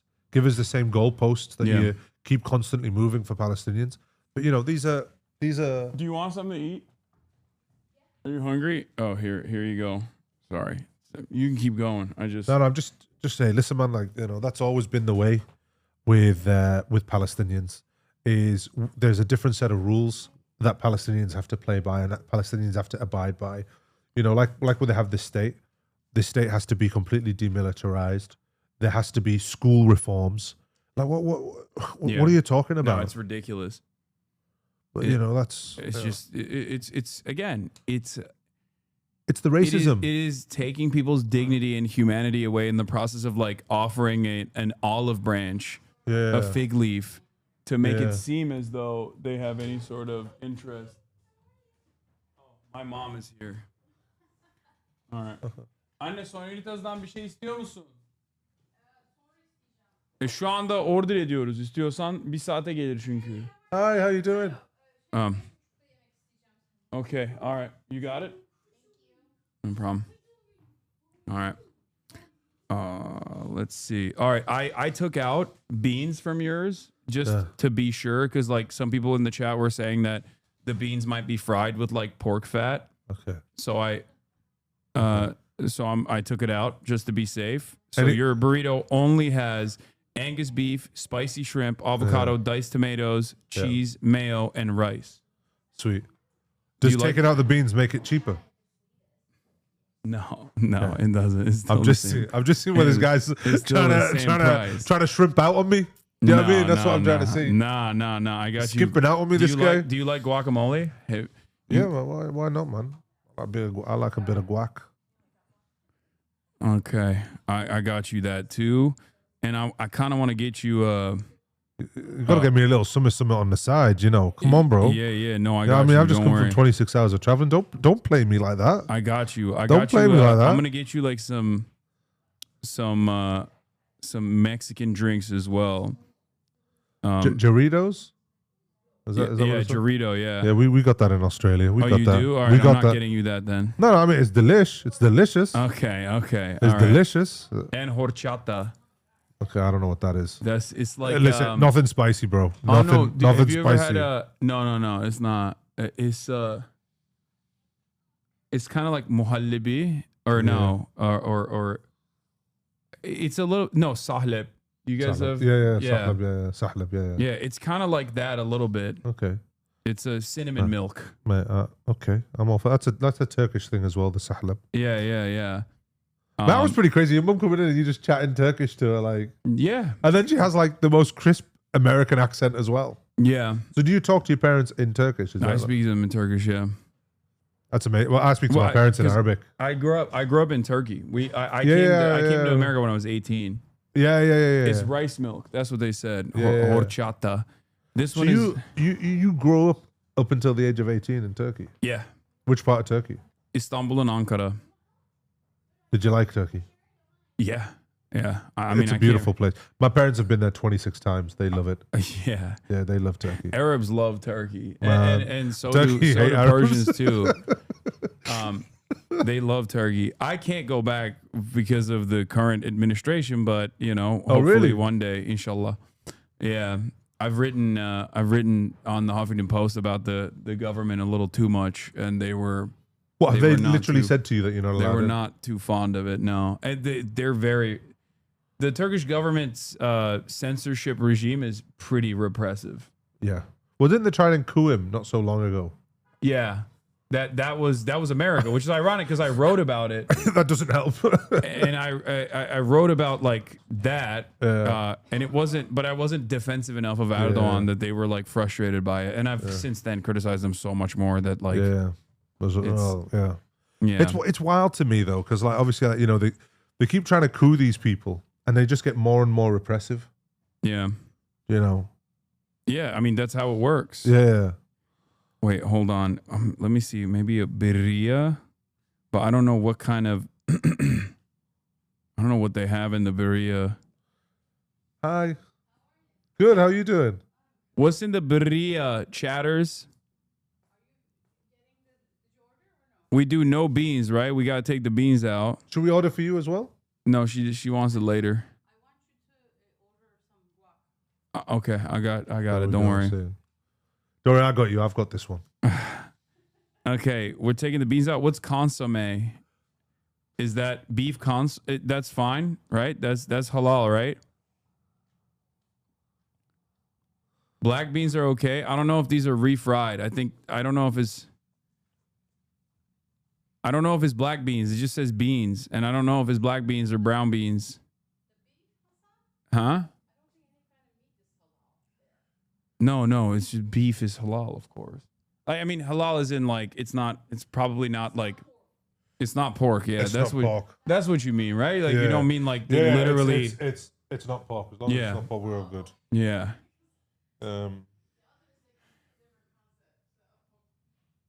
Okay. All right. There it is. We got that. Do you want to? Oh yeah, I'll get you. Do you have a sweet tooth? Yes, I do. You do? Okay, well, then we got to get you. Very sweet tooth. Oh, me too. Me too, brother. Me too. All right, we got to get you. God damn. I've also got a very sweet voice as well, if you want me to sing for you. No, I got you. I'm going to get you churros as well. You got to try out the churros. I'm telling you, Hey, listen, man, I'm excited for this. Okay. All right. It's going to take a while, though. It's going to take at least like an hour to get here. Well, look, I want everyone to understand something here. He's done this tactically, right? Yeah. Because he knows that now if I have to wait an hour for food, that I'm going to be on the stream with him. You know what I mean? This is how he forces me to do more, that's why I did it. More than what we agreed on, you see? That's why I did it. That's what he wants. He's like, man, this conversation's going so well. I need to keep him here. I know what I'll do. Yeah, you're too telegenic. That's what it is. That's what I'm trapping you here. Guys, man, I know the game here, bro. I'm no fool. I know the game here. Look, do you see this? The Trump proposed a 1 year for burning the flag. Burning the flag, the U.S. flag. But even before this happened, he actually there was like a separate court case where they were like made it illegal to burn the Israeli flag regardless, even though this is also unconstitutional. What the executive order does, sir, it charges your Department of Justice with investigating instances of flag burning, and then where there's evidence of criminal activity where prosecution wouldn't fall afoul of the First Amendment, and instructs the Department of Justice to prosecute those who are engaged in these instances of flag burning. And what the penalty is going to be, if you burn a flag, you get 1 year in jail no early exits, no nothing. You get 1 year in jail. If you burn a flag, you get, and what it does is incite to riot. I hope they use that language, by the way. Did they? Yeah, incitement. Incite to riot. And you burn a flag, you get 1 year in jail. You don't get 10 years, you don't get 1 month. You get 1 year in jail. 1 year in jail. Yeah, That's just freaking wild. Yep. That is wild. Yeah, it's also illegal. Like, this suggestion is completely unconstitutional. It is. So why are people okay with this? They're dumb. I don't know. They're just, people are, for the most part, I think people are just like too busy. I mean, look, people are too busy with their own shit. Yeah. To realize. I mean, look, I never understood the whole flag burning thing, right? Yeah, like I just, sometimes to me it just, because we had the protest in Australia. Yeah. Right. This weekend we had the protest in Australia. It was like the march on the Sydney Harbour Bridge. It was iconic. 300,000 people turned up. I think it was like the largest march anti-war march in Australian history, right? Yeah. And you had some idiots who were burning the Australian flag. And I'm like, why? Why? Because all that happened afterwards was all the talk was about people burning the flag. I still don't give a shit. I think it's fine. In America, you can burn a flag. I don't think it's a problem. It's constitutionally protected. I just don't get it as like this. I don't get the hoo-ha about it. Like, what does it show? What does it prove? Like, there's other more effective ways of showing your disdain, because it's such an easy target for the right wing to go look. But they're gonna grab on to anything, Yeah. right? Because here we didn't burn any fucking flags in LA when people were protesting against the ICE the ICE raids, right? But people were waving the American flag and the Mexican flag, right? And people were like, well, why are they waving the Mexican flag if they don't want to go back to Mexico? And it's like, well, first of all, they're American citizens. Why are you assuming that they're Mexican citizens that are illegally here? And it's just a way for these guys to basically move the conversation away and disparage the movement in any way, shape, or form. Which is why I don't even entertain it, where I'm like, the flag for many people who are at least like generationally victims by Australian dominance and settler colonial terror or American imperialism, for them, what are you looking for? I want to grab a drink. Oh yeah, get in there. Yeah, go on, keep going. But for them, make sure that it's not. There might be some like last remaining Diet Cokes in there, but it's BDS. No, I've had those for like basically a year and a half at this point, since it became BDS. But it's mostly Mountain Dew and Dr. Diet Pepper. Dr. Pepper Diet. You might not. Have you ever had a Dr. Pepper? Yeah, I've never had a Dr. Pepper. Would the doctor not have a Dr. Pepper? Come on, I don't know. Do Come they on have now. Dr. Pepper in Australia? Yeah, man. in But England? Dr. Oh, they Pepper do. zero sugar. Yeah. Tastes terrible. So I don't know how this one's gonna taste, because the zero sugar Dr. Pepper doesn't really taste very good. So I'm gonna try the American one. They usually, I was gonna say in Europe and in like other places, they have different kinds of sweeteners too. Yeah, they do, and it tastes terrible. This one might have the good chemicals in it. Okay, this one might have the But carcinogen we'll see. ones. Maybe you won't like it. No, It doesn't taste like Dr. Pepper. Oh, it doesn't. No, it doesn't taste like Dr. Pepper. Have you had the full sugar Dr. Pepper? I think so. Yeah. See, there's a different taste. I mean, you guys in the chat will know. Like Yeah, sugar-free Dr. Pepper is. I have ginger ale, like full strength ginger ale, if you want that. No, man. Listen, man, it's okay. Oh my God. It's All okay, right, bro. This guy, It's okay, bro. man. This guy, bro. What have I done? It's okay. I'm bro. getting just cooked. I just don't know why he would serve me terrible tasting Dr. Pepper. It's okay though. It's got 23 flavors. You know, you're picking and choosing whichever flavor you like. The guy said it's got 23 flavors, but without the sugar, it's like halved. Yeah, it tastes that's like true. water. That's what it tastes like. Sugar-free Dr. Pepper tastes like water with like a little bit of, a little smidgen of flavoring. Flavored water. That's what it tastes like. But hey, listen, man, it's all good. It's all good. I'm gonna get me some of that boycotted Diet Coke that I haven't had for so long. Oh my God! Out of That Hasan's was- fridge. That was the. There's like 3 in there that still remain post BDS. Oh, Hasan. Yeah, I know. I'm not. Do we believe him? Speaking of, do we believe him? Speaking of which, actually, have you ever seen this? I was covered in Australian news, but this is before BDS actually boycotted Diet Coke, which was my biggest. Let's see. I got to show you this very funny. Wait, these are all just my reaction to it. Hold on. Is it with Sky News or Does something? anyone have the OG clip? Does anyone? Oh, here it is. Do you know? What do you think about this woman?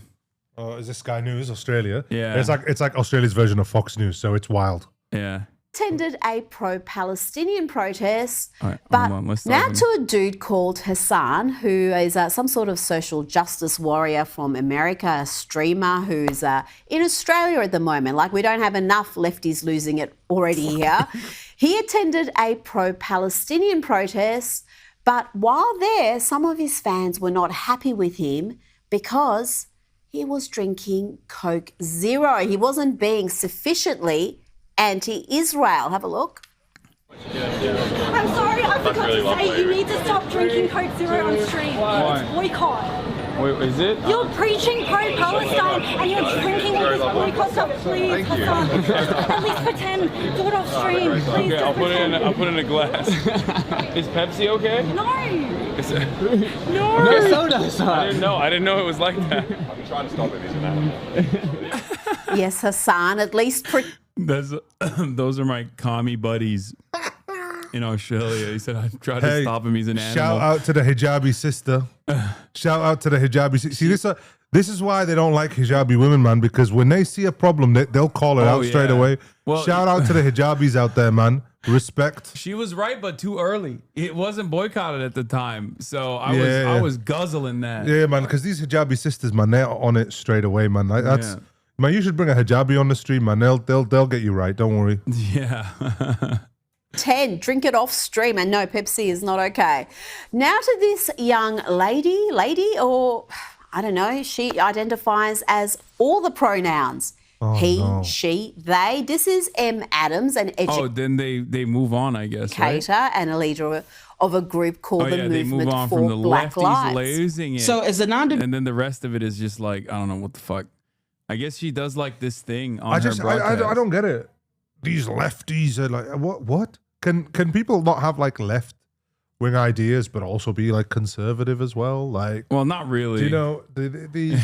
No, but like this is what I mean about like American, just politics in general. Like, everyone has to be in a camp, and it's just not like that. She did it again, by the way. Hold on, let me see if I can find she recently also covered me because I was getting like.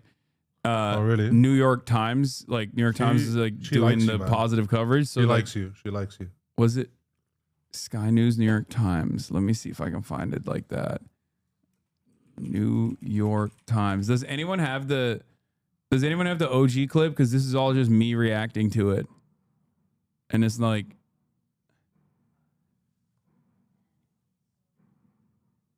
Or is this it? No, this is my video, man. You were featured. This is my video. I want the OG one. I want the OG one.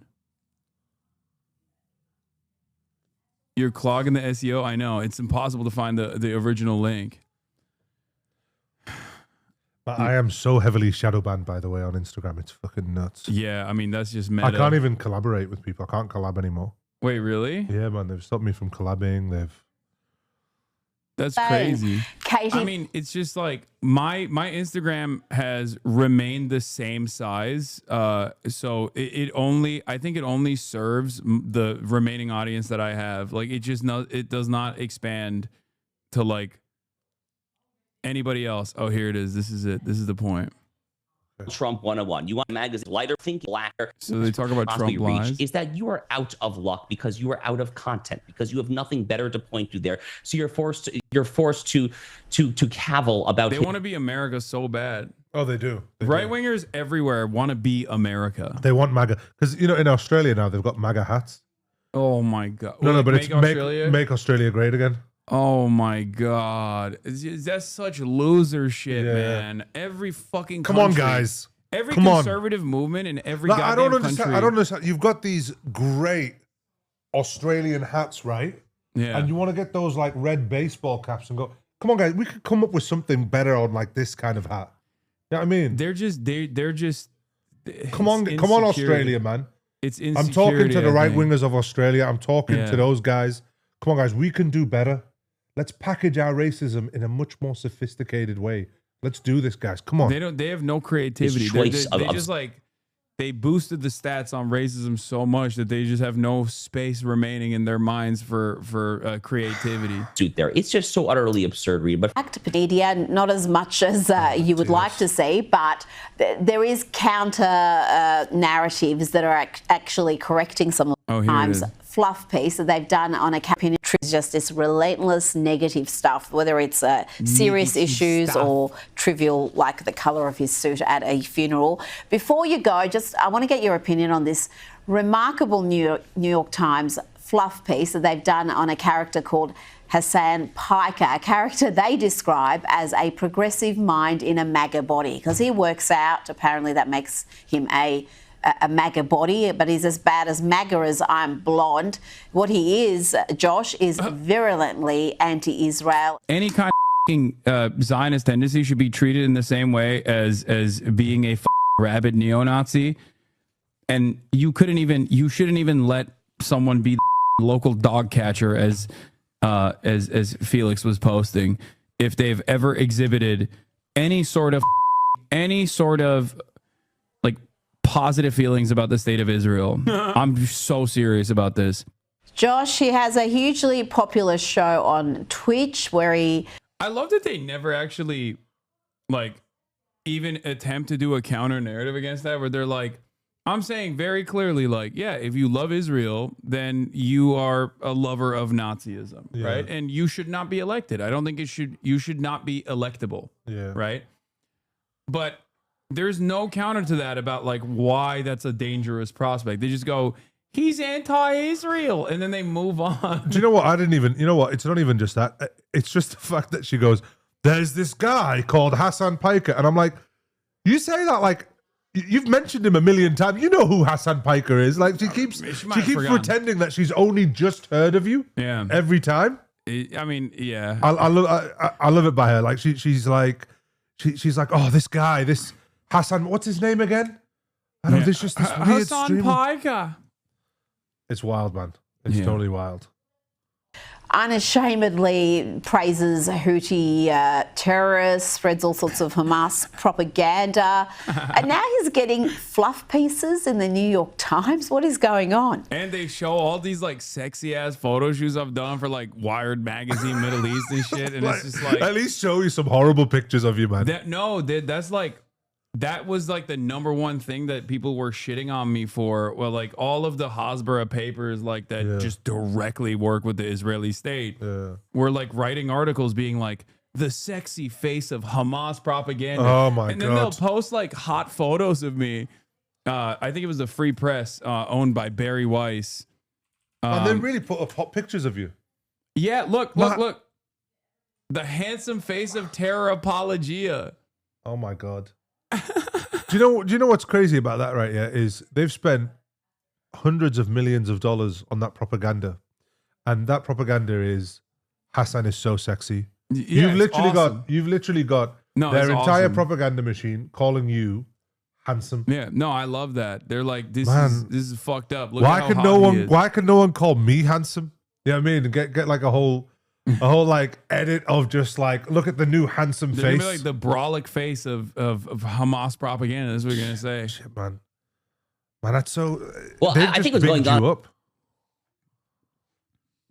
Yeah, I the only thing that pisses me off with this stuff is if they like take something I'm saying, and frame it incorrectly, Which is everything that they do. Well, That's of what course. they do. But sometimes I'll say something that is like 100% true, but it's like unconscionable for many people. Yeah. So they'll just post it, and I'm like, yeah, Yeah. okay, I stand by that. Like I have no Yeah. problems. One of the best examples is like I'll always say, like in terms of civilian casualties Yeah. to military personnel, there's no comparison between like Israel and Hamas. Like Hamas has within their military operations within October 7, like there's just no. I just read a comment there. What? Yeah. So someone put, inform the doctor that he has a temperature. He's hot. I like that Yeah, they're one. horny. They've been thirst posting about you nonstop. Really? But like, yeah, they will take that and they'll like put it in the newspaper, and I'll be like, yeah, this is just objectively true. Like this isn't even like, I'm not saying you need to like love Hamas or anything. This is just an objectively true thing that I have stated here. Yeah. Like the entirety of the Palestinian resistance forces, even on October 7, and there were atrocities that took place on October 7, absolutely. That is like what Israel has done to the Palestinians is incomprehensible. So in comparison to that. There's a phrase and there's a saying, right? And it's you can never compare the violence of the slave to the violence of the slave master. Yeah. You know, the violence that it takes to unshackle the chains is infinitely less than it is to have the boot on the neck. Yeah. And people just don't understand that.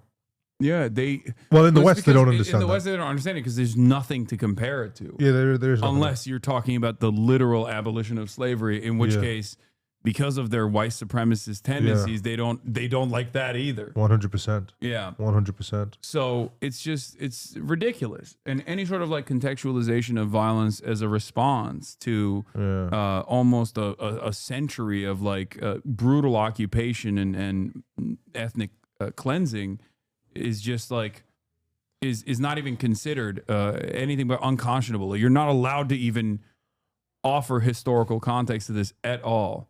It's ridiculous. It's so wild. But that's precisely what she's doing That's here. exactly what it looks like, which is that someone who has Why are they literally using all made a these- name for and your himself hair is so as an fluffy as well? apologist for Hamas. In these who photos? has Yeah.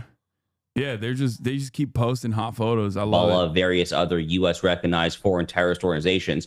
I mean, this is the guy who is now getting you know the page A1 full spread treatment from the New York Times, an organization. Who is this guy? Who is this I guy? don't fucking know. He's so whiny. Yeah, he's like, why not me? Yeah. He's like, why don't I get full page on New York Times? Probably best known for burying coverage of the Holocaust back towards the back of the paper for 3, 4, 5 years during World War II. The New York Times has a long and deeply inglorious track record. Don't worry, that track record is consistent. They're still burying the Holocaust, but now it's the new Holocaust that's happening, and the New York Times is still consistently burying it. So, you know, it's so funny that they're like the one time where there was like someone who's pro-Palestinian that they offered like positive, favorable coverage to in the style section. And even in that article, they said, I accuse Israel of committing in air quotes, genocide. Isn't that crazy? Like, this was a couple months ago, but like, that's not, Do you, honestly, that's just a reflection of reality. I'm not making an accusation. Do you think that we will see some of these journalists in The Hague? Do you think that one day we'll see them in The Hague? Do you think we're ever going to get to that stage? Oh, do you think we would God. get that level of justice for Palestinian people? Oh my God, I wish. Oh, that would be so fucking sick. That Do you would be think we amazing. would see them in The Hague? No, I don't think so. Well, they killed a million Iraqis, and they didn't. No one even got a slap on the wrist. The motherfuckers who worked for the State Department at the time are literally still visible media figures and no one even punished them. Even you can't even get Americans to think differently about that equation by pointing to like 12,000 American active duty service members that died in the process. Like, forget a million Iraqis. These guys are so fucking racist. They don't give a shit about that, right? Wow. That statement in and of itself is so inhumane, I know. But like, you can't even get them to be mad that like, you know, their sons and daughters died in the process so that like American corporations could turn profit, you know? Man, what a crazy world we live in. What a messed up world we live in. I mean, but that's just what happens. Like, the reality is, No, but do you know what's crazy, right? Yeah, is like we literally have just watched now on the stream here. We watched the murder of journalists and doctors in a double tap terrorist attack. yeah. The killing of these, right? Yeah, and then you've got Charlie Kirk going, "Oh yeah, Zoran Mamdani can't bench Yeah. That's like the talk. Yeah. Or the political talk. Or fucking Cracker Barrel, where they're like, oh, Cracker Barrel decided to go woke. Like, it's a chain restaurant. Yeah. And they wanted to rebrand. And they like took out the logo. And the new logo looks like too sanitized. Yeah. But they're like, this is woke. They went woke. That's like what's driving discourse. Yeah. But that's by design. Yeah, because they want to focus on the culture war and not actually on the policy war. Yeah. They don't want to actually focus on like actual policy. And that's what I mean about like when Charlie Kirk was attacking Zoran Momdani. First, it was because he was Muslim, and that didn't stick. Because the fact that he was Muslim was actually endearing a lot of people to him. Yeah. Because he was very different from the establishment. Then they started attacking his policies, which I thought was really funny because like when they were going, oh, and he wants to give everybody free public transport. Yeah. Can you believe it? And people are like, what? Really? That's a possibility? That sounds awesome. Yeah. So then they had to change the tactic. And it was like, we can't attack his policies. The best one was when they were like, he hates Israel. And everyone was like, but I hate Israel too. Yeah. When they just like kept pointing over and over again to be like, he says fuck Israel all the time, guys. Like, this is really scary. Yeah. This is really scary stuff. He said he doesn't want to go to Israel after becoming mayor. And everyone was like, that sounds great. That sounds awesome. Everyone was like, but I thought as a mayor of a city in America that you would stay in that city. Why are you doing foreign international trips? Yeah. I've never ever seen any mayor of any city in the world being asked the question of, now that you've become mayor of this major city, which city would you go to next? Yeah. You know? And why is it not Israel? Yeah. Are you? Yeah. Well, you just said. But you know, I think every mayor of every major city is Hamas then, because they're not clarifying that they would go to Israel. So how am I supposed to know? Well, do you know what's crazy as well? Like with the Zoran Mondani, the guy just doesn't miss. Yeah. Every time I see him do an interview, or he drops like a like, who's his media team? That's what I want to know. Like, which media team has he got? Because like he's got great people around him, but I think it's also like he's like that. You know what I mean? Well, there was that rap video, didn't they, that they released? They were like, look at this guy. He's done a rap video, and then everyone was like, oh, he's so cool. Yeah, they were. I mean, I was a little worried about his rap videos resurfacing at first because it's a little cringe, but luckily. But you know, the fact that he was cringe was just like, it just shows you that he's just a regular dude. He's just a regular dude, done some goofy things. Yeah. It makes him more relatable. Yeah. Because we've all done some goofy things. They also got mad about the eating with his hands thing too. They were like, oh he's barbaric. It's like every American politician is eating a fucking hot dog with their bare hands or a hamburger. If they were to eat with like a fork and a knife, everyone would make fun of them. But God forbid you do it with rice. God forbid you do it with rice. Exactly. Oh God. Oh, this person, look at him eating with his hands and wanting to give you free healthcare. These barbarians, man, they're so barbaric. Yeah. Well, you know what? While we wait, since there's some news coverage that I would do, but like we could watch. What could we watch here? I was thinking because I don't want to get you too involved in like American politics, because I don't know how much you know about like immigration stuff that's going on, but people get deported. Yeah, it's really fucked up. But instead, we could do. This is another content creator called GDF. Yeah, who's GDF? His name is off of. I think it was originally off of Gaddafi, but he has a. Hold on. Where is it? He made a video about like Israel in movies and like Hollywood and like Hasbara in Hollywood. Yeah. And I was watching it yesterday, and I think I can like continue watching it from this point on. We only watched the first 6 minutes, where he basically goes into great detail about this actress Julia Raygrave. Another film she was and she made like a documentary movie about like Arafat, and she was basically blackballed by Hollywood, including her counterparts like that had done radical things at the time, like Jane Fonda, and her co-star Jane Fonda was actually criticizing her. Apparently, Jane Fonda, I didn't know, was like kind of a major Zionist.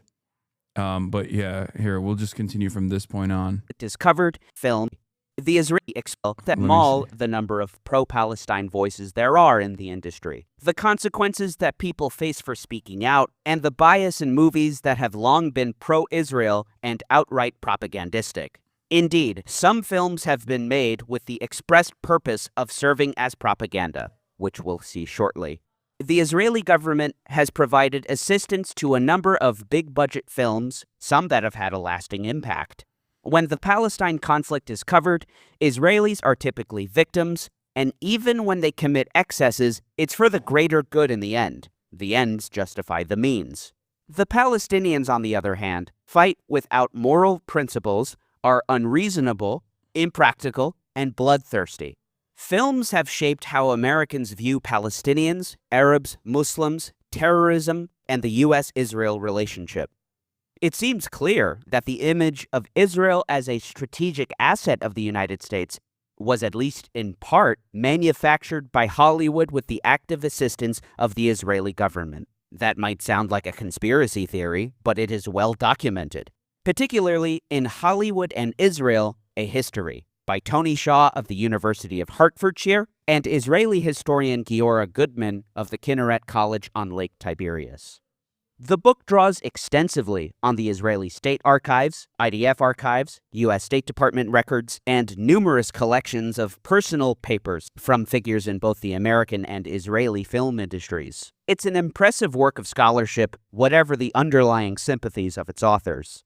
It's worth reading to understand what Hollywood produced and released for theaters in America and indeed around the world about Israel, Muslims, and terrorism, and how those films covered Palestinians. Hey everybody, due to the content of my videos, I'm not advertiser friendly, so if you want to support my work, consider becoming a patron for access to exclusive content and the GDF Discord server. I also accept donations. Thank you so much to everyone who has become a patron and donated. Love you all, thank you. Until the food gets Hollywood's first feature-length film about the birth of Israel was released. What were you going to say? I remember watching Taken, right? Uh-huh. And it was like the first Taken. And first of all, the guys were like Albanians. Yeah, right? Of They were course. like Muzzy Albanians, right? That did the initial part of it. But then I thought, you know what? Look, they got the Muslims as the low-level crime guys. Like it's okay for a Hollywood film. Like the Muzzies are the middlemen. They're not the real. They're not the real evil ones here. Yeah. Then it was like some kind of like Russian, guys that were selling off these women or whatever. And then they sold off his daughter to who at the end? It was like an Arab sheikh. Oh, and yeah. I was like, oh God, like we couldn't just have one film where we're not the head bad guy in all of this. Oh man, these Arabs, man. Yeah, those Arab sheikhs are more pro-Israel than the average American, so. Yeah, exactly. And they always make them out to be like the worst of the worst. Yeah. In 1949. They are bad. It was just not in the called ways you Sword think. in the Desert from Universal International Pictures, directed by George Sherman. Though, according to Goodman and Shaw, Sword in the Desert's chief creator was Robert Buckner, a Gentile who both wrote and produced the movie inspired by a short story he had penned after visiting Palestine while a journalist in the mid-1930s. Arabs are largely subtracted Do you know from what? the I was story thinking about of this, Israel's right? I was thinking, like, what Palestinians need to do, right? Or the general movement is we need to start a comic, like a superhero, Palestinian superhero, and make like the Avengers, but the Avengers of the Middle East, of like these good guys that fight back. Yeah, I mean, Watermelon Watermelon Pictures is doing Yes. a lot of great. That's Alana, isn't it? work. Alana Yeah, Hadid? Yeah, Alana Yeah. Hadid. So there is definitely there 'Cause are that's what has definitely to happen. attempts. Yeah, there are definitely attempts to like just create, because there's so much art that comes out of a lot of this. Yeah, a lot of this like a lot of these experiences, and it's great that there are at least some people that are trying to use their more privileged positions to change that dynamic. Well, do you know, I actually think, like, look, for a long, long time, the culture in the Middle East, like Arabs in general, they when they do charity, right, their idea of charity is let's give food, water, build a mosque. Yeah. But they'll never ever think to themselves, actually, let's invest our money in politics. Let's back a politician. Do you know what I mean? Let's start a grassroots movement. Let's have a think tank. You know, they don't think like that, right? Yeah. Well, I mean, yes and no, because like, but no, what I'm saying, there are structural hurdles. Yeah. There are structural hurdles, but what I'm saying is like the mentality and the thought process for Arabs in general isn't like that. But this second generation and third generation of Arabs are way more sophisticated, and they are beginning now to really awaken since this. Like the art, like, you know, the music now that's coming out, like, you know, the pro-Palestine music that's coming out, like they're bangers now. Yeah. Do you know what I mean? The artwork, the artistic flair, the poetry. How many journalists now are coming out and starting their own, like, essentially pro-Palestine podcasts and stuff like that? Like, it's really beginning to change now. Like, the whole Middle East dynamic is changing. Yeah. The pair write. Though Arab characters do appear, they do so only fleetingly. They hardly speak, but simply spit on the ground, and are presented as lazy, foolish, and determined to wipe out the Jews. It is crazy that like that interesting propaganda has not really changed at all, like, either. They just still run the same route every time. The film revolves around the conflict between the Zion. I don't get like why Israeli stand-up comedians and Israeli comedy is just so bad. It's so bad. Yeah. And yet, like, you know, like that's how you know. That's how you know it's different from like the rest of the Jews around the world, because like they're hilarious. They're so good at music. It's just ridiculous. Like, it's just so it's almost German. Like, Israeli comedy has like a fucking Nazi tint associated with it, because they're too angry and too hateful about the existence of Arabs and Palestinians and Muslims as a whole around them to actually do something funny. Have you ever done like a review of like Israeli comedians doing like stand-up? Oh yeah. And just like how bad it is. Yeah, they love bombing. Yeah, they do. I saw this one guy yesterday. It was like a little clip, and he was like going, "Oh, you know, they're saying there's starvation in Gaza. There's no starvation. Have you seen some of the images come out?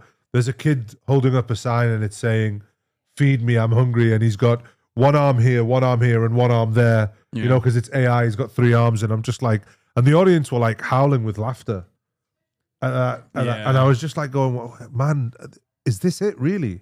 Yeah, here, you want to see Israeli comedy? Here it is. Me too, my political opinions. What are my political opinions? I'm left-wing. I'm for peace. I'm for 2 states, for 2 peoples. But I'm in favor of flattening Gaza. That's the truth. I'm a leftist, but I'm extremely towards the right wing. I'm for peace. I'm for the violence that will bring peace. That's my opinion. It's just like, this is not even, you're just doing hot, like, what's the joke? It's like, just imagine, yeah, like, we should just continue doing a genocide. Yeah. And then everyone's like, ha ha ha, that's so funny. Yeah, let's just kill 1 million children. Yeah. נלך על כפיים? כן? לא, כי הבן לבן זה מביך.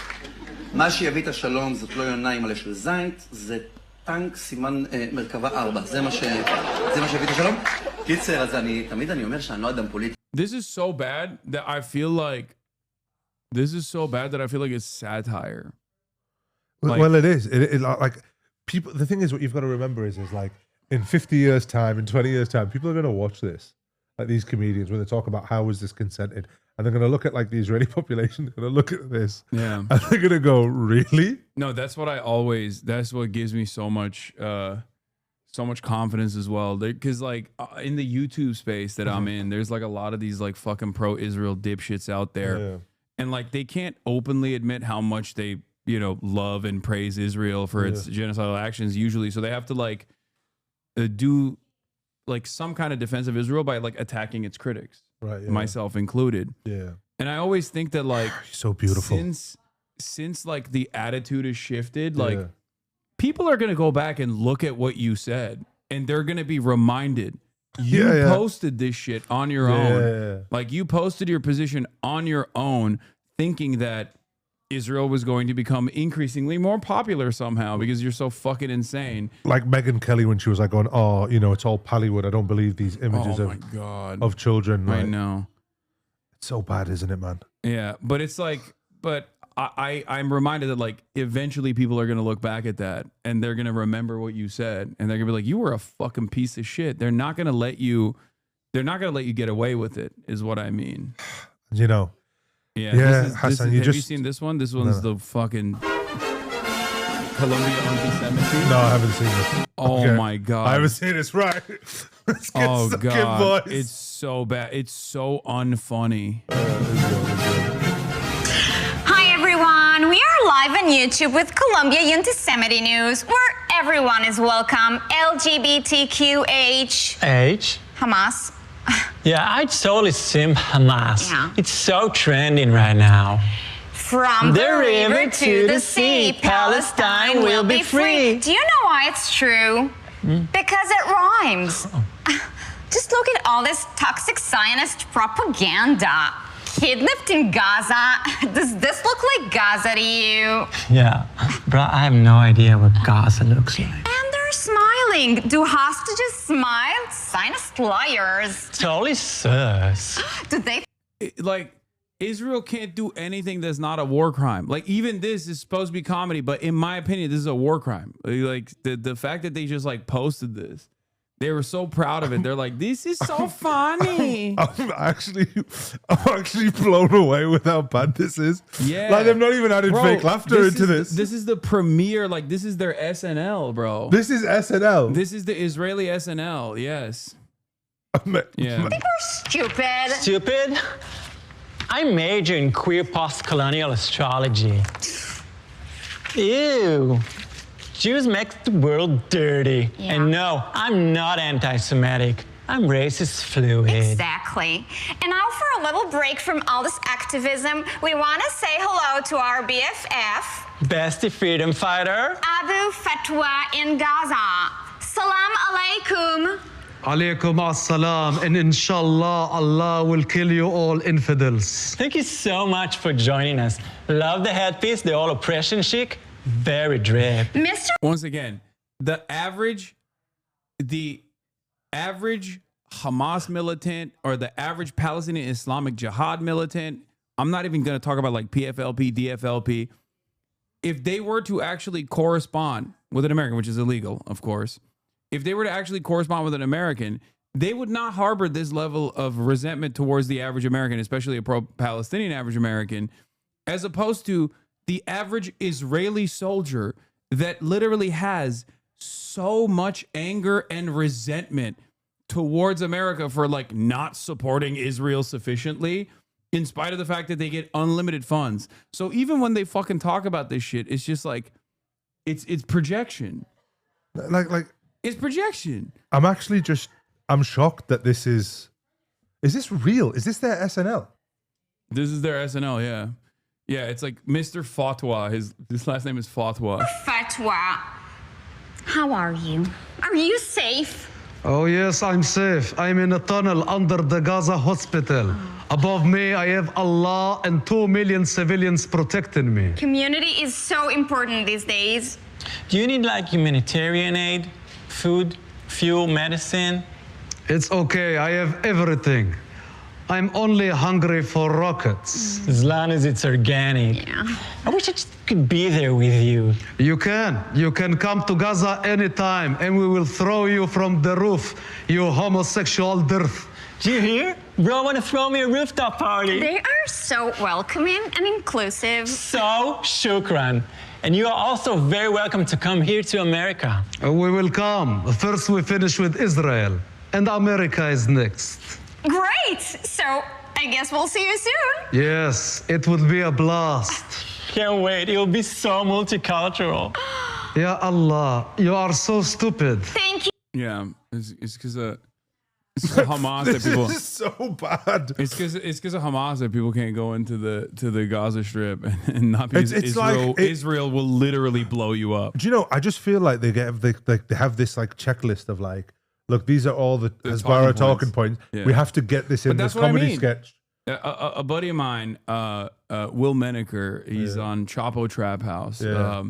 That's their podcast. He wants to clock this so perfectly when talking about conservatives and their inability to do humor because they get so angry in the process of like trying to craft a joke that they just start like yelling out whatever like racist diatribes they have in their minds, where it's like nothing here is like structured like a joke, because they're so horny to just like be like, they're under tunnels under the hospitals, they have human shields, like they want to just like get all the talking points out, so they can't even like make a fucking joke.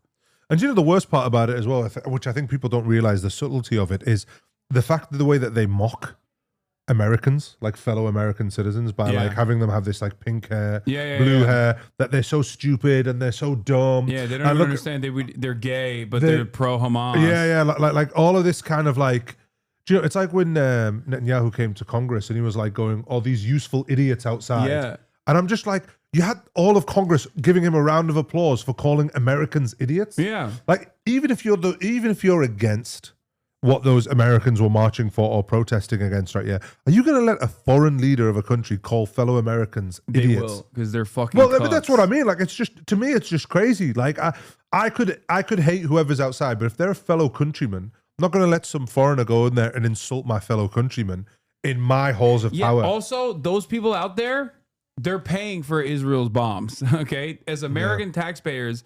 Without those guys paying their taxes, you get no bombs. No, so shut the fuck up. But remember, they're so masculine.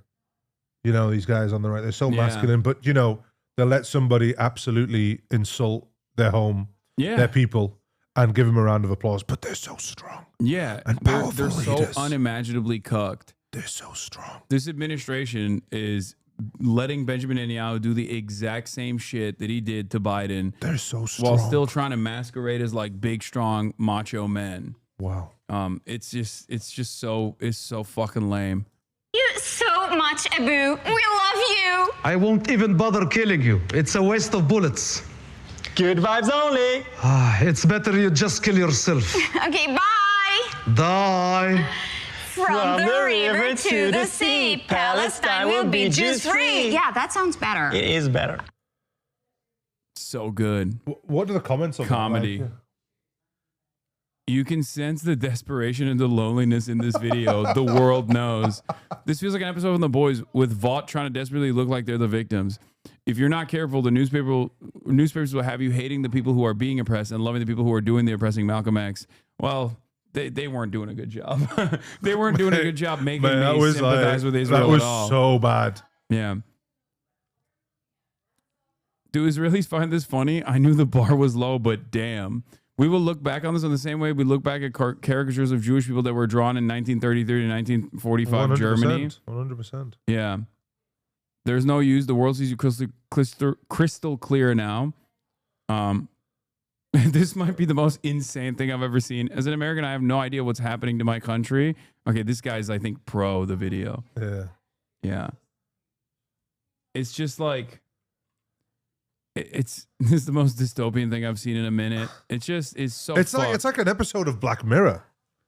Yeah. It's like an episode of Black Mirror. It's nuts. Oh, this was the other Israeli comedian, Yoni Kletzel. An Israeli-American comedian named Yoni Kletzel made jokes about starvation and dead Palestinian babies. He thinks this is funny, but it's one of the most disgusting things I've ever heard. Film just got an award at the Oscars. Yeah, it's weird. I actually don't believe that Palestinian films should win any awards ever, because they only know how to play one role, victim. You know, it's like my family is so starving. They only got 5 trucks of humanitarian aid. Please donate, link in the bio. It's the only shit they know how to play. No, okay, they know how to play one more thing. Fake dead baby. Yeah, I don't know why they can't fucking nail that role. They never fucking land it, right? It's like all you have to do is lay down and not move. You want to see me win a Palestinian Oscar right now?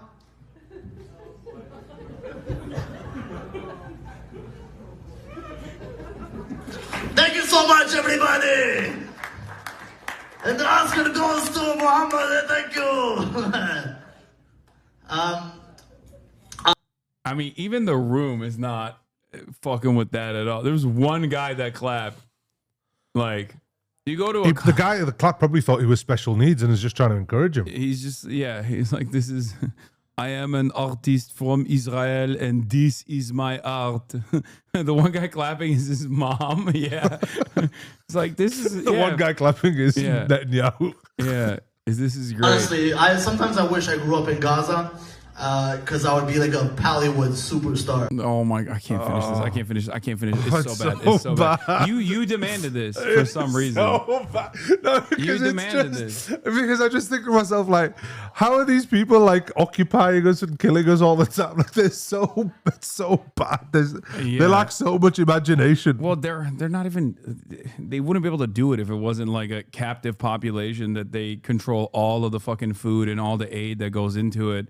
And even then, they still have a hard time. I mean, there's videos that come out fucking weekly of the diaper brigades getting smoked by people over and over again because like there's reports from Israel. I was reading some Israeli news like talking about how they have to keep their APCs like the lid of the APC open because it gets too hot. Yeah, it gets too hot in there.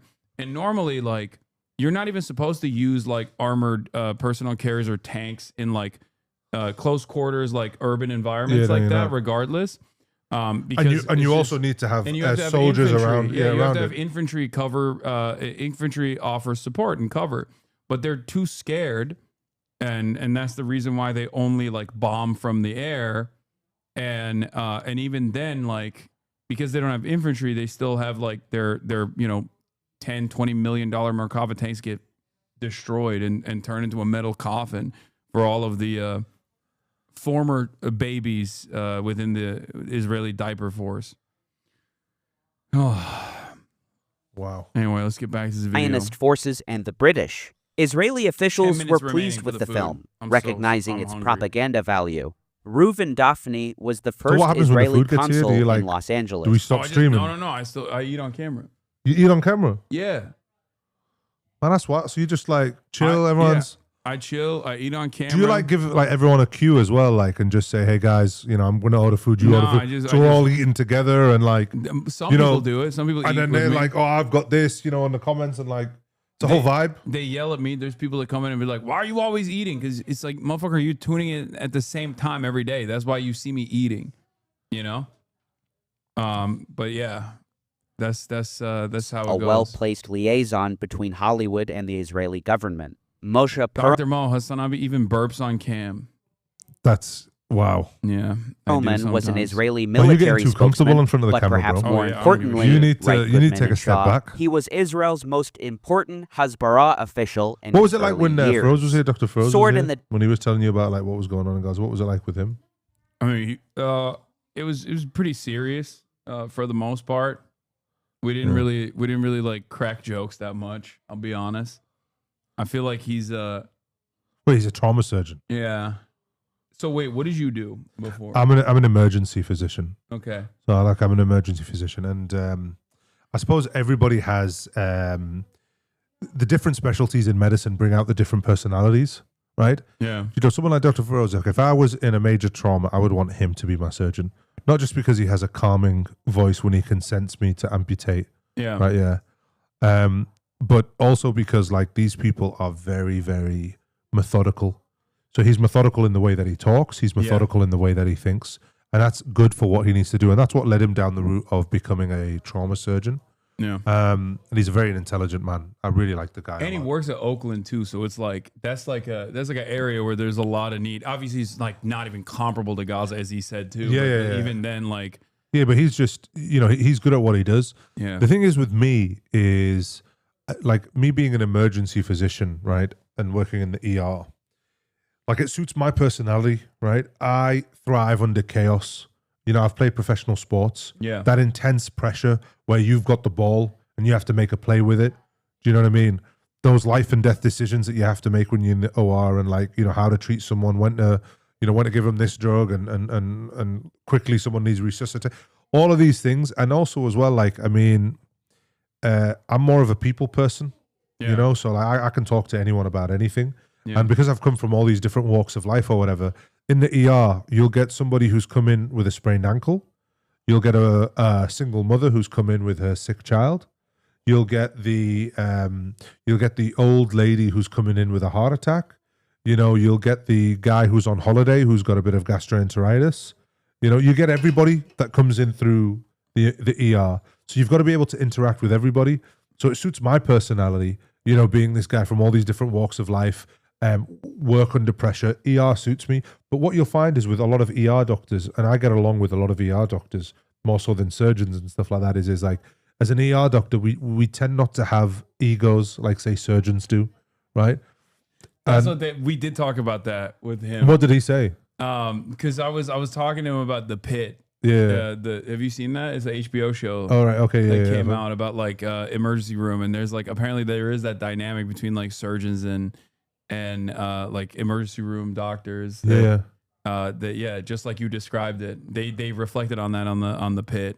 Yeah. But that's what it is. I mean, look, as an emergency physician, it's like if you do jiu-jitsu or a form of martial arts, right? Yeah. There's no way that you can know everything, right? If you're a surgeon, right? Yeah, and you're a subspecialist, you know about like 2 or 3 surgeries, like the back of your hand. You're the expert. Even if you're an orthopedic surgeon, you have like an upper limb orthopedic or lower limb or a spinal, or it's one area that you focus on. So what you become is you know a lot about a little, right? Yeah. And because of that, that's where like also that breeds the arrogance and stuff like that. Like there's nothing about this surgery, about this particular body part that you can ask me that I won't know. Mm-hmm. But with an emergency physician, you are humbled every single day. Even if you are like got 40 years of experience, you might see something in the ER that you've never seen before. And it might be a junior doctor that might spot it and you won't. Because as an ER doctor, you have to know a little about everything. Yeah. Right, about every organ, every body part. So you get humbled real quick in the ER. And you know that whatever comes through the door, there are actually other people that might have more experience than you when it comes to this. Especially when you go to a different part of the world. There's a different culture. You know what I mean? So like the presentations are a bit different. When I was in Glasgow, I worked in Glasgow, right? Mm-hmm. And there's this area called the Buckfast Triangle, right? Mm-hmm. And Buckfast is a drink. You saw a Glaswegian smile? Yeah. Smile? Yeah. You see the Glaswegian smile, right? Yeah. But this Buckfast Triangle area was this drink, and it's like it's like 90% alcohol, right? Uh-huh. And 90% of Buckfast, the drink, is sold in this little triangle outside of Glasgow. That's where 90% of it's called. It's called the Buckfast Triangle, right? I gotta get it when I go. Mate, you've got to get it, right?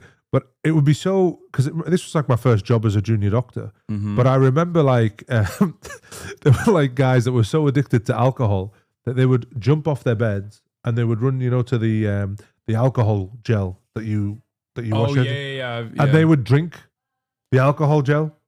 So it got to a stage where like there was no alcohol gel anywhere to like wash your hands. It would all be behind the doctor's station and it would be chained to the wall. Oh wow! Like actual people would just steal it. Yeah, because people would steal it and the patients would drink it. Because remember, if they get admitted in the hospital for like 2-3 days, they'll start getting withdrawals. So then they'll not want the diazepam or whatever you give them drugs wise. They'll want the actual alcohol, so they'll start drinking like the alcohol gel and stuff like that. So like these are things that you would only see in certain parts of the world that you see this kind of stuff. Do you know what I mean? Yeah. In Perth, where I am in Australia, it's the meth capital of the world. The meth capital of the world. Yeah. So in Glasgow, I was seeing like alcoholism, but in Perth, you were seeing like meth. When I first arrived to Australia, I didn't know how to deal with someone that had like meth. Because in the UK, like the drug dealers are so good in the UK that they bring all the fine stuff. Whereas in Australia, like the regulations are so tight that none of the good stuff gets in. So therefore, patients make their own synthetic. Oof. So that's what makes then like, you'd have people coming in the OR and like you would give them like 30 milligrams of Midaz. Now, to put it in perspective, like if you give me 5 milligrams of Midaz, you'd probably put me out cold, right? We were giving people 30 milligrams of Midaz and they were still running around untouched. There was one guy where we gave him like 40 milligrams or something like that of Midaz, something ridiculous, like stuff that would kill a normal person, right? Yeah. It put him to sleep for 3 minutes and then he woke up again and started running around, like punching nurses and stuff like that. Like that's what meth does. So if you've never dealt with that, you'd never understand that. So like that's like differences in like the different doctors, like your environment that you work in, it brings in different types of personalities. Yeah. And that's why emergency physicians are the best. So shout out to all the emergency physicians out there. Yeah, we're not fucking with the surgeons. No, I'm kidding. Desert was a rather mediocre picture, Reuven Daphne confided to Moshe Perlman, but one which, quote, will do us a tremendous service wherever it's shown. Gershon Agron, now head of all the Israeli government's domestic information services, congratulated Daphne for his part in the film, underscoring the role that Israeli government officials had in American-made films about Israel. Indeed, the Israeli consul had several script conversations with the director. The first American film to be set in Israel and made there was The Juggler, starring Kirk Douglas. This film covered not the war, but a Jewish refugee's journey to Palestine, emblematic of the fledgling state's mass absorption of immigrants. The story of The Juggler was created by Michael Blankfort, a New York-born Jewish screenwriter and novelist. Daphne told Perlman that the author should be given as much help as possible to turn out a good script. Blankfort subsequently spent 2 months touring Israel. In 1951, the film rights to the novel were sold to Stanley Kramer, who produced the film. But there was probably no force that linked the United States and Israel more firmly in the 1950s than the sense of partnership in a common Judeo-Christian civilization. And Hollywood played a crucial role in forging this joint mission through the production of blockbuster biblical and ancient world films. Shout out to Taryn. In these, the ancient people of Israel were romanticized as the stream. Oh, hell yeah. Invincible heroes, sagacious kings, fiery prophets, and God-fearing folk. Their enemies, Philistines, Egyptians, Romans, were depicted as godless heathens and power-hungry dictators. Here we go. Cecil B. DeMille's biblical epics made millions of dollars for Barney Balaban's Paramount in the late 1940s and 1950s. DeMille was, of course, the master of the genre. His Samson and Delilah, released in 1949, cost a whopping $3 million. The film was a smash hit, winning 2 Oscars. The script was partly based on the novel Judge and Fool by Ze'ev Jabotinsky, founder of revisionist Zionism, from which the Irgun and Lehi paramilitaries emerged. Jabotinsky was even listed as a scriptwriter in the credits, long dead at this point. 10 years later came Ben-Hur, which won 11 Oscars, including Best Picture, Best Actor, and Best Director, awarded to William Wyler. Goodman and Shaw write of the film. Publicity for Ben-Hur heavily emphasized the choice of Israeli actor Haya Harari as Ben-Hur's love interest, Esther. Man, there's not a lot of guacamole further for such a big encouraging box. viewers to link America and Israel and the ancient Hebrews with those who now lived in the Jewish state. In addition, in making the most of the alliance between Ben-Hur... Hold on, let's see. All right, let's take a look. So I think this might be the chat. Is this a Berea? Or is it not? They can't see it. They can't see it. There we go. Or is this just the tacos? What is that? Oh, this is the Berea. Okay, good. So this is just the extra tacos, like wet tacos, kind of. That's like the extras, yeah? Yeah. Yeah, as a side, I wanted you to try it. Okay, okay. Oh, I'm getting hungry, guys. I'm getting hungry. I just got myself. I'm getting hungry. Here's some what are these? Chips if you want chips.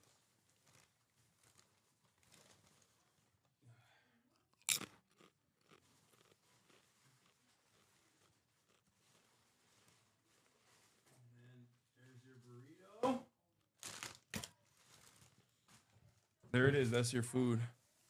And then the rest is for your friend and my mom. I'll wait for you, Hassan.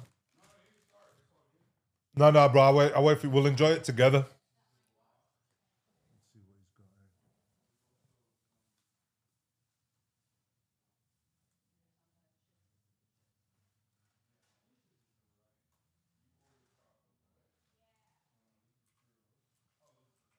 Let's get some good stuff out,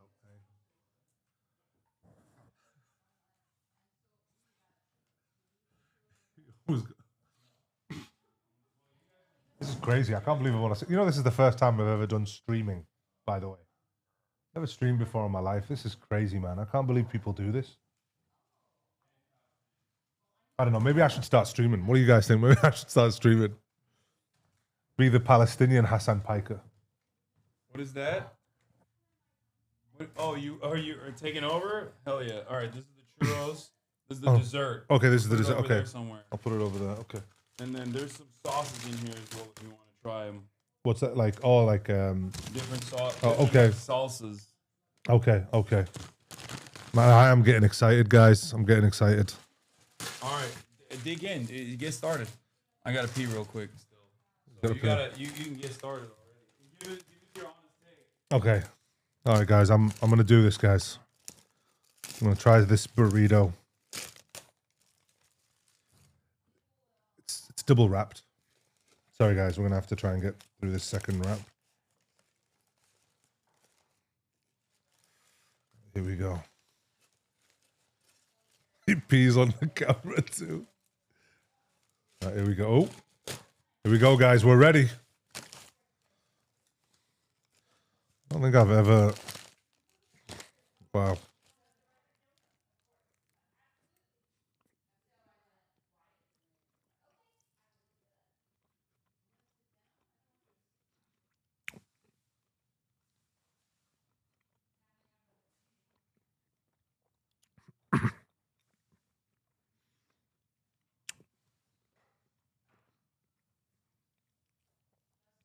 Should have said Bismillah before I ate, so sorry about that.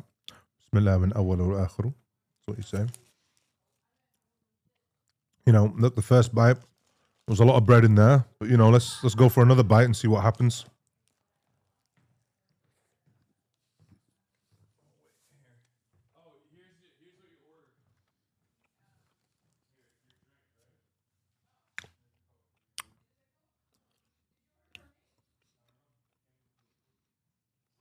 Sorry, guys. It feels weird eating on camera in front of everyone.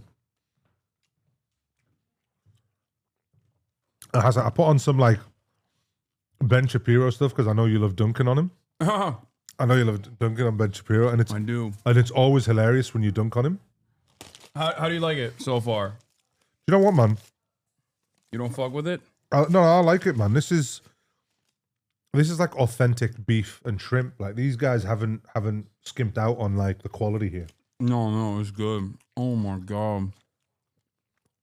Oh, that one is bomb too. Is that him? Yeah, there's the. Don't worry, the beans are not touching anything, so it's all. That's all halal. I'm loving this, man. Wow.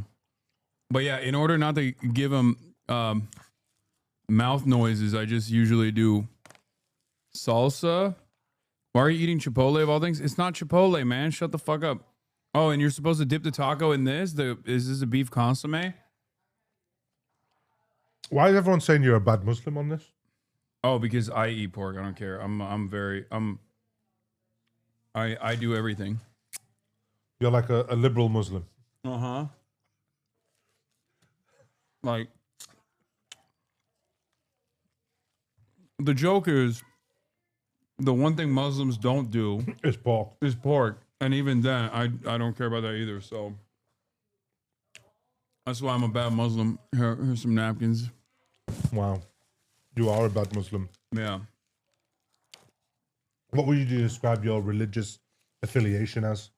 I mean, I say I'm culturally Muslim, but like, it's because I grew up in a Muslim country, you know, I'm a Muslim family. But the way I see it is like, if there is a Jannah, you know, when I get there, I don't think God is gonna be like, you ate some pork, man. That's pretty fucked up. You know, you tried to be a good person your whole life, but a little bit of pork, I don't know about that.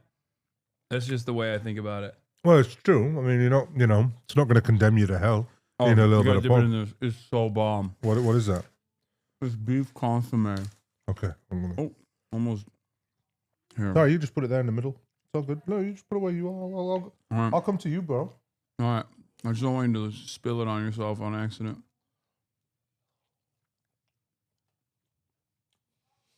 Oh, Hasan.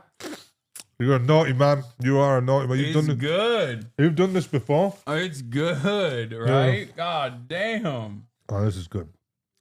It's good. You have done this before, haven't you? That beef consomme. So you're a cultural Muslim. Mm-hmm. God's not going to send you to hell because you eat pork. Mm-hmm. That's true. I mean, everything that you said there is true. He's not going to send you hell because you eat pork. These are all forgivable things. Yeah. That's the way I see it. Do you believe in God, though? I don't know. You're agnostic. Yeah. I only ask you all these questions because it's interesting to me, like, what your moral compass is. Like, where do you get your moral compass from? Oh, yeah. Do you know what I mean? It's not religion. So where does it come from?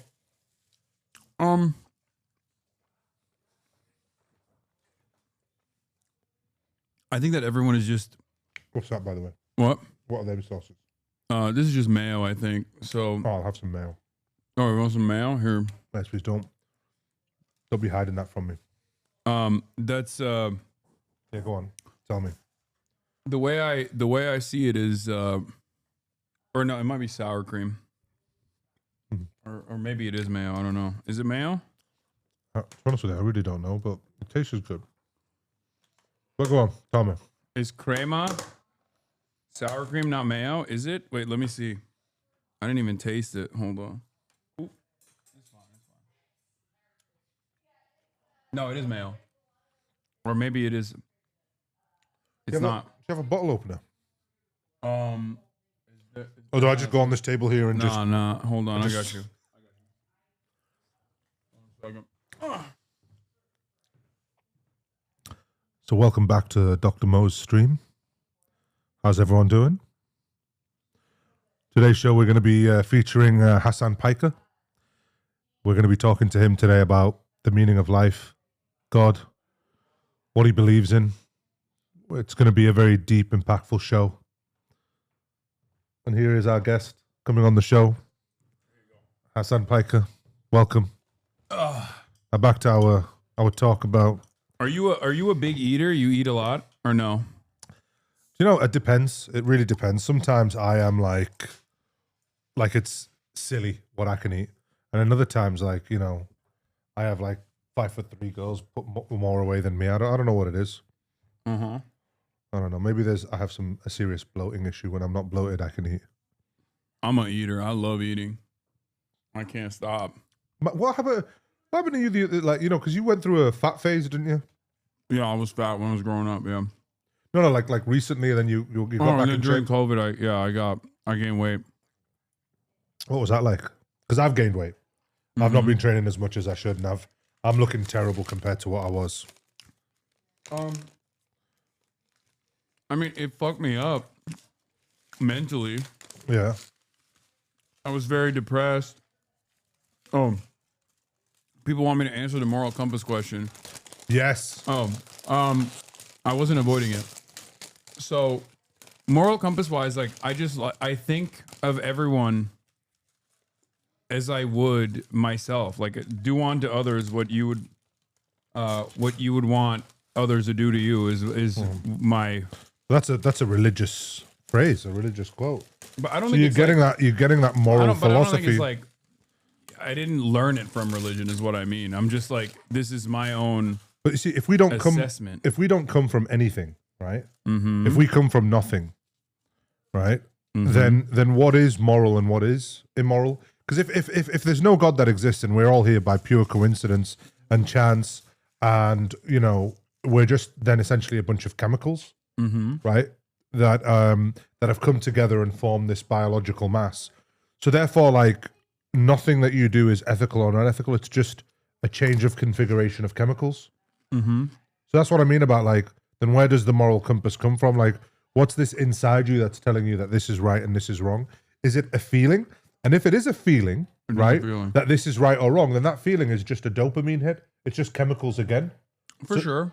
But so this is what I mean about, like, if you think about it really deeply, if you don't believe in God and you just believe that we are just a bunch of we're just some biology with some chemicals, then you saying, like, I'm doing this because this is what feels right.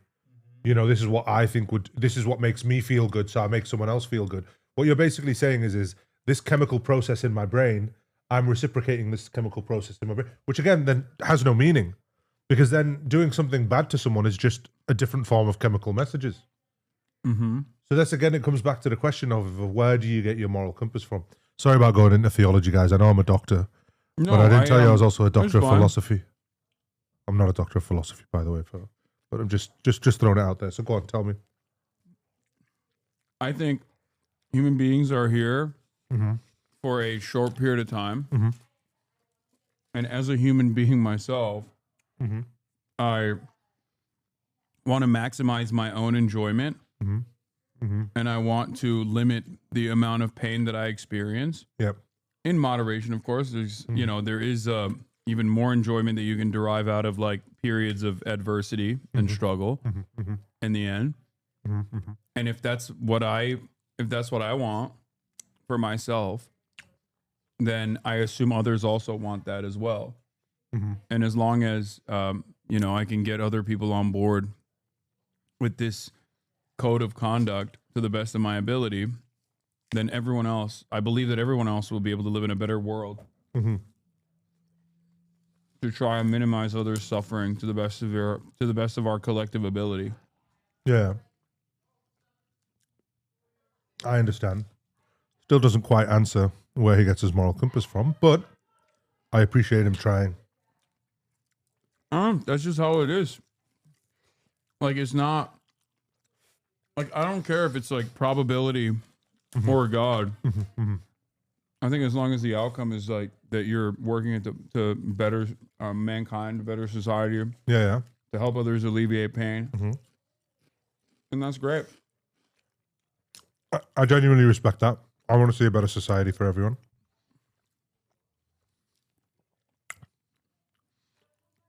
So, of all these religions right now, which one do you think makes the most sense? I don't think any. I think it's all a So you think they're all irrational? No, I think it's all a contextualization of experiences that we've had, and to try and decipher the undecipherable, the unknowable, and create social standards so that we can live in a cohesive society. Yeah.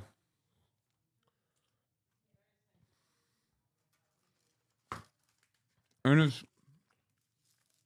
I think it has a great purpose for instilling solidarity for a lot of people. Like, I'm not anti-religion at all. Yeah. I'm a firm believer that like it has a use, and I feel like it also gives people's lives meaning.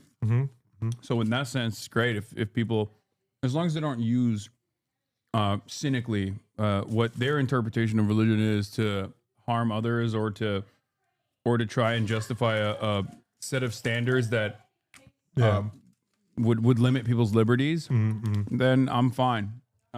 You can practice whatever you want to practice. But I see religion more so as a tool. Right.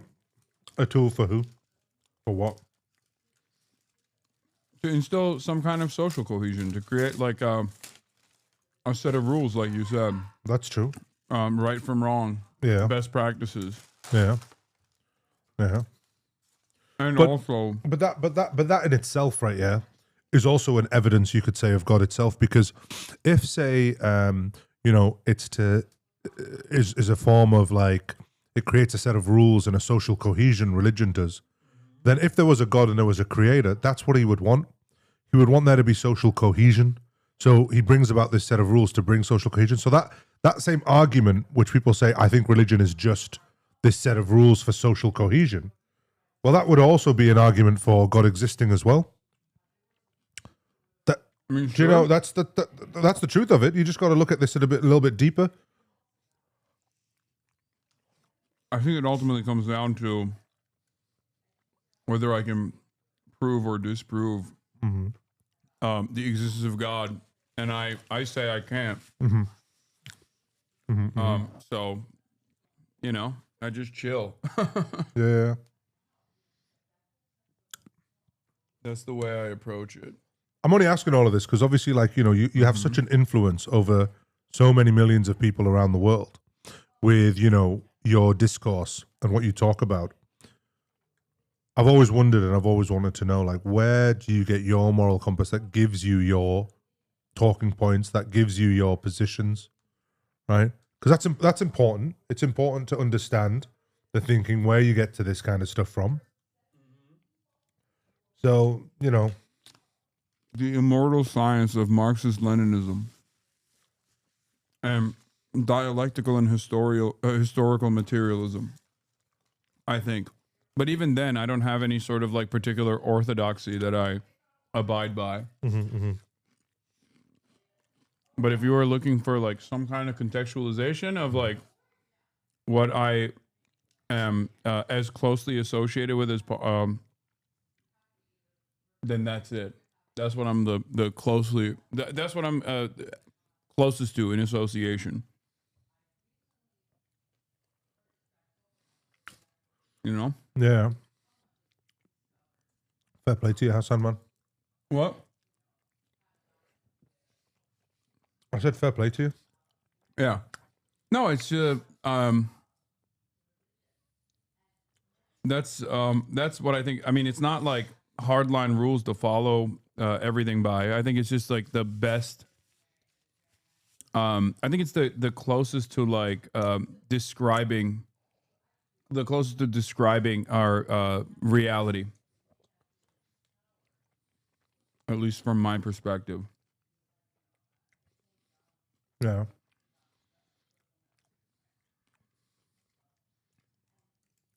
But even then, it's not. I don't have any sort of dogmatic approach to anything. Mm-hmm. So if there's like evidence to the contrary, then I would reconsider.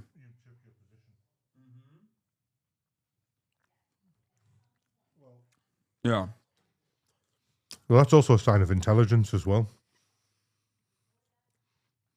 It's intelligent people who can change their position when evidence is presented to them. Mm-hmm. Because if you can't change your position when evidence is presented to you, it shows a lack of emotional dysregularity, ego.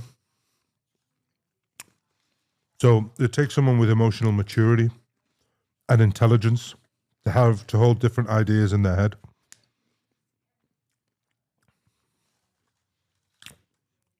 I like a lot of the communal aspects of Islam, though, and it's not a secret that I think like growing up in a Muslim society has definitely influenced my. Of course, it has my worldview. Of course, it has. Even though I would say, when I was growing up in Turkey, I was a edgy atheist. Like I was definitely like very anti-Islam. And then you came over to a world that doesn't have Islam, and you suddenly began to realize Well, I just saw the perception of Islam in the West, and I realized like, oh, it's different when like non-Muslims are doing this. You know? Man. Well, even then, I would say like one of the most significant political evolutions I've had, or worldview changes that I've had, was the hijab ban in Turkey. And Turks will get mad at me for saying this, but like when I was growing up, I thought it was icky, like I like and weird that people were like wearing a hijab. Yeah, that was definitely the way that I saw it. And I thought Erdogan's like religious liberty arguments were silly. That it was trying to make society regress. But I just fucking swallowed my piece of chicken. But only after I came to the Western world where I was like, yeah, it is kind of interesting that it was like laicite was forcibly applied to Turkish society. So he tried to ban the hijab? No, the hijab was banned. Oh, okay. The hijab was banned for Turkish women that were working in like public office, or like you were not allowed to wear a hijab in Turkey until like that's wild. Until like Erdogan. Now, Erdogan used that resentment and anger to his advantage. Yeah. Yeah, I mean, that's what, yeah. Yeah, it's crazy, though, to me. It's crazy how, when you think about it, like, it's men telling women how they should dress. That's what it comes down to, And it's weird to me, like, when people in the West say, women shouldn't wear a hijab, we should ban the hijab or ban the niqab. I'm just like going, why are you trying to legislate in law an item of clothing that women have to remove? It's weird to me that you want women to remove an item of clothing. Just a very weird stance that I feel like, No, that was. Are they more free when they're less clothed? That was what made me reconsider it. Yeah, where I was like, it does not make sense. Yeah. That I don't think women should be forced to wear the hijab, but if someone wants to wear the hijab, they shouldn't face scrutiny. Yeah. And any sort of repression. Yeah. I mean, if a woman wants to do an OnlyFans, yeah, or wear a hijab, surely we're talking about women empowerment here, Yeah, they can do whatever. That's my. So why are people so against women wearing a hijab? Yeah, is it because women are taking themselves out of the sexual gaze of men when they wear a hijab, and men feel some type of way about that? I don't know. And I think you see that when you go to the West. I don't know if it's necessarily perversion, but I think it's like, if this offers someone a sense of comfort and they're not hurting anybody, I don't necessarily care if they're wearing whatever the fuck they're wearing. Mm-hmm. But I think the real reason why there's an anti-hijab attitude is not because men are like so horny that they want to see every woman. Yeah. But instead, it's because it's like associated with Islam and they're Islamophobic. Here, that's your last one. Yeah. I'm just giving myself a couple of minutes. A couple of minutes to breathe. Damn, I thought you were a real eater. Taking breaks? I'm taking a break, bro. Taking a break. I waited so long for the food that Hasan promised that he would get me that my stomach actually shrunk. And now I can't eat as much as I would like to eat. Yeah, that was my master plan. And that's what I mean about Hasan. Like, he ordered the food late, so I'd stay on the mic. Yep. Do you know what I mean? And entertain the audience while he kept going on regular pee breaks. Mm-hmm. But listen, man, it's weird because this is the first time I've ever done a stream, bro. Yeah, you're worse than them. They fucking time my piss breaks. Really? Yeah. Who does that? Why are you guys doing that to him? Why are you timing his piss breaks? This is parasocial. You do go pee a lot, bro. Have you ever thought maybe you have a UTI? No, I get regular checkups. It's because I drink a lot of water and a lot of soda. It's diuretic. Okay. But I do think maybe we should just make sure you don't have a UTI. Well, like I said, Does it sting at all? No. Okay. I get frequent checkups. Okay. Hey, listen, man, I'm just the doctor here. I'm just trying to make sure everyone's healthy. That's all I'm trying to do. But yeah, it's wild. They make that assessment as well, and they're not doctors. Oh, really? No. Maybe I've heard that in the chat before. I've literally... Now you got them going crazy. Because every single person that has said that now feels emboldened where they're like, see? A real doctor said it, even in jest. It's because like they don't hear your pee, but I hear you pee, and it's a very weak stream as well. So I don't know if there's a prostate thing going on. I don't know, but I just think it's something that we really should. I don't know how it works in Australia, but you're violating my HIPAA right now. There's a patient-doctor confidentiality. I just think we just need to be. Yeah, listen, man, Hasan, I just want what's best for you, bro. I'm just saying you pee a lot and you've got a weak stream. That's all I'm saying. So you know why? You want to know why? I'm not even remotely worried about this because I have pissed on camera and they know what my stream sounds like. Yeah. In front of like 70,000 people at DNC, I kept the mic on. Oh, really? Nice. Yeah. Or maybe you kept the mic on purpose to pretend that you had such a strong stream. Yeah, and then to squash the rumors. And then I turned the sink. Yeah, you turned the sink on. Yeah. Wow. Man, I think he's been exposed, guys. He's been exposed. Yeah. Hasan's got some prostate problems going on. Maybe. Wait, what were we talking about before? We were talking about where you get your morality from. and then you explained it without really explaining it, because it didn't come down to the question of like, where does the morality come from? Because again, like I say, if there's no God, then it's just a bunch of chemicals, and you can't assign morality to a bunch of chemicals, because it's all just a change in the chemical composition, whether you feel good or you feel bad about doing something.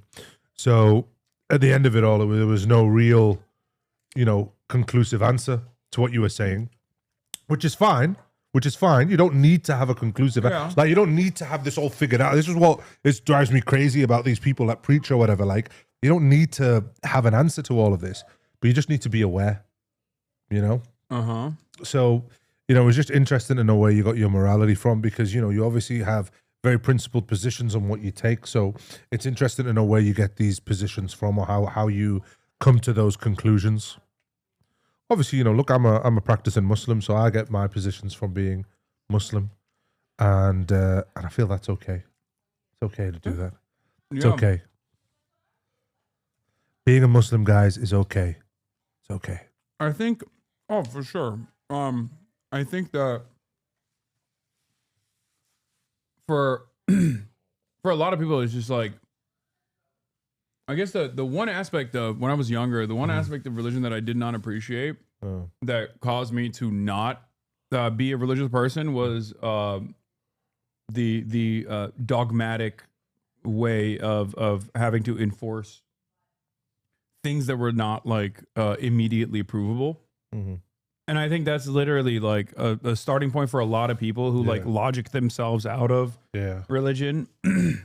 Okay. Also, this is a overwhelming majority atheist community. But that's, you see, that's interesting that you say that, because that's not the religion that has that dogmatic thing. It's the people that are enforcing that religion. It's the people.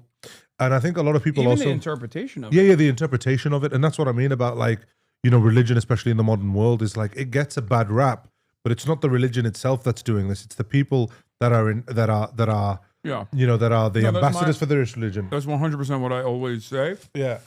And I use chattel slavery as an example of this. Right. Because especially for Westerners, it's a great way to understand it. That religion is like a tool, even in like the most, if you're not a believer, right? Right. Go on. What I mean by this is the justification for chattel slavery had religious undertones. Like people use Christianity and the Bible to justify chattel slavery, but so did the abolitionists. The abolitionists, through liberation theology, utilize many of the religious codes of conduct and scripture to ensure that people understood that this was unconscionable. This was an unconscionable cruelty. So that's the way I see it, and I think it's the most solid approach to this conversation in general, is to make sure that people don't take like an anti-religious stance across the board, or think less of people for being religious, or something that you normally see, especially on the internet, especially in like atheist circles. Because I think for a lot of people, they seem to think that religion is the cause of all wars and stuff like that. But if you actually read the encyclopedia, it's something like 92% of the wars were started for non-religious issues, like land and resources. And if you look at even 100% of all wars, there is no war that has ever been fought simply on religious grounds. Even the Crusades, that's all bullshit. Religion is the galvanizing factor. It it's galvanizes the way to justify people. It. Yes, it is. It is. See what you're saying? Historical materialism. You're teetering closely at the precipice of a socialist understanding of the world. Well, look, one thing that I will say about socialism. Who's proselytizing now? One thing I will say about socialism. It's never worked. No. One thing I will say about socialism, right, is, especially in this society that we have, is these big corporations, right, whenever they go bust, right, the governments are so against socialism or socialist policies, right, but when the big banks are about to go bust, or big businesses are about to go bust, we socialize their debt. We pay the taxpayer and we bail them out. But if you're going to lose your home, or you can't pay your bills for healthcare, then it's tough luck, pal. Everyone's got to fend for themselves. You made the wrong decisions. Blah blah blah blah blah blah blah. There's no socialism for that. No. And to me, it just seems crazy to me that like people accept us socializing the debt of corporations while capitalizing on the debt of the average person. That's what's nuts to me, because it's not that America doesn't believe in socialism. It believes in socialism for a certain type of people, and those people are the corporations and the big 1%. They can be socialized. They can have their assets or their money and their debts all socialized, but their profits are personal and are personalized. Yeah. So It's not, well, that's not like, socialism isn't like redistributive policies in general. It still stems back to commodity production. But I mean, what you're saying is not wrong. You're right. The debt or all of the losses are socialized, whereas all the profits are privatized. They're kept in the hands of the few. But that is baked into the system, is what I mean. Also, a lot of people misunderstand what like Marx was writing about and think it's like best rules or best codes of conduct, when in fact it's actually simply observing and describing the function of the function of commodity production throughout history, and also in society at the time, within a dialectical framework, a master-slave dynamic, but instead of a master-slave dynamic, this dialectic between these two classes, broadly defined as two different classes: the ownership class and the working class, which would be the wage laborers as opposed to capital owners. And capital owners are constantly working at the behest of accumulating more capital. This is like that's the way they make money. That's the way they make their earning, I guess. That's the way they make their living. And these two classes are inherently through their interests are directly contradictory to one another. Like when you work anywhere, you want to work the least amount of hours for the most amount of pay. But your boss wants you to work the most amount of hours for the least amount of pay. Yep. It's just simple, right? It's not like this isn't like reinventing the wheel in any way, shape, or form. It's simply describing how this works, which is why I think like Marx's work was so important for the entire field of sociology in general. Because a lot of what you learn in like sociology is heavily influenced by Karl Marx, but they don't just say it outright. I guess they will, because it has such a negative stigma associated with it in capitalist society that they make it seem as though it's something entirely different. I agree with you. I think any successful society, right? Because look, it's not, because here we have like this very extreme capitalist society, and all you see is the growth of inequality, and nothing ever works if you go for this one standard way of doing it, because societies are complicated. Societies have different needs. There's different population groups, and therefore you need a little bit of everything. So socializing things like healthcare and schooling and making sure everyone has a roof over their head and everyone has healthcare, that's a form of socialism that I think even most right-wing Americans would want, but they get so indoctrinated in the word socialism, right, that they vote for things that are actually against their favor, which to me is but that's why education is key, guys. That's why you should stay in school. Education is key. But even school has its problems as well. But look, just say, get yourself educated, people. You know what I mean? Read up. Yeah. I mean, healthcare is like a given. I think it's you can expand on it. Did you try the horchata? I don't know. I don't think they brought the horchata. I think they didn't have it. But we got churros for him too. Also, he's already full. Yeah. Look at him. He's tired. Well, look, I'm tired because I came off. Yeah, you did. You just I came off like a 28 flight. hours of flying. That's crazy. And I've come here, you know, giving all my energy to your peeps out there.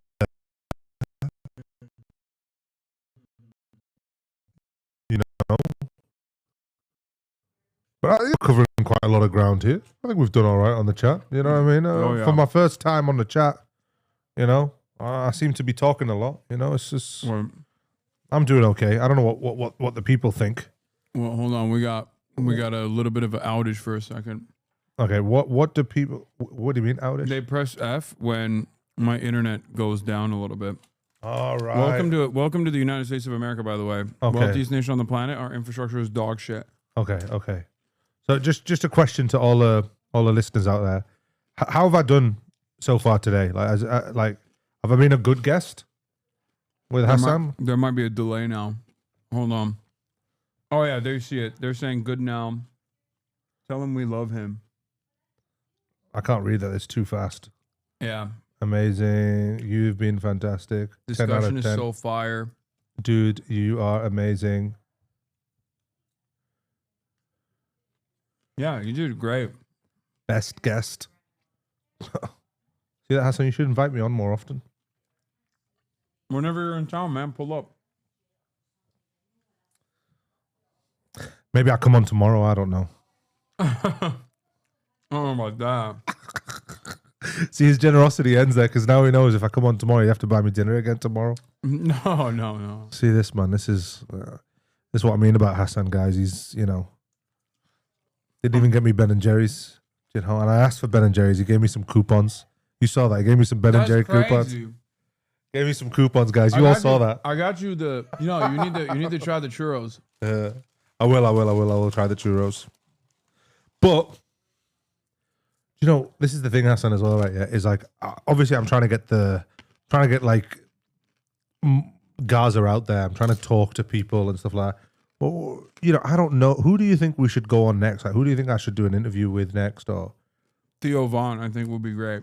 Do you know Theo Vaughn we were messaging me and Theo Vaughn. He recently had on a doctor from Gaza, and I think like he's not going to do another one so quickly in advance. Like, that's what he told me. You know what I mean? Like, I suggested Feroz back in the day to him. Yeah. When he was looking for someone to do that with. Yeah. But he was in the East Coast. Yeah. So, because Theo did come and ask me, but I was in Australia. I said to him, "Look, I'll be in the US in a couple of weeks." But I think they wanted on a guest a little bit sooner. So yeah. You know, obviously we want to do a big show. But like, who shall I go for? Like, do you know, what about like things like Crystal Ball and people like? Do you have connections with them? Yeah, of course. Why don't you set me up with some interviews? No, I got you. Yeah, set me up with some interviews while I'm here, because I'm. No, people after you did this, people will literally hit me up to be like, "Oh, how can you?" Because I want to get the support out. You know, actually, the Majority Report, they follow me, the guys from the Majority Report, and Sam Cedar, I love the guy, man. Yeah, I'd love to do something with him. He's amazing. They would love to have you on 100%. Like, who are based in LA that I could go to in LA? While none of these guys are in LA. Everyone's in. Who's in LA? Ooh, tell me who's in LA. The Podjons, the former Obama people that do Pod Save America. Let's get on Pod Save America. I can text them. Text them. Just tell them you've got this big, handsome. They'll probably, like I said, they'll probably see this. Like when I do these sorts of interviews, like people hit me up afterwards. Really? To be like, oh, can we get connected? Like when I interviewed this 19-year-old Rashid Al-Haddad from Yemen. Yeah. Who was dubbed Tim Houthi Chalamet. Oh, yeah. I remember that. And everybody thought, myself included, that he was a Houthi. He wasn't. He's just like a random teenager. Yeah. But when I interviewed him, I had like every fucking media outlet being like, how did you secure that? Can we please get him on? Yeah. Like New York Times was reaching out to try to get to try to do an interview. Guys, we are trying to get a children's hospital in Gaza. I need to get the message out there. I need to get as many interviews as possible. I need to get this done. So, you know, Hasan, if you can help a brother out. Oh, 100%. If you can help a brother out here, all I'm trying to do is just represent my people. Yeah. You know, if you want to elevate Palestinian voices, Hasan. But if you don't want to elevate Palestinian voices, that's your prerogative, you know, Hasan. If you I'm not really about that. Yeah. But whatever shows that you want to be on, tell me and I'll set it up. Sweet, like I'll man. ask them. I don't know. It's not. Yeah, I mean, you can guaranteed. ask them. You can ask them. Why isn't there any of these shows in LA? I don't get it. Like LA is like the progressive place. Why aren't any of these left wing shows here in LA? All the news media is in New York, with the exception of the Pod Save America boys. They live here, but everywhere else, everyone else is in New York. Are you going to New York at all? Well, we were thinking about heading down to New York. You should definitely, if you want to do media, if you want to get on all these shows, you got to go to New York. Yeah. And then, like, I mean, Mehdi is in. Where's Mehdi in? Yeah. He is in DC, I think. Yeah, man. Mehdi, where are you, brother? Where are you, brother, bro? Well, Do you know what I mean? He's interviewed all these non-Palestinian doctors, but won't interview a Palestinian doctor. Mehdi, I'm disappointed, Mehdi. There aren't that many Palestinian doctors. That There go aren't many from- Palestinian doctors that went to Gaza. Yeah, There's only a few of us. There's literally a handful of us. Yeah. And that's why it's important that we elevate Palestine. It doesn't have to be my voice. There's an amazing. No, I interview Palestinians in Gaza all the time. Yeah. I'm saying, like, But the ones that like go into Gaza, the Palestinians that go into Gaza and come out, they're the voices that we need to elevate as well. We need to elevate their voices. You know, there's this amazing like ER doctor called Thair Ahmed, who's a Palestinian emergency physician as well here. I think he's based in Maryland. You should have him on the show. I'd love. He's a USA based ER doctor. He's amazing, man. He's the man.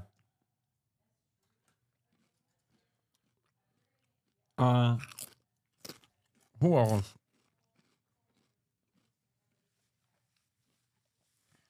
Yeah, You can go on Bradley Martin. I could do Bradley Martin. I mean, you know, look, I don't want to. Well, he just I don't want to embarrass the guy by outlifting him and then going on his show. You know what I mean? The fitness You think you can influencer. outlive them? Probably not right now. Nah, I mean, I he's- haven't trained in the gym in like he's 5 fucking- months. I mean, I've lived it with him. He's a fucking monster. But I can shoulder press like 70 kg dumbbells. kg Dumbbells in each arm. 70 kg. Yeah, 70 kg in each arm. That is fucking insane. No, but I don't. What the fuck? What's your deadlift? Do you not deadlift a lot? You know what? Like, I don't what know. was it at your peak? Because I know his deadlift. I've deadlifted with him. I don't know. I think like at my peak, my deadlift was like around 300 kg. I don't even know what that converts to because I use pounds now. I forgot the metric system. I don't know. Maybe that'd be like 660 pounds. Yeah. But you know, you got to remember, like, I was playing professional sports. I wasn't lifting to just lift. No, I know. But like, you know, But that's still an insane amount. my bench was like 210 kilos. 210 kilos? Yeah, 210 kilos. That's psychotic. You might actually, I don't know. You might but actually. but outlive like Bradley. I can't do that right now. I can't lift those numbers right now. No. Because I haven't. One, I went to Gaza and then didn't eat properly for like however many weeks. Yeah. And two, since I've come back, I've not lifted. And you know, ever since I got injured, like 2-3 years ago, I've not really lifted that much. You know, I do a lot more boxing and stuff like that. But like, you know, like I can still bench and shoulder quite a lot. But yeah, no, I haven't trained in months. I would not want to train or lift right now because I would embarrass myself. But there's definitely videos. I got videos of me lifting. When we're in Michigan, we gotta lift. You Yeah, gotta no, go. You gotta come with me and hang out with yeah another doctor. Yeah. Man, I'm keen, man. I'm keen. You know, I love that kind of stuff. I love lifting. But you know, like I say, I used to play professional sports, and that was my thing. So I would always lift for Someone said functionality. 460 bench. Yeah. Your bench is like double my bench. I mean, not my PR, but yeah, like I can barely put up 230 for like I can't do it for like a convincing 10 any longer. I don't know what I can do right now. Like right now, I am not very strong. But yeah, because I haven't lifted in months, and I haven't eaten well in months, and I've been super stressed out trying to do this and not sleeping and all the rest of that kind of stuff. But I've never taken steroids. I've done this without steroids. That's why, like, I'm quite confident, like, when I walk into the gym, because I'm just like, you know, compared to a lot of guys, like, I've not taken any gear, so I go in there knowing that I'm stronger than most guys on gear. Yeah, I mean you're around the same strength as Bradley, I think, if not stronger. Yeah, but I couldn't lift those numbers right now. No way, no That- way, Jose. that's crazy. Because look, because like, you know, again, like, you know, when you do this naturally as well, you've got to, you know, because look, it's not like I'm saying this and I'm shredded with a 6-pack. I'm not. because it's natural. Do you know what I mean? Like I'm carrying a bit of excess weight around the gut because I'm trying to lift heavy. But obviously, a minute now, like I'm just not lifting heavy at all. I really want to get back into it. That's going to be my. Well, the reason why I suggested Bradley is because he just did an interview with Jim Rat in Gaza. Yeah, the gym rat in Gaza. Yeah. Why not bring on the beast from the Middle East? Yeah. Bradley. Yeah, that he'd probably be down to do it. I think. How tall? You're like we're around the same height. I'm 6'2". I think 6'2", 6'2 and a half, something like that. You know, 6'2". Just Being pro-Palestine gives you monster power. I wish that was real, bro, because it has not given me monster power. Let me tell you. Maybe I'm not sufficiently pro-Palestine. That's what it is. Yeah. That's why. All right. You gonna try the churro? Yeah, man. Let's do the churros. All right. I'm gonna throw this out. All right. You got a churro with caramel and chocolate over there. Okay. Let's get this. Yeah, I'm gonna throw this stuff out real quick. You do a taste test, and then I think my mom and your friend want some too.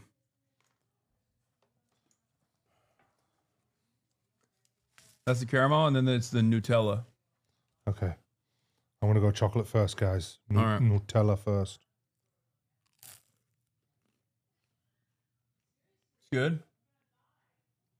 I mean, it's probably cold now, so it's not as good as it would be. Mm-hmm. Let me see. I'm just making sure it's not poison, you know? Yeah, it's gotta be warm. I mean, it's good, but it's not as good because it's not warm. It's soft. It's soft.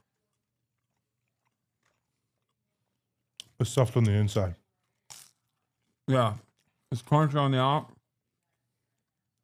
It's how you want your men. You want them hard exterior, but soft on the inside, soft and gooey. Yeah.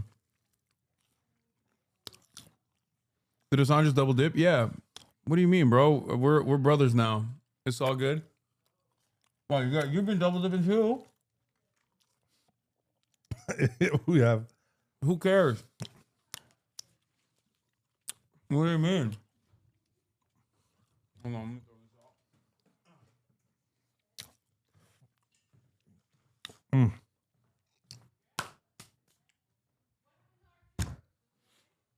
Welcome back to Dr. Mo's show. Are you gonna finish the churros with my mom? No. Let them have it. Let her and Aaron have the. I'm just talking to my people out there. You know what I mean? Welcome them back to my show. Yeah. It's your show now. Cheers, everyone. The Dr. Mo Show. What I thought we would talk about today on the Dr. Mo Show is how do you know if you've had a good bowel motion? I think it's very, very important that we know what a good bowel motion is. And I think that's why on Dr. Mo's first episode, we should talk about what makes a good bowel motion. Oh, I talk about my bowel motions all the time. Perfect. Hasan, tell me what makes a good bowel motion and I'll tell you. Are we talking about like what's a good poop?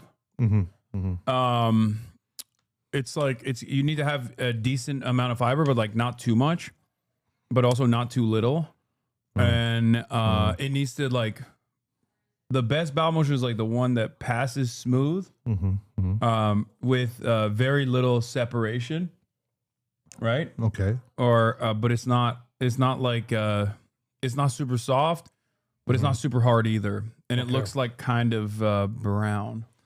I mean, I've never heard such a political answer for what poo should look like. Wait, what do you mean? That's like, isn't it correct? You've literally just said everything. You've said it should be hard, but not too hard. Soft, but not too soft. Yeah, it's like perfect because like if it goes too soft, I don't know whether I was talking to diarrhea. Hasan or Pete Buttigieg after he's asked about Israel. Okay, all I'm saying is, it's not supposed to be. It's not supposed to be too soft because then it's diarrhea, and then it like turns into pissing out of your ass, and it's like extreme diarrhea. Wow. And it's not supposed to be like piece by piece, like it's goat poop. Right. Okay. So it has to be like one big. You're very knowledgeable in this area. Yeah, I have it down to a science. I poop at the same time twice in the morning. Once before I drink coffee, once after I drink coffee. Every day. Unless I change my Is the coffee what's making you poo? I mean, I pooped before the coffee too. Yeah, but is that what's making you poo the second time? I assume maybe like my metabolism starts kicking in. Yeah. Partially, possibly. Yeah. I don't know. What is it? Is it not the coffee? I feel like you're asking a trick question. So you do have this built-in reflex that when you eat, the stretching of the stomach wall actually causes, it loops in and it causes this reflex with your bowels, and it opens your bowels, or it allows you to open your bowels to move poo out, because the body now knows food is coming in, so it moves the poo out. So that's why when people eat, they feel like they need to go to the toilets right after they eat. It's a reflex. It's a built-in reflex. I don't ever feel like I need to go to the toilet after I eat in the middle of the day, though. Really? Yeah, no. I only feel like I need to go to the bathroom in the morning. What's the healthy number of poops in one day? So it really depends on the person. There's no actual set healthy amount. For some people, pooing once every 6 days is normal for them, and that's healthy for them. What? Yeah, there's some people that are like that. Some people, for them, pooing twice a day is normal. Obviously, things can get not normal. But by the way, that reflex that I was telling you about, it's the gastrocolic reflex. The gastrocolic reflex. So you can Google that. You can have a little read about it. I'm in awe that there are people out there living on this planet and they just hold that shit in for 6 days. There are some people that poo once a week, and that's normal for them. How are they not bloated all the time? They don't get bloated. You know, it's like Michael Phelps. Like Michael Phelps, when they would test his blood after he'd go swimming, like his lactic acid levels would be, I think it was either really high or really low. But it must be really low, right? Because like because some of the Olympic lactic swimmers, acid is where you get the pain. Yeah, so lactic acid, it's acidosis. But for some of these swimmers, they can tolerate a level of lactic acidosis that would kill you and me. You know, if I had somebody come into the emergency department and they were in septic shock and they had a lactic acid of like 15, 20 or whatever, we'd be like, that's just not computable with life, right? Yeah. Or they'd be really, really sick. But some of these Olympic swimmers can have a lactic acid level of like 20 and still be able to swim. Others can swim like a whole marathon and have a lactic acid just like what me and you would have if we had a small jog. So actually what they found was, and this is what I mean about the Olympics, is like they genetically is really what defines you whether you're an Olympian or not. The way that your body deals with lactic acid is really defines whether you can do long distance or not, is how your body copes with the lactic acid. Wow. Because we're all going to produce that lactic acid, but can you cope with higher levels of lactic acid in your body and still be able to run and have control over your muscles? Or are you able to quickly get rid of the lactic acid so you can keep going for longer? And that's a genetic advantage, but that's what all the sport is. You know, we don't look at that from the chemical level of Olympians. We look at things like someone's reach, their height, their weight, their speed. That's how we look at an athlete and we go those things. But there are actually those internal processes that really define you more like of what an athlete is. That's why you see some people who just don't look athletic at all, but they're absolute machines. I'm still thinking about the person that's holding shit in their body for 6 days. I'm not going to lie. You cooked me with that one. When I found there are human beings that just have so much dookie in their body. Yeah. Walking around me at any given moment. I feel like you accidentally bump into them, they're going to shit their pants. Like I don't. Yeah, a good punch to the stomach. If I went for 2 days without pooping, I'd sneeze and I would just let it out. Like I say, it's not normal that it's a high number, but I'm saying for some people, it's normal for them to poo once a week. But if you're only pooing once a week, then you really need to go see a doctor and just find out whether that is actually normal or not. Just FYI. Dr. Druggist I'm not saying it's normal. I used to go every 2 weeks when I was a kid. What the fuck? Yeah. There are some people that were like, especially kids. So more so kids than adults, right? Yeah, when they're still developing their bowels and they're still developing their their gastric system. For some of them, yeah, it'd be like once a week they would poo. Kids once a week, once every couple of weeks. What's the body doing with it? Like, how is your stomach and your like intestinal tract just like more powerful? Well, it can get really bad, especially for people that don't poo very often, right? Because it sits in the colon and then water is just constantly reabsorbed.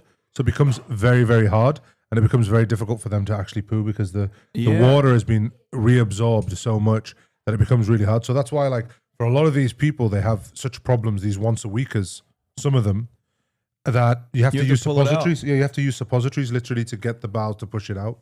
Yeah. So anyway, that's the conversation, Dr. Mo's bowels conversation. There's a lot more we could talk about with bowels, guys. You know, there's a lot. It's very important. It is very important. I think we should maybe have a whole day about this. But I do gotta do some other stuff now.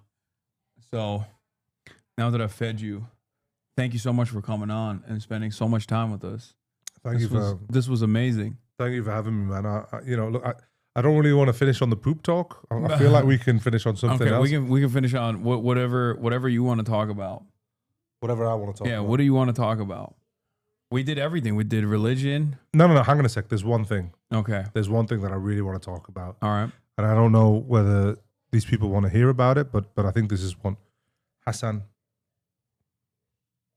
is there like a special somebody in your life? Are you like in love? Have you ever been in love? Like talk to me here. I have, yeah. I mean, I don't talk about my private life though on camera. Oh, you don't talk about whether? No. I was going to say because I got married in Gaza. Oh yeah, I heard about this story. Yeah. I would say like it's just crazy where you find love. Yeah. How you want to tell people? I heard you were talking about it. She was holding it light. I don't want to ruin it. Go ahead. You do it. You explain it. It's beautiful. Man, oh God, look, I'll keep it brief, Aaron, because I know you want me to leave, right? Yeah, I can No. I was supposed to play a game with a bunch of other content creators at 4, and they pushed it back to 5 so that we could continue talking. Oh, okay. Sorry about that, guys. Well, look, when you go to Gaza and you're working at the hospitals there's a lot of the doctors have compassion fatigue, right? And it's because they see so many dead people coming in that, like, when there's a mass casualty event, they're not running like, as me and you would be if we were to see all of this, because they're just so used to it. They're exhausted emotionally and mentally and physically. There was one doctor that I kept seeing that would just, no matter what would happen, she would always be going to these mass casualty events. She would always give 100% to every patient. And it's difficult when there's no medicine. I remember just thinking to myself, like, how is this person have this much level of compassion in a war zone like this? Like, to still, to this day, 2 years on, still have this level of compassion. And that blew me away. It blew me away. And I I had to inquire about who she was. Mm-hmm. And, we went down the whole traditional way. Like, I asked the head of the hospital, I was like, there's this girl. What do I do? And he went, oh, I know her father. So I ended up talking to her father. Then the father talked to her. And then she came with her father all the way from the north to the south, walking in the middle of a war zone to come meet me and see me. And we got down and we got chatting. And she's amazing, man. I am the luckiest guy in the world. And do you know what the crazy thing is about this story? I've not said this actually before to anyone right now. Obviously, there's a lot to this story. I'm only giving you a brief thing. But my father, obviously, who was born in Gaza, but when he was a kid, he was hit with like a rock on his head and he fell into a coma. Mm-hmm. And the hospital that he was in a coma in, they had to do like a tracheostomy. They had to cut through his throat to put a breathing tube in. And that hospital was the Baptist hospital in Gaza. And that's where I met her, at the Baptist hospital. On the same wards where my father was treated. Wow. And I felt like it was just such a full circle moment that I was this refugee, never been to Gaza or anything like that. And the moment that I come back, it's the place where my dad's life was saved, that I met this woman. Wow. And I just think it's such a Palestinian story of like, this was the place that has so much despair, this hospital room, this ER, where so many people have died. And it was in that ER that I saw her and I met her, and that's where we had, our moment. So, subhanAllah, like, I just believe that, like, these are this is what it is to be Palestinian. You live in between hope and despair. Hope at hope at that particular moment, but despair at what's going on around you. And that's what I feel like the Palestinian story is. And You know, that was the story of me and her, like the hope and the despair, the place where my father was kept alive and it saved his life. That was the same place that I met my wife, and the despair at the death and the destruction going on in this place. But yet there was so much hope that came out of this hospital. Not only did it save my father's life, but it also where I met my wife. Yeah, it's just, yeah, man. Wow, I'm a lucky guy. Incredible. That's an amazing story. And she wasn't one of the Palestinians that came from outside of Palestinian diaspora. She's like from Gaza. She's from Gaza, yeah. Originally, what part of Gaza Palestine? City. Oh, so she's OG Gaza. She is as OG Gaza as it gets. Yeah. She's amazing, man. She's amazing. She's such an amazing person. And I'm so lucky. And she's still working right now? She's still working right now, yeah. Yeah. We're trying to get her out, obviously, and it's really dangerous. But, man, it's just, you know, it's hard, man, because sometimes we lose signal, you know, when the tanks surround the area that she's in, and you just don't know if she's going to answer the phone again or not. So it's been tough, man. It's been a tough few months since I got out, but I'm the luckiest guy in the world, and she's amazing. And you know, that's one thing that they'll never ever be able to break from us Palestinian people, is that no matter how much they portray us, we love, and we love deeply. So love will always win, love will conquer. So that's the message I want to leave everyone on. Thank you, everyone, for having me on the stream. Thank you for Hasan. coming on. And where can people find you? And what do you want to promote before we let you go? Follow me on Instagram, Beast from the _Middle East.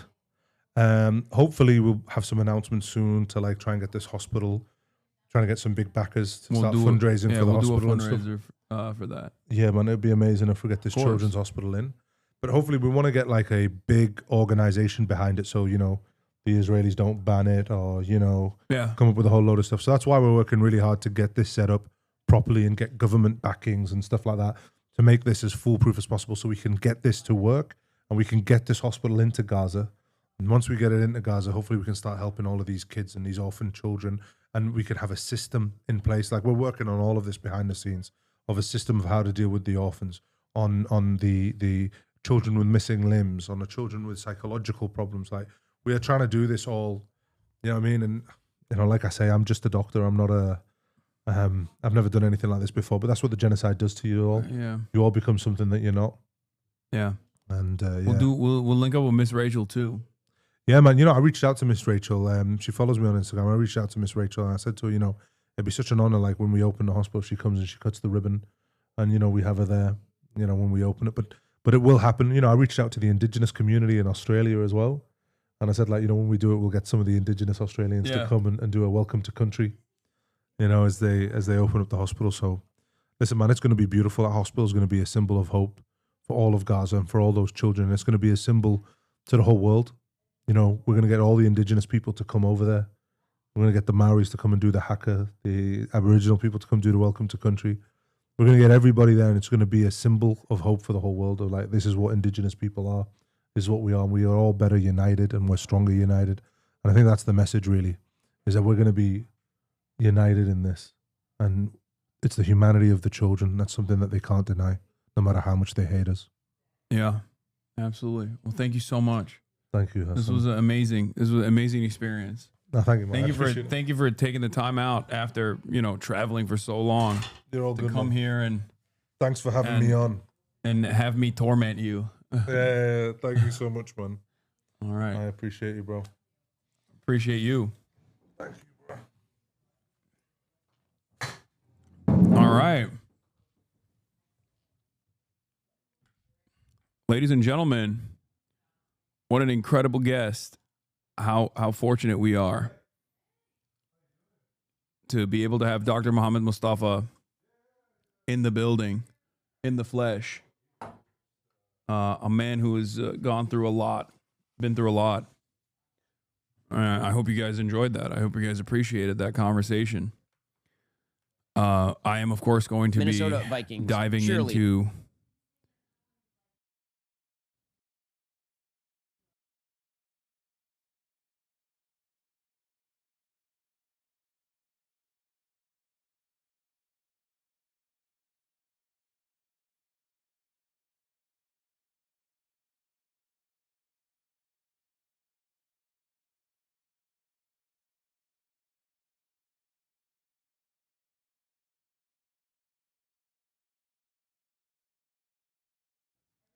some other stuff in a brief moment. I know a lot of you want me to play video games, and that is precisely what I'm going to do. He forgot his coupons. Don't worry, I'm gonna give it to him.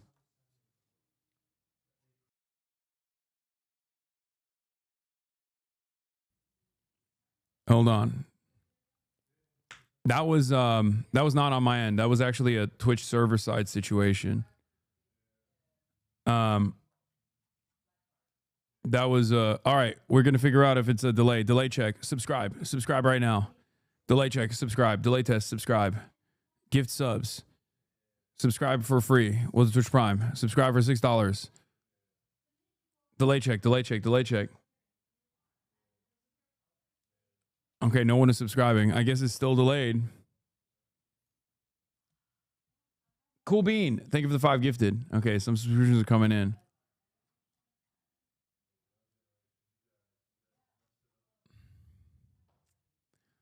Vaki. Thank you for the 10 gifted.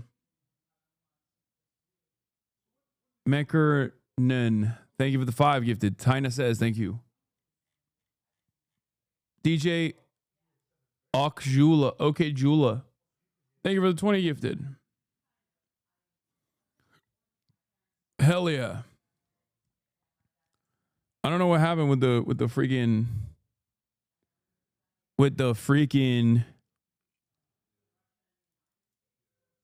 oh shit, I got early access to Metal Gear. It ain't delayed. I just ain't doing none of that.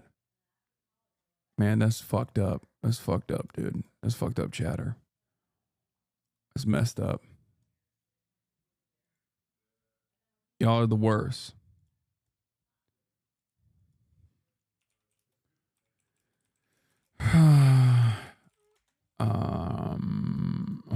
Hold on. Where they at? Where the boys at? Because I don't see the boys. I don't see them.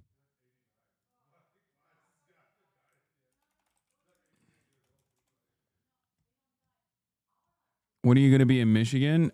This weekend. Wait, hold on. What the executive order does, sir, it charges. Okay. Are you going to reach a peak today? Yes. On my life. Actually, I shouldn't say that. Can you give me and C-Mac keys for Metal Gear Solid Delta, not Fizz? He hates gaming. Okay, that's good. Yeah, no, Fizz is not getting the remakes. Don't worry. I mean, the Metal Gear Solid Delta. I'll make sure.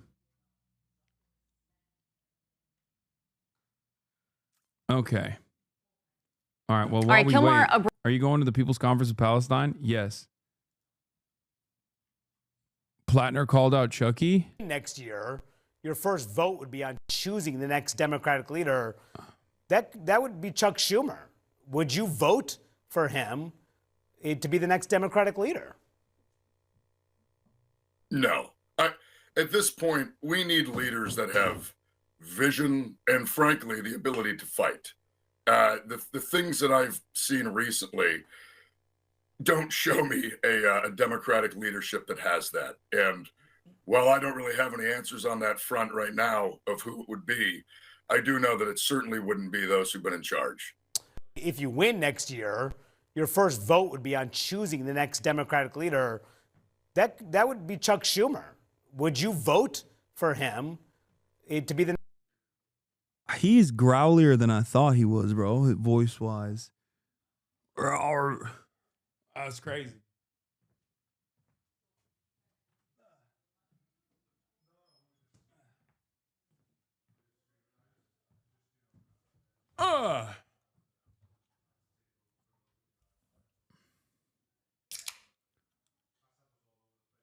I'm pitching a 10 after hearing it.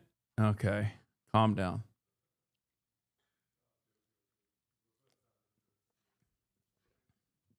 Are you going to this? No. Because I'm in I'll be coming back from I will be coming back from Michigan at that point. So no, I will not be at that. All right. But I will link up with Plattner. I already have been in contact with his team. I've been in contact with his team already, so we're doing that for sure.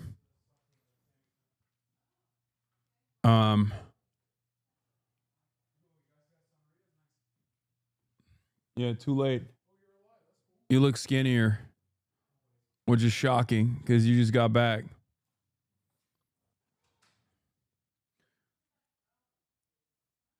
Okay, where'd they at? Where?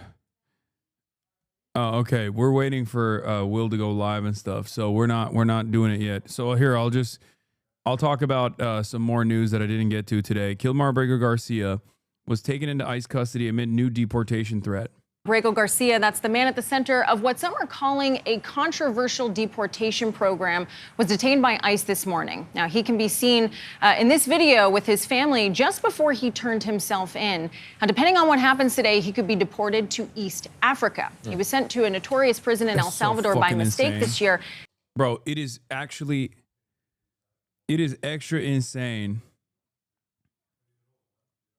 It is extra insane that they started off this entire conversation by just like falsely smearing a dude, openly admitting that they fucked up by sending him to El Salvador when it was illegal for him to be sent to El Salvador. Then they were like, all right, my bad. We made a mistake, but he's still going to stay there because he's still a criminal. And then they basically, they just lied about his background. They were like, oh, he's MS-13. Look at his knuckle tattoos. And then after all this back and forth, they eventually had to, by force, by the last remaining power in the judicial process, they demanded his return, and he came back. He had a brief moment of solace with his family. Okay. And now they're just like still trying to, in the process, they like found new evidence, post hoc evidence, which is bullshit. Okay. To charge him with extra crimes.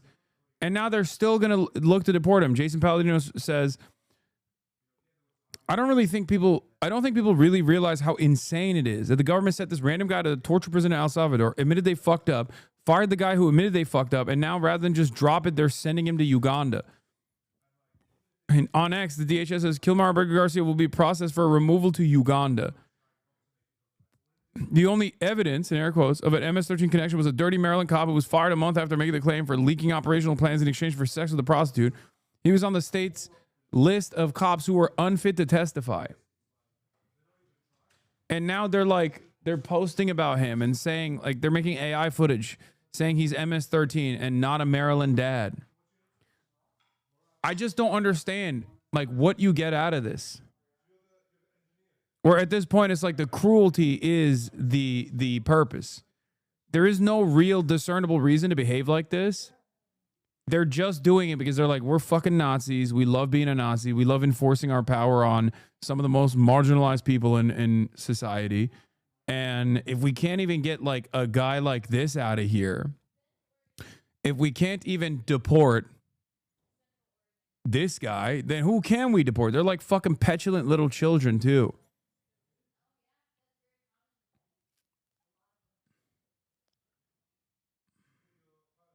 Is it the streets of Uganda or a prison in Uganda? I don't know. I don't know. I don't know what the structure looks like in Uganda, but it's like the British Rwanda plan, basically. Uh-oh, look who it is. We got two little ladies now. Kaya. Oh, only now do you care. What are you doing? Come here. Get back here. Anyway, Uganda is the grips of a new dictator named Museveni for decades now. I am sure it's another dictator pal scheme like El Salvador. Hello. Hello, baby. Okay, go. Okay, go. Okay. Okay. Get out of here. Why are they sending him to jail and deporting him? What are his crimes? Bro, it doesn't matter. That's the point. What are the crimes of so many other people? I think this, like, the purposeful cruelty of this this process gives the game away. That it has nothing to do with like actual protection or anything like that.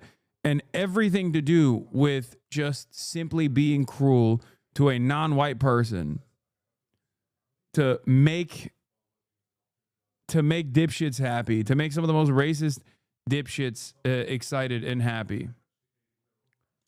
The real crime is what the government has done to this man. Then brought home months later. Now, his case has become a major flashpoint in the debate over the Trump administration's immigration crackdown.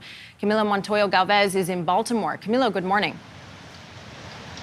Good morning. Kilmar Garcia arrived here in Baltimore to report to this ICE field office behind me, and he was almost immediately taken into ICE custody yet again. His attorneys say he's now being taken to an unknown detention facility in the country, and that they have filed a new lawsuit demanding a full trial before any deportation to Uganda or any other country in the world. This was the moment Friday when Kilmar Garcia reunited with his family in Maryland after months in detention. The 30-year-old Salvadorian man who entered the country illegally in 2011 was taken into ICE custody in early March. He was deported to El Salvador and transferred to a notorious mega prison known as Secot, despite a 2019 court order that prohibited officials from sending him to his home country due to persecution concerns. In late March, the Justice Department admitted Abrego Garcia's deportation was an administrative mistake. After a month of dispute, Abrego Garcia was brought back to the U.S. in early June, but only to face federal charges of human smuggling. Hello, sir. Yeah, this also, like, the media is, I think, kind of being a piece of shit with their reporting on this, because they're not covering, like, how this information came about. They literally added this as a post hoc justification, okay? They scoured through every piece of evidence they possibly could to tie him back to one traffic stop, okay? Where there is no evidence whatsoever that he was like kidnapping people or you know, human trafficking people at all. They stopped him. They stopped him at a traffic stop, and the cops themselves are like, yeah, this looks like, you know, these are a bunch of workers that are going from state to state. And that's it. That's it. That's the evidence they have, is a traffic stop. We watched it. And the cops themselves, like some of the most racist fucking cops out there, are state troopers in the state of Tennessee. And even those motherfuckers were like, yeah, it's fine. It is crazy, bro. How are you? Stemming from a 2022 traffic stop in Tennessee. He has pleaded not guilty. He was a smuggler of humans and children and women. On Friday, a federal judge released Abrego Garcia from criminal custody. It's kind of wild because, like, it is the federal government behaving in the ways that, like, my internet haters do. You know what I mean? Like, this is the attorney general, this is the top cop in the country. And she's straight up behaving like my fucking haters do, where they just, like, make erroneous fucking claims. It's so wild. Like, they're just making shit up. Like, that's the expectation I have from, like, a slop tuber, not the attorney fucking general. You know what I mean? Like, your word has power. You have so much power over regular citizens' lives. You are the most powerful law enforcement officer in the country.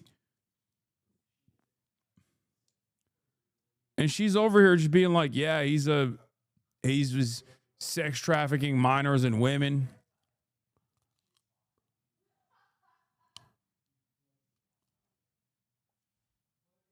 And when you're the one who's making those defamatory claims, like, they hold weight.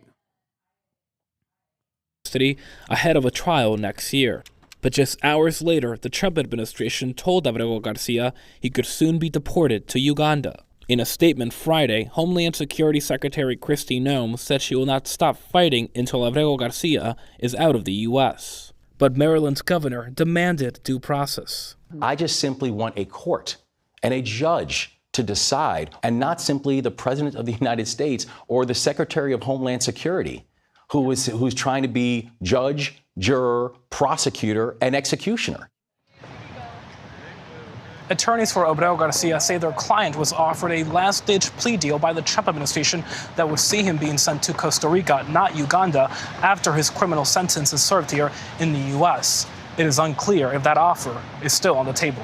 Tony? Camilo, thank you very much. Appreciate it.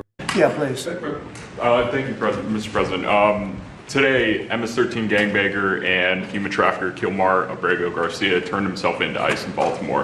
Do you have any comment on this? And why are the Democrats so emotionally attached to this man who beats his wife and is part of a terrorist organization? Because Wow, what a great question. Thank you. they think he's going to be good for votes, and I think he's very bad for votes. These people are deranged. He's not good for votes. He beat the hell out of his wife. His wife is afraid to even talk about him. She's been mauled by this animal. And, through a system of liberal courts, he's doing things. But, no, we have that under control. The candidates running to be New York City's mayor hit the campaign trail this weekend. It was a busy weekend. The stunts pulled range from new to odd to sticking with tradition. They were even trying to lift weights. Trying being the key word there, Robert Moses. What's going on in your department this week? Yeah, Dan and Tishani, they are all running for a weighty job, if you'll pardon the pun.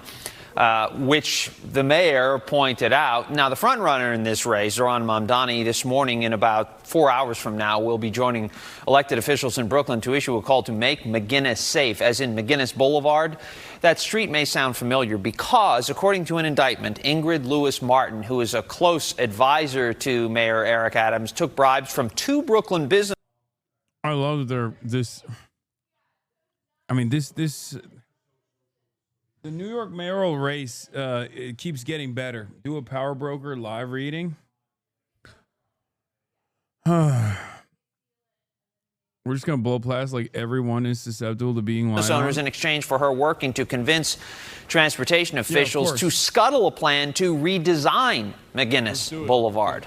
Hundreds of people turned out yesterday for a scavenger hunt that Mamdani organized. In announcing the hunt, he trolled the mayor by eating from a bag of hers sour cream and onion potato chips. You'll remember that Winnie Greco, a fundraiser for the mayor last week, handed a reporter an envelope of cash inside a bag of the same brand and flavor of chips. While he didn't take questions from reporters yesterday, Mamdani did speak about the scavenger hunt and how he hopes it taught New Yorkers something about the city where they live. Politics is not something that you have, it is something that you do. It can take you from a screen to a sidewalk. All right, we alluded to this earlier. On Saturday in Brooklyn, Mamdani struggled to bench press without assistance, which led Mayor Adams to dub him Zohran Mamskrani.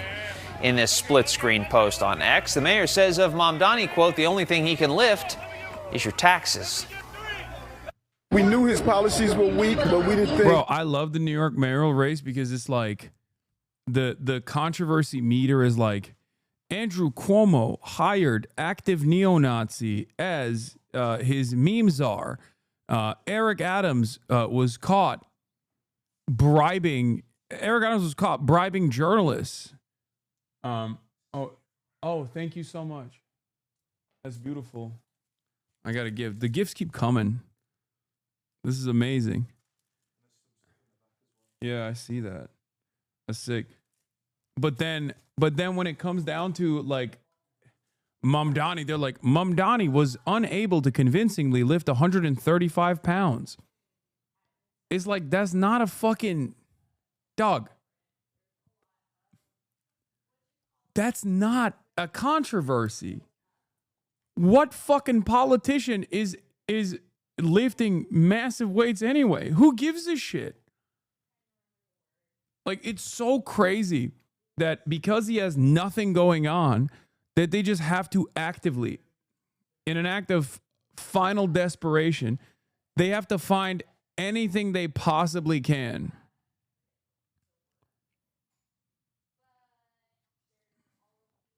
It's so fucking stupid. It's so goddamn dumb. They're like, oh, well, Eric Adams was indicted on corruption charges. And then the Trump administration basically dropped his case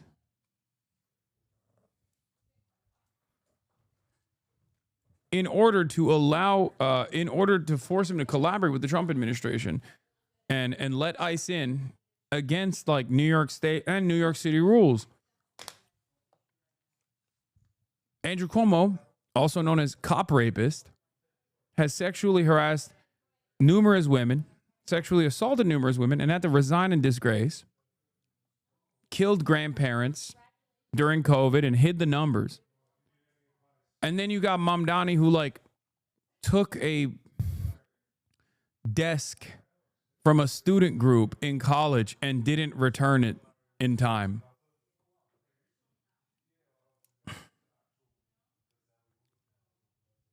I don't know. I know that I'm not supposed to,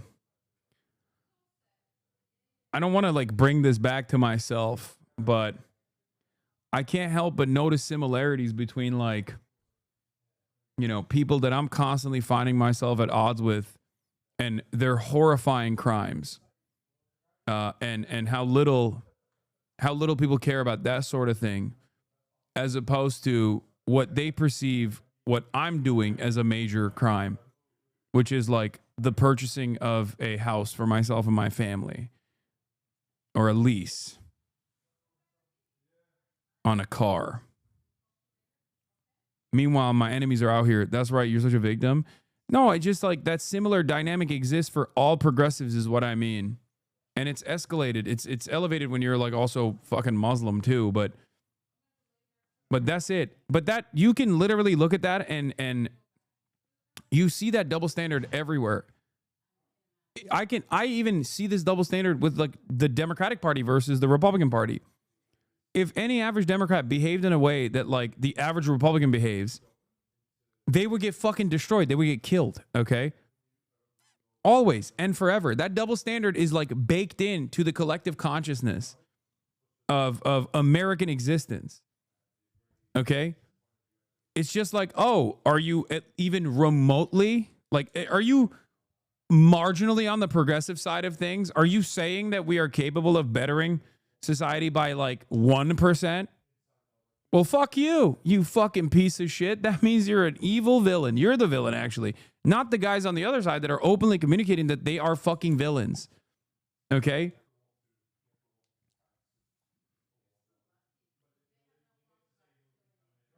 Victim, bros, people working 24/7 at lying about him. I know that's not my victimhood is nothing, and it ultimately doesn't matter. I'm trying to expose and highlight the double standard that exists in general for everything. It doesn't. You don't even have to look at this from the framework of politics. There are people who are not political commentators, right? I know you're being critical of the guy, but he's right. I shouldn't have used the word victimhood because I'm not a fucking victim. Listen, think about it this way, even from the perspective of content creators, right? Like content creators who simply say like, maybe we should be kind to one another, right? And then you got a million people being like, oh, be kind to one another. Well, I'm going to negatively frame something that you did that everyone else has done a million times worse and act like you're fucking inconsistent with the values that you're presenting. You don't even have to be a political person. They like lose their fucking minds over it, where they're like, if anyone is just like, hey, why don't we be nice? They'll turn around and present you like a villain actively. I don't know what it's born out of, but it's this notion that like everyone is hypocritical. You fucking asshole. How dare you say we should be kind to one another? Fuck you. It's so cynical. It's so fucking weird. I don't think people understand how ferocious the opposition to Mamdani will be if he's mayor. Republican and Democratic power brokers will unite to crush him and punish New Yorkers for voting for him. They can now allow someone with his position to be success and inspiration. There will be an all-out media and financial assault on Mamdani if he takes office. When Salvador Allende was president of Chile, Nixon said the U.S. had to make the economy scream. Something similar will happen in New York in a collaboration between Trump and the Dems. I can totally see that. But we will overcome it. Okay? We will fucking overcome it. Guess, mic, noise gate is still low. Can hear people chatting in the background. Ignore me if this is low. It's not the guest mic. It's my mic, but they're just like talking behind me. So you're going to hear it while I'm in between conversations. I think it's because the entire American empire is built off lying to the people, so we don't think anyone can be kind and see cruelty as at least honest. Yeah. While urging Biden to rush bombs for Israel's genocide and voting for a $17 billion arms package for the apartheid state, Representative Richie Torres also secretly bought stock options in weapons giants Lockheed, Northrop, and L3 Harris, the firm supplying Israel's arsenal. The trades were filed nearly a year later, far beyond the 45-day deadline under Stock Act, Sludge reports. All the while, Torres loudly opposed the ceasefire, joined Republicans to override Biden's brief pause on 2,000-pound bombs, and voted to sanction the ICC after it issued arrest warrants for Israeli leaders. Interesting. It's just so interesting to me. This guy's supposed to be a progressive, by the way. He ran as a progressive initially. How wonderful. This is the best we got, dude. It's crazy. Anyway, here's a beacon of hope from an unlikely place. Fox Business. Fox Business went out to New York City streets, and they wanted to find a single Gen Z person who didn't support socialists or Mamdani. They couldn't find a single person. Hell yeah. As a generation, our values are very different than any other generation. We're kind of a socialist generation. Honestly, don't know all the details. I do see myself more leaning on the Democratic side, so I know I can trust him. Gen Z as a whole is just kind of a little bit upset with the like current hierarchies and hegemonies of power that are in place. Rent freezes or government growth. The audio is so ass, but it's not even just the audio is ass.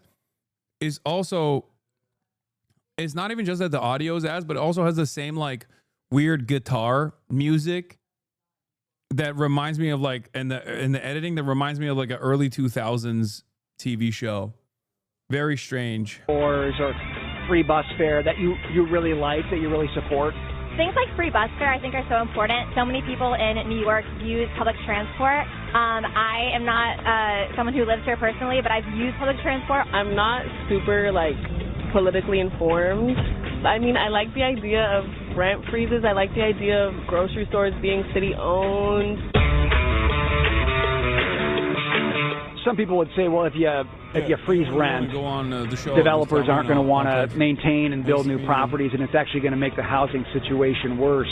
What do you think about that? Is that a concern of yours? Sure. I mean, you know, there's definitely going to be pros and cons to everything. I think people are really tired of how high the rent's going, and I think just kind of seeing and kind of having new issues come about, but with a rent freeze would almost be a welcome sight for a lot of us. The net benefits outweigh the harms, because when people get housing, they'll contribute overall more to the economy, more to being able to work and have stable living situations. We shouldn't be worried about the private companies who are profiting off of very expensive rents, and they're really upcharging for people who can't afford it anyways. I also don't study this, but from what I feel, like I've never known landlords to be short of money. Freezing rent and free. Fox News would be like, this is the most horrifying thing we've ever encountered.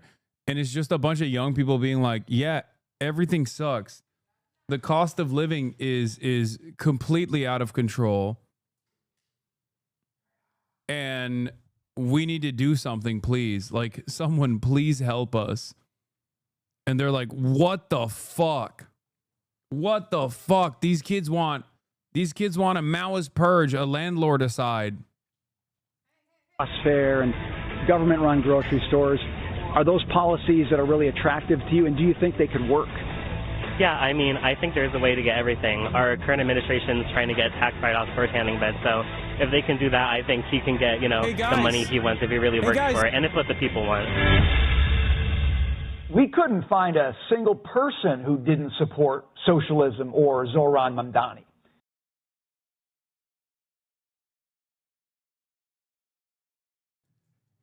Oh my God, my family is back and in full fucking swing. It is crazy. It is crazy in here. It's just like there's so much happening. So much happening right next to me. Okay? Right next to me. Not that it matters. Okay. Jesus Christ.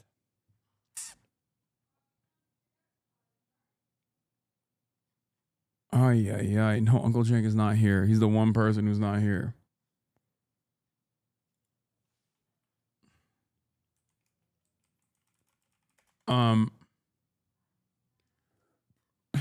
Hell yeah. We can't hear it. It's all you, Haas. Yeah, it's in my head.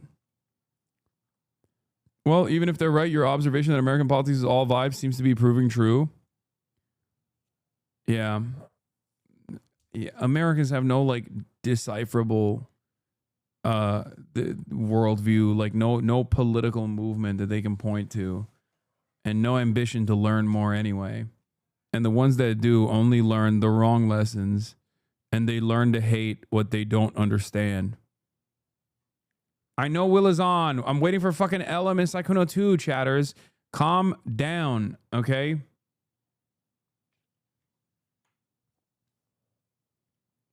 It's a 4-man.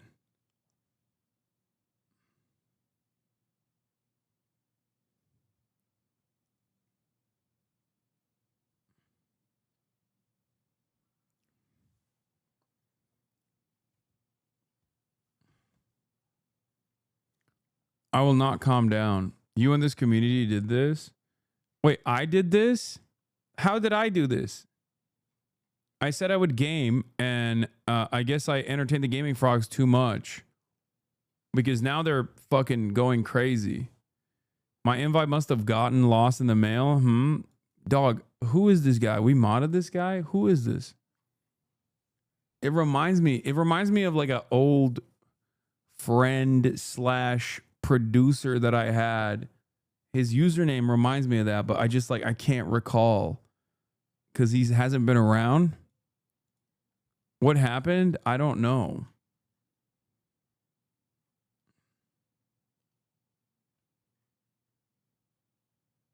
Yeah. I had I think he was Wasian. If I recall. I had like a Wasian producer way back in the day. I'm literally about to go to Michigan with you. Wait, what? Oh, that's right.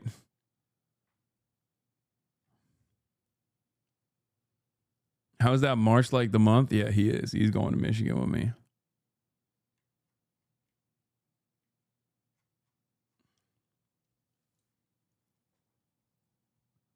Stop it. I thought he was for real Wasian. He's not. He is emo though. That's real.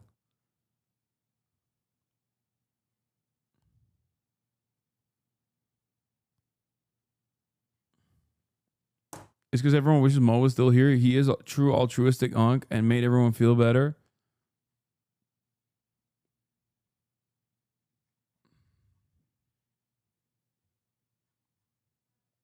All right. His physical strength was weak also. He couldn't lift the weights. He needs to get out and have stronger policies and get into some exercises, because running this city is an extremely strenuous job. Let's see in the beginning. Former Governor Andrew Cuomo, who recent polls show trails Mamdani by nearly 20 percentage points, zeroed in on Mamdani's platform.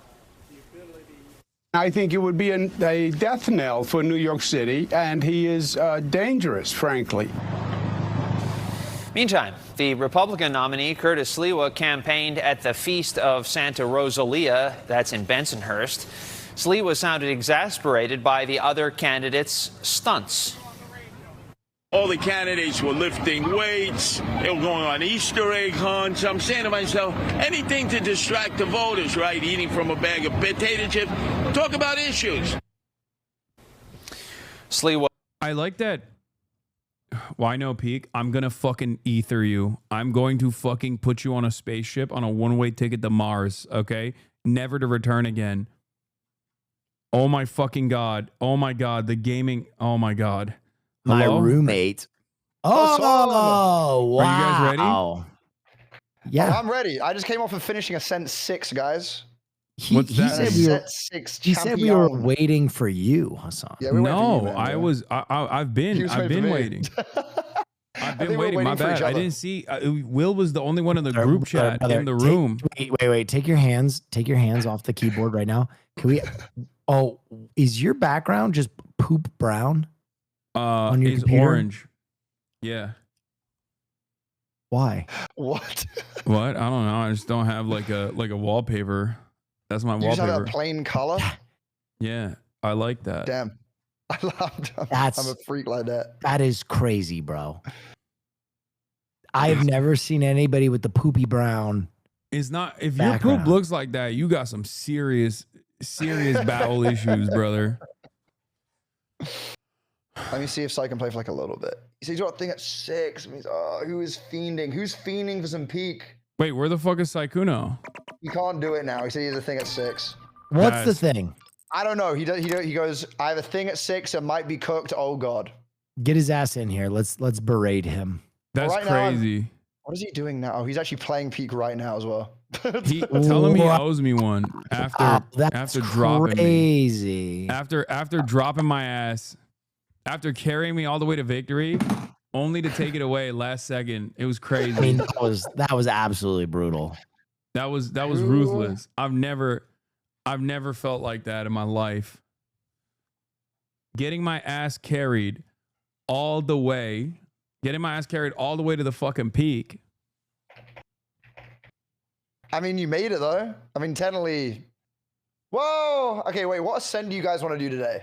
Wait, what? If we did, like, do you want to increase the difficulty, or do you just want to get there? You want to feel what it's like to see it from first person POV. I want to see what it's like. I haven't done it yet. Okay, bet we'll keep it low. We'll keep it low. All right, who we're gonna do it? Oh, Vanilla's not home. God damn it.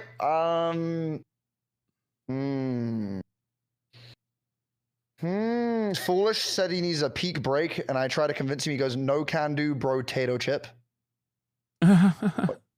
What if Squeaks is down? Maybe there's I'm not gonna lie, if someone called me bro potato chip, I might crash out. Yeah, see, I wouldn't be taking that if I were you. Nah, it couldn't be Wait, me. let me see. I'm gonna Yeah, ask. call me back. I'm gonna ask Adapt. Yeah, get him in. Not the brotato chip. What if we just spam a bunch of invites? First person who says yes. Okay, but then you got a whole bunch of people who are gonna feel bad. We just need someone, man. We need someone. Someone. Surely. Well, I messaged Squeaks. Chat. I messaged him. Is he even live? Oh, he is live. He's playing Water Park Simulator, bro. He ain't gonna play Peak. He's too locked in. Water Park Simulator? He's too locked in. Okay, site goes, send the invite. Yeah, what? Wait, can you play past 6? Why does Saikuno's title say 1 game of Peak with chat controlling the game? Does that mean his chat is gonna control the game? They have like a control, yeah, but it's like a bit of a bitch to set up. So like they can basically pay to like spawn tornadoes in and shit. Tornadoes? Yeah, it's a really cool mod, but you just need to like, it's just a bit of a bitch to set up. God damn. Yeah, I do want to do that though. It seems fun. Oh wait, he actually just loaded it up. Okay, fine, screw it. You know what? It is. If he needs to leave halfway through, he does. Onwards, my brethren. Okay, I'm sending out the invites. Cue it up. Cue it up, Timmy. It's time. Okay, Saikuno has joined. I'm ready. What up, brother?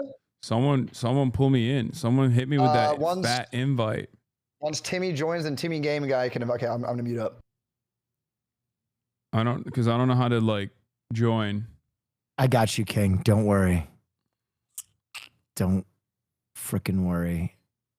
Is that you, Will? Where's Timmy? I don't want Will. I want my homie Timmy, dude. He had my back. All right, bro. Let me invite you to the game first. He had my back yesterday. Invite to watch. Hold on.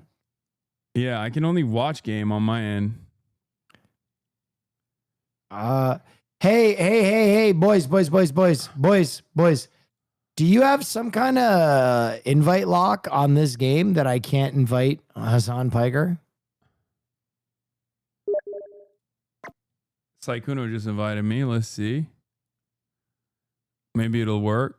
Hopefully. Did you get in? All right, nice. Yeah, I did. Yeah, I did. Hello? Hello? Can you guys hear me? Wait, why can't I hear anybody else? Uh-oh. Wait, are you guys talking? I can't hear you. Wait, why can't I hear anybody? What the fuck? You have no game sound. I noticed that. Wait, what the fuck? Why was my mask? How did that happen? I've always been better than you at basketball, Hassan. I've always been better than you at basketball. Okay, I need you to know that, bro. Okay. You're all right. I can hear everything you're saying. Shit. Why are you lying, bro? Hold on. I'm ready. I'm ready. I got new digs. I got new digs. Let's go. Yeah, wait, guys. Wow. You got a new sash? That's a, wait, how do you, what? Look at that. Oh, I look sharp. Where everybody has it and everybody knows. Let's go. Everyone wants to show up. So we'll message the group. Wait, psych. Oh my God. These. Hey. If I install that, can I also join that? That's a cool look. These fits are crazy. You Timmy. look like a pilot. Timmy, you like this? Is your name Austin Shell? I guess 11 is not much more. He's gay. Yeah, what are you trying to say? What are you trying to say, Timmy? Now, most of them would be. Are you trying to say I look gay? Anyway, let's get started, guys. Let's get started. In a good way. Let's go. Oh no, I got stuck with the blue. Oh God. Okay, we're flying. Thanks, Marsh. And we've crashed the plane again. Who would have thought? It's gone. Oh, what What's happened? your guys' opinion I didn't like that of motor. chocolate? Wait, I landed. Chocolate. Oh, there's a flare over here. Wait, which ascent? Ascent one. Okay, bet we don't even need these flares. I got a granola. Let's go, everyone. Wait, what does the flare do? We don't need it until the later ascents. Who's the tornado to Rizzler? We need Hey, it for the later Saikudo! Wait, what's up? I wrote you a song. Oh, wow, thanks. Saikudo! Will die. Oh, Jesus. No. Oh, my. Don't you say that. Oh, all right, let's go. Okay. Yeah, let's go. All right, guys, onward. Thank you. Thank you so much for that, man. I really appreciate that. Guys, to the peak. To the peak. Let's go. Hey, what level of ascent is this? Because I'm hungry already. There's no way you're already hungry. Are you bulky? I'm What's up, starving. You're starving? Ain't no way, brother. Wait, what is it? What is the steam? What the fuck is this? Oh no, it's just a flare. I keep throwing it. Oh. Oh no. I one time ate all of my Halloween candy in 2 hours, and I got type 2 diabetes. Tomorrow we're gonna. Oh! Luggage. What? Energy drink. Yo. Okay, we're up. Wait, okay, who wants to carry this? To left. Oh, wait. Timmy, are you hungry? No, I'm good. Oh, I'll take it though. I also got. Gonna be cracked out. What do you have? Hey, Hasan. What do you have? I got this. What is that? Oh fuck. Don't tell anybody. What the fuck is that? Jesus. Who's He's Saikuno? our friend, Ping Pong. Who's Saikuno talking to? Himself. He's like a rambling old man. He'll just do that. I don't know what he says some of the time. He just starts saying stuff. Get away from me. There we go. I think we just walk around this. But, Come all on. right. Timmy, you gotta orb bomb. Oh, sorry, that's a real shame. That's a real shame. That's a real. I'm already failing. I'm already failing to run. No. You got it. You got it, Hasan. Just keep climbing. The cluster shroom. There's one. I need the bugle, the chubby one. Never locked in. Almost dead already. I know. Wait, guys. Wait, there's crispberries. Wait, Timmy, if you eat those mushrooms, you're gonna start seeing crazy shit. What kind of crazy shit? Oh, the chubby mushroom. Let's go. Eat it, Timmy. Eat the chubby shroom. I can't. I have to have the taskbar Chubby open. mushrooms. You're feeding him your what? What the heck are you doing down there, Ellen? Yeah, I know. I'm feeding him that. Yeah. You psycho. Wait, where'd you guys go? Oh, wait, Hasan? Hey, do you guys want this? Oh, wait, yeah, no, you should eat that. Yo! Good catch. I'm a baller, bro. I know what he's gonna say. You couldn't catch like that, and you couldn't catch a basketball like that. Fuck you. That's crazy. I wasn't gonna say that at all. I know what you were gonna say. After he dunked to me, I'm never gonna forgive him. I'm never gonna forgive him for that shit. But you have. Oh. Come on, thank you. Oh, Hasan, I may have uploaded a video where I beat you in a 1v1. That's crazy. That's crazy that you lied to your audience like that. Wait, I can do windowed, guys. I can do windowed full screen. I had no fucking idea. Thank you so much. I've been a computer enjoyer for many years at this point, and I simply did not know that that's a thing that I was capable of doing. Wait, I need a hand. I need a hand. I need a hand. Oh god. Wait, where? Oh god. How? Thank you. Everything's still default. How's your stamina looking there, man? This is not good. It's not good at all. Wait, are you hungry? Like, what's going on? I'm a little hungry. I'm a little hungry. Okay, then eat the crisp berry, bro. You just gave me. I'm a little thing. peckish. Let me open wide, open wide. Wait, no, that poisons me, doesn't it? No, it's red, you idiot. It's red. Oh. It's good. It's the green ones which are bad. Stay away from the green. Come on now. What the? You sound like Gollum. Oh, this way maybe. Wait, which way? Up here? Then to this? It's underpriced because, like, I want you guys Come on to now. get value out of it, you know? It's kind of funny with Saikuno talking to his chat. He sounds like he's fully crazy. Like a guy on the subway masturbating to your fucking face across the aisle. That's Timmy. Why do you know that? You ever seen a guy in the subway doing this? No, I have not. I've not seen a guy at a subway do that to a plushy alien. Wow. Hey, Timmy, what kind of subway you on, man? Let me go up. Here we go. Over. Nice. We're basically there, boys. We're basically there. Over to here. Wait. No, on this. Okay. Who is he talking to? He just rambles Yeah. away. Playing with Saikuno is playing with a parent that ignores you a lot. I feel like I'm disappointing him somehow. If only we could keep up with his speed, with his pace, then he would maybe talk to us I'm gonna be too. honest. You're gonna wait for him to get off the bridge. Go ahead. Wait, why? Because they can collapse. Which do they have? Do they have the cluster one already? I don't remember. Okay, this one. Boom. Come on now.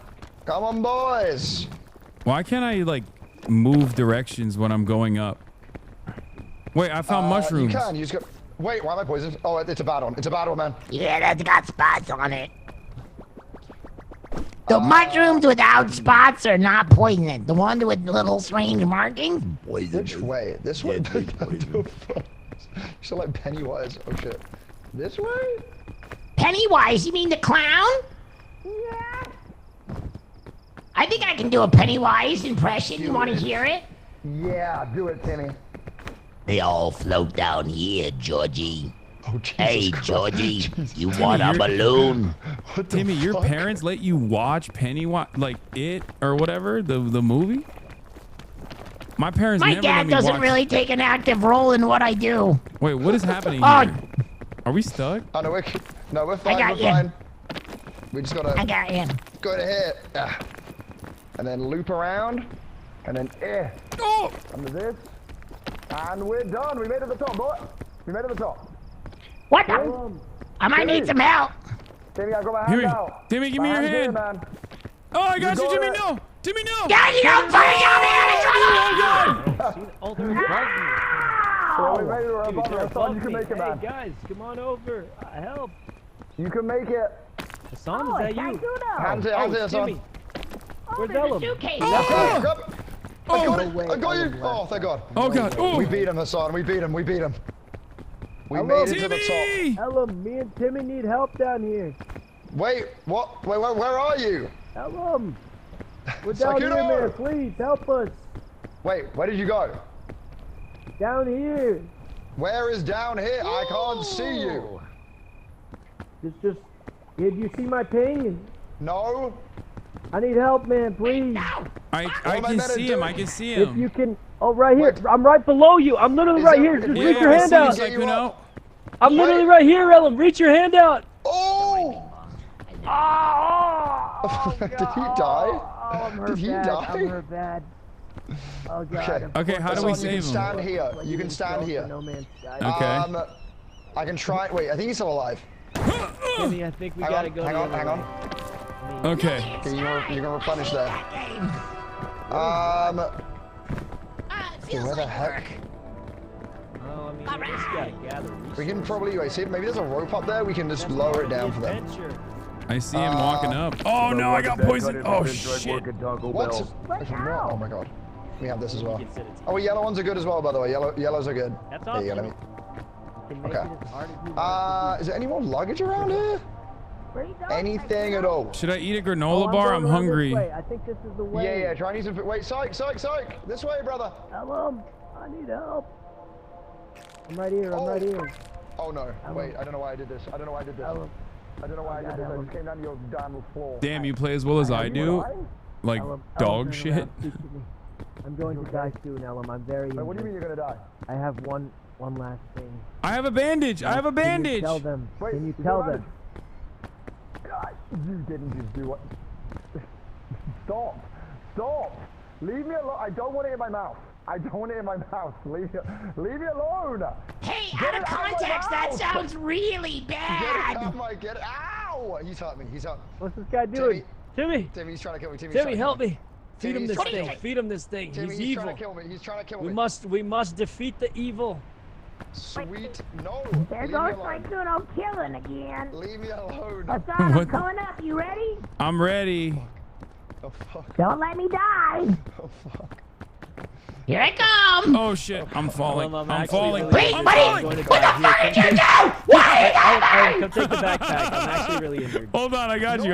Try again. I'm not trolling. I'm actually very injured though. Like I'm probably not Try gonna again. You're not up there anymore. No, I am. I climb back up. I am going to die. Take the backpack because I'm not gonna make it, Charlie. I climb back up.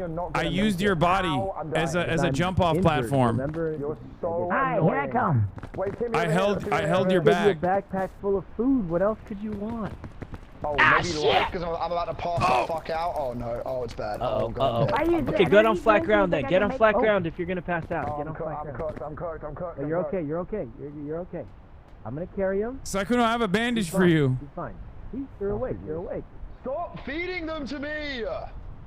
You're awake. You're okay. You're Relax. a dickhead. Oh my god, this is so. These slippers are so terrible for climbing. If I use an energy drink, do you think I can make it up there? Yeah, I think so. I have a bandage. Does anyone want it? I'm throwing it down. Yeah, throw it down. Oh wait, you have a bandage? You had one this whole time? Yeah, I said it. I threw it. All oh my right, god, that would have saved me. I wouldn't have. Get ready. No. Get ready. Okay. No. Oh. Here I come. The worst. You gotta grab me. Yeah! Okay. We don't leave our friends behind. Wait, what happened to Sykkuno? I don't know. That guy kills everybody. Wait. Sykkuno might have. I think he might have chased the bandage. Wait, Ellum has a backpack? Yeah. Ellum, I've died. Oh, hey guys. Wait, what the fuck? Well, I mean, I did tell Ellum to grab the backpack because I was gonna die. That was my last. Well, my dying wish was that he ate some poisonous mushrooms, and I think well, that happened. That feels less like a dying wish and more you just doing a murder-suicide. Yeah. Well, it wasn't a suicide. I was injured. I was very injured. Kind of feels like you was just like, I'm gonna take the L here anyway. Might as well kill Ellum in the process. Well, I gave him a backpack full of good food, so it was more of a trade, really. A trade. What's in that backpack? We got some trail mix. We got a. Hey, at least everyone made it. I can't tell, but I feel like I'm walking slower now. I think weight does affect that, yeah. But I have very little weight. I just have some thick mids. I think weight does affect that a little bit. Yeah, I predicted Saikuno's death with my song. It's hard being clairvoyant. Wait. You did. It's because he sang the song. Yeah. Oh, wait. I can pick up a backpack. I have a backpack. Yeah, nice. Wait, revive me, guys. Revive me. Yeah, I don't know if we should. Yo, he made it. Saikuno, piss off. The dark god of evil brought you back to life. I'm lighting Do we have any, Oh, don't worry. The poison goes away over time. What are you worried about? I hate him. I hate him so much. I'm literally poisoning myself now. Is It's burnt not even good? that bad. Saikuno, eat this. Burnt is... I don't even need that, actually. That was Burnt that is was really not bad for me. good, and I'm not even hungry, actually, but... Damn, this auto takes forever, bro. Sweet God. That, pretty good. Wait, what about green? Can you eat the green if you cook it? Yeah, it poisons you a little bit, but the poison goes away over time. It's usually worth it if you're hungry. It's better. Did you try and throw that at my head? No. No. Nor. No. Wow, are you South African? Nor. Or nor. Can you do any accents to me? What kind of accents do you want? Can you do a British accent? British? Yeah. Oh, hey, I can do a British. Ready? I'm stabbing you. Welcome to London. There you go. Yeah. Have you ever heard about a glass of Luigi's smile? Bosh, bruv. Come on now. Oh, it's far. We'll find her. Okay. How long until this poison wears off? Holy shit. Guys, he's doing the thing again. We gotta follow the trail. Oh, fuck! That's such fucking bullshit, goddamn piece of shit ass. Farting, tooting buttholes. Someone stole my marshmallow? Everyone always steals my marshmallow. Well, are you hungry, Hasan, or not? I am a little hungry, yeah. Wait, there's red crisp berries over there. Right here. Where? Right there, brother. Oh, I see it. Wait, Yeah, a get some of flare! those in ya. A flare! We don't need Did the it, flare man. do It's anything? useless. Oh my gosh. Oh, the shelf mushroom as well. Where did he go, bro? He's Here. up, he's above. He's like over here somewhere. I Here. saw him. I'm just hearing him. Oh, wait, I can take that. I faintly. can have that. My balloon. Here, put it in my Okay. backpack. Guys, I'm up here. Yeah, I got you. There you go. Elam, are you Is there a still tick on me? poisoned? Yeah, why am I'm still poisoned, bro? Ooh, Wait, suitcase. I Oh, think you guys, just have a tick on you, suitcases. Man, you might just have a tick on you. Suitcases. Wait, ones that Saikuno didn't get to? That's crazy. 3 of them. Oh, lollipop. Lantern. Hold on. Come here. Let's fill this Granola backpack up with bar. goodies.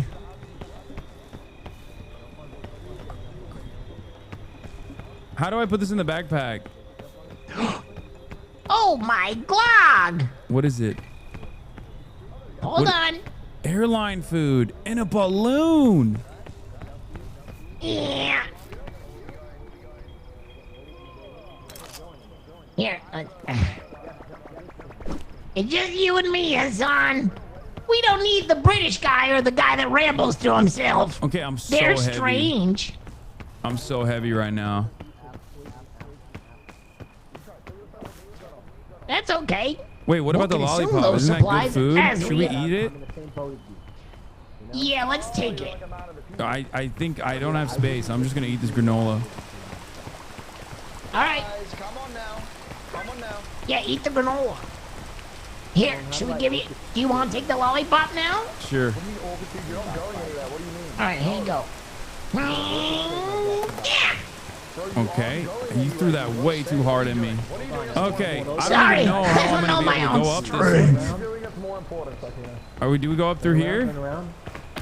I don't I know. loaded up the backpack with all of my food. You also forgot to cook all the food I gave you, but that's okay. You didn't give me any food. Guys, I up gave here? you a backpack loaded with food. What you did? Yeah, that's what I was doing back there, remember? Here, guys, and then shimmy across to this. Yeah, he forgot to cook it, but I... Commence to shimmying. Right there. And then onto here. And then jump to this. All right. There to there. I think he freaked out when he got the Hassan, you okay? I'm all I got right. you, buddy. I'm very I got you, heavy, buddy. so it's like eating my stamina pretty hard.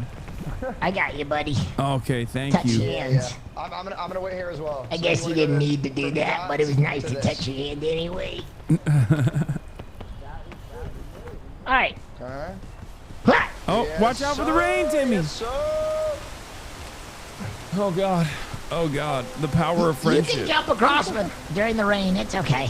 Oh no! No, please.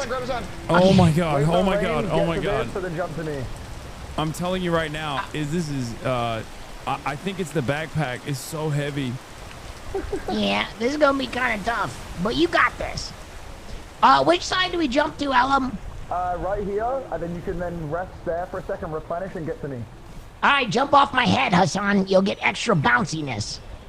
You probably Ready? don't need to. It might actually make 3, it worse if you do that. 2. I did it. Nice. Then you can replenish, hold, and then get to me. Okay. You gotta There replenish. it is. Brother. Huge. There you go. And the problem is now is that he's ran away, and I don't know where the heck he. Maybe up here, I guess. Ah. Okay, okay. Beautiful. And then. Oh, you're gonna need my head, Hasan. Here you go. Bounce up there. Oh, I can't. Oh god, it's Wait, bad. hold on.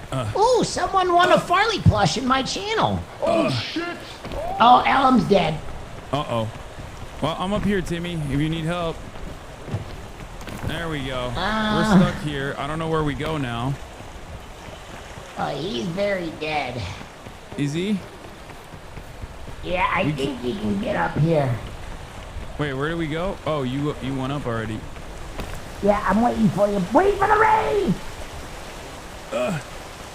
Oh my god! Oh my god! Through the crevice. Okay. Okay, what do we do? Do we just leave him? Well, I think he died. So... I don't know. Shoot! Son of a darn it! Timmy, I think we're stuck here. What happens if we grab the vines? You can climb them. Okay, should we do I that? don't know where we go. I think we gotta go up. Yeah, but it Ooh, doesn't maybe. look... Let me check this. Oh! Did that work? I mean, it worked, but I don't know what the heck I'm doing up here now. Oh! I think we gotta go across from here. Okay, should I come up there then?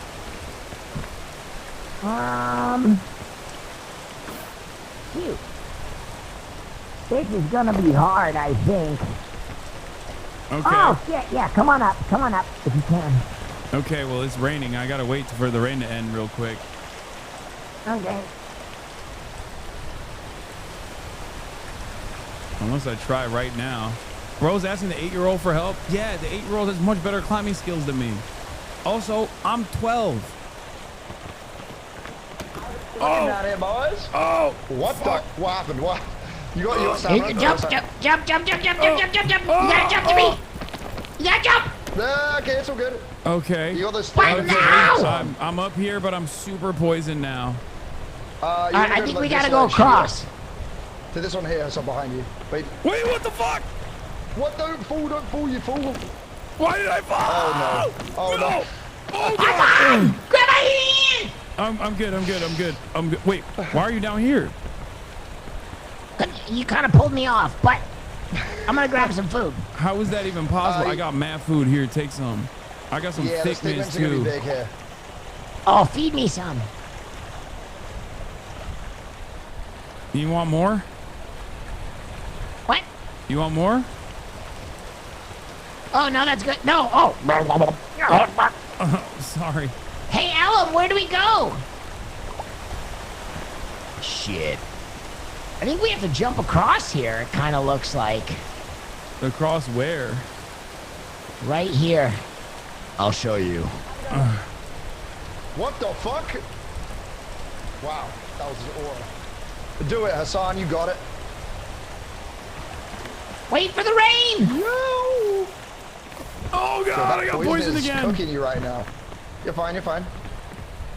I am super poisoned and have very little stamina. Well, that poison, it's gonna go in a little bit. But how long? Wait, was it going? I got you. I don't know if Come I on, can make it Mike. up there. Come on, Mike. Give me your hand. Please, no! Oh, I got poisoned again. Oh god, I'm falling into poison wine. I'm gonna try to fix my. Fuck. Okay, just take a break right there. Yeah, I have for the so much to poison go in my. try I'm it more again. poisoned than man, Timmy. I am more poisoned than man right now. I'm so dead already. Not take your time. We got time. I'm drinking the energy drink. Yeah. Wait. Quick! Wait, no, you don't want energy drink now. Oh no, I drank it. He's gonna pass the fuck out. Oh no! Are you gonna fall asleep? Maybe. I'm coming down. I am. Oh, I'm getting drowsy. Oh no. No, fuck! The fucking lollipop. Here, Hasan. I'm gonna suck the poison out of your wound. Don't move. Oh, hell yeah. Oh, God. What the fuck? Wow. You feeling better? I think I have some more poison in me still. All right, one more time.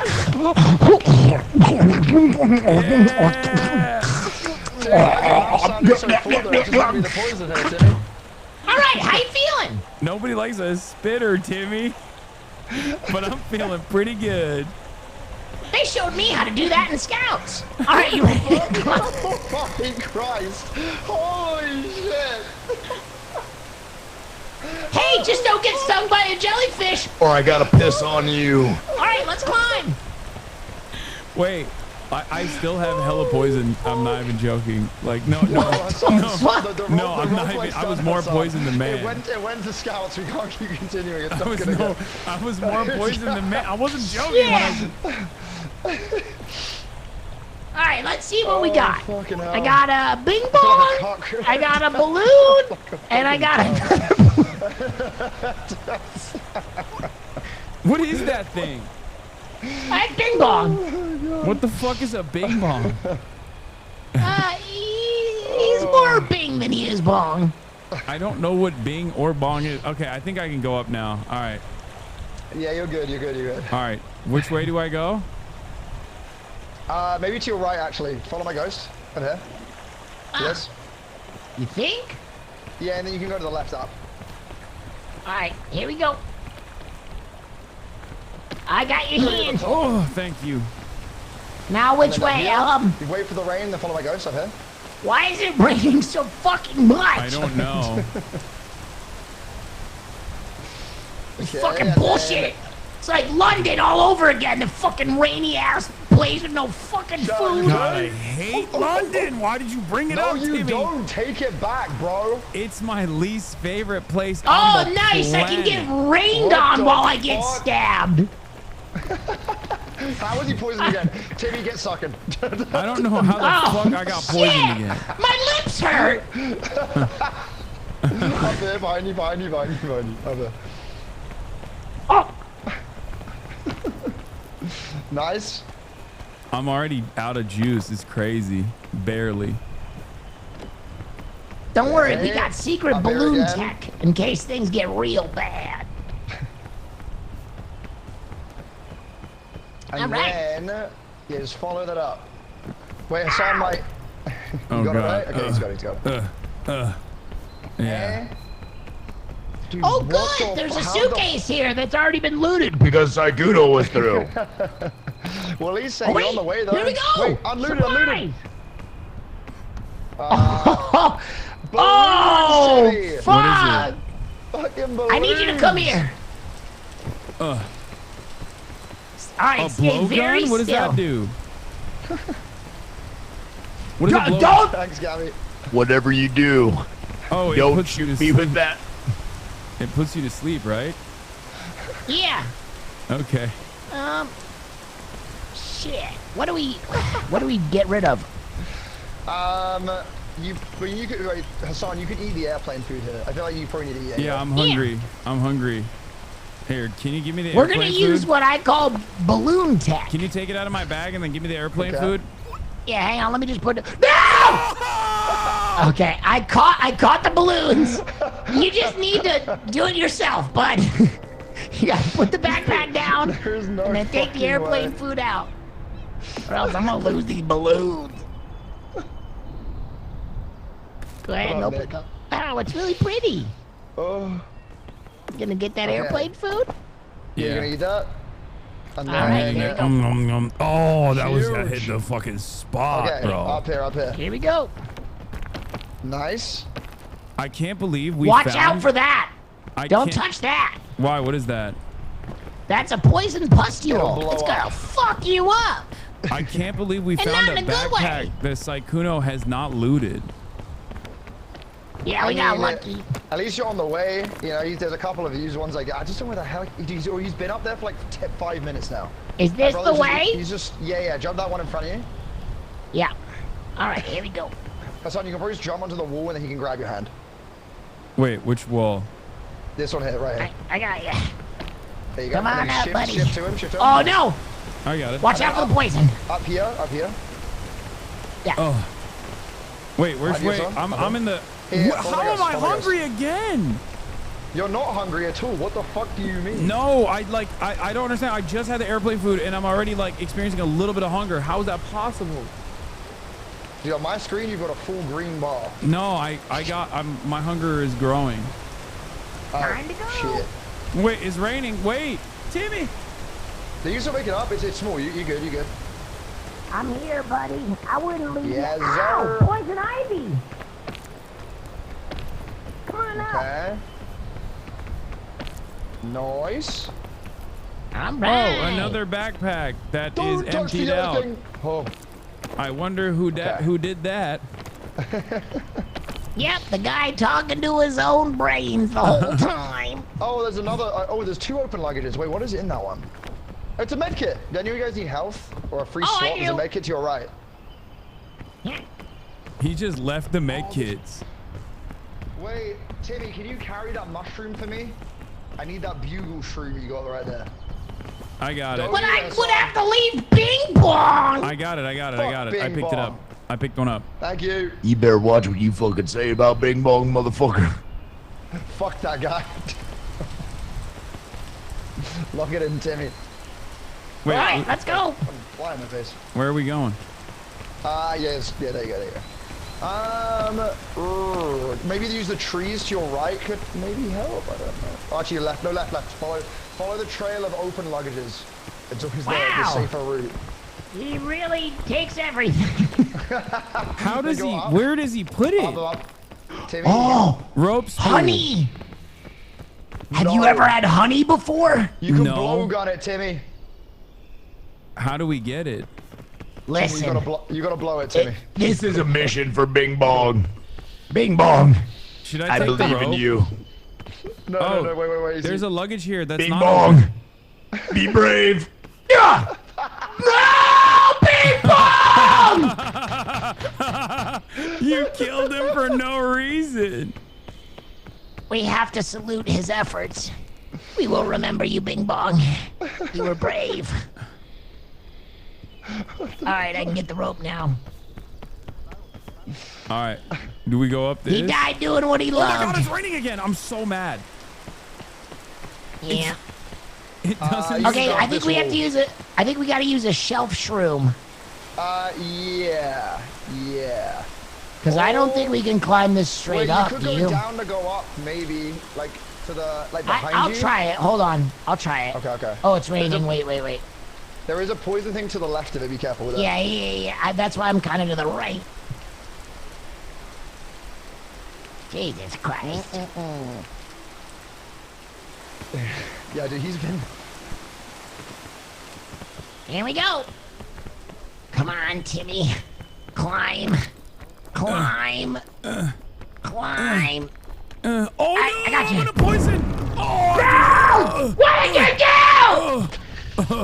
do? I just climbed up and there's poison right there. Tim, he's really poisoned again. You know what you gotta do. I can't suck that out. It's in his lungs. Wait, what is it? It's a piton. Saikuno said to kill yourself so he can revive you. Well, no. All right, which way are we going? Okay, probably you could maybe piton up. Oh, actually, maybe I go have a down. piton. Wait, maybe you could use Wait, can we climb these trees? Hold on. Oh, you could do that. Oh wait, this is where he went actually to chain. No, this is the route. This is where he went. Nice. All right, let's go. Guarantee the chain he did right there. How poisoned are you? Half poison, half man, half hunger. Christ. Fucking shit. I have a lot of hunger in me too. Wait, which way did you go? Yeah, just keep falling through the trees to your right, and then. Why can't I climb up this? Up there. Oh, there it is. Yeah, nice. Huge. Okay, where do I go? Right over here, bud. But be careful. It's slippery. What? Oh. I almost didn't make it. All right, as soon as the rain goes down, we climb this. Okay. Nice. Or we just go. Come on, Timmy. I got you, friend. Oh, thank you. And then chain launch up onto the branch, and then maybe climb the tree up, I guess. Wait, how and is then, that? What? And then we take the cord over to the left, I think. Yeah. Jesus Christ. Okay, huge. No, I think he maybe he went to the trees and then wait, what? Guys, I've come back for you. Hasan, be careful! Be careful! You gotta use my hand! Oh This was god. kind of a whole thing. Oh god. Okay. Well, I feel safe. I feel safe. I feel safe. Didn't you tell us to kill ourselves? What on earth would I tell you to do that for? I came back for you guys. No, you told them to kill themselves. Wait, where are you guys? What? We're right up come here. up the tree. Come up the tree, Hasan. Keep going, Will. I'll get it, son. Right up What here, do you man. mean, Right up keep? here. Oh, okay. Here it is. Yeah, just climb up this thing. Which one? Wait, That so doesn't matter. Saikuno, Either you one. didn't ask us to kill ourselves? If I asked you to kill yourself, why would I have jumped off a mountain to come help you up? Perform group suicide. That's what he just said. That's What? Because you got. Oh god, I'm out of energy. Oh, it's too wet. God. I can't do Oh this. god. I'm going back Oh down. god, oh god, guys, get up here. Why Hasan, can't I grab get up, grab on. Hasan, grab my hand! Grab my hand! Grab my hand! Grab my hand! Oh god, I'm hurt bad, I'm hurt bad. Timmy, climb, quick! What the fuck? Hasan, climb now! Climb now! I'm ready. Come on! Oh god, I need to fall asleep. Oh god. Wait, there's a I'm not luggage supposed to here. have sugar. Oh god, I'm so tired. What the hell? You're fine. Sleepy time now. All right, now we go this way. Oh god, I think that got us through it, right guys? I'm yeah, up. I think you guys are basically Okay. basically there now. Yeah, What we do you- should what be the having a much fuck do easier you climb mean? now. You are Basically, what the Yeah, you are fuck your am I looking at? Wait, Look, why go to the is this? left, Why is this so much dumb scarier than juvenile. yesterday? We're basically there. I mean, the It map changes changes every Hasan. day randomly, so it's... This feels like a much Purple is harder. good. Purple berry is very good. This is the Purple's best berry. good? Yeah, here, keep it. I mean, You cook that at the campfire, it's grab- actually even better than a marshmallow. Let me grab a Dr. Pepper. Oh yeah. I let me think get this some way, of that. guys, this way. Well, Then Wait, I who get told you this. to jump off? That's crazy. You did. Me? No, I came Yes, back for them. You.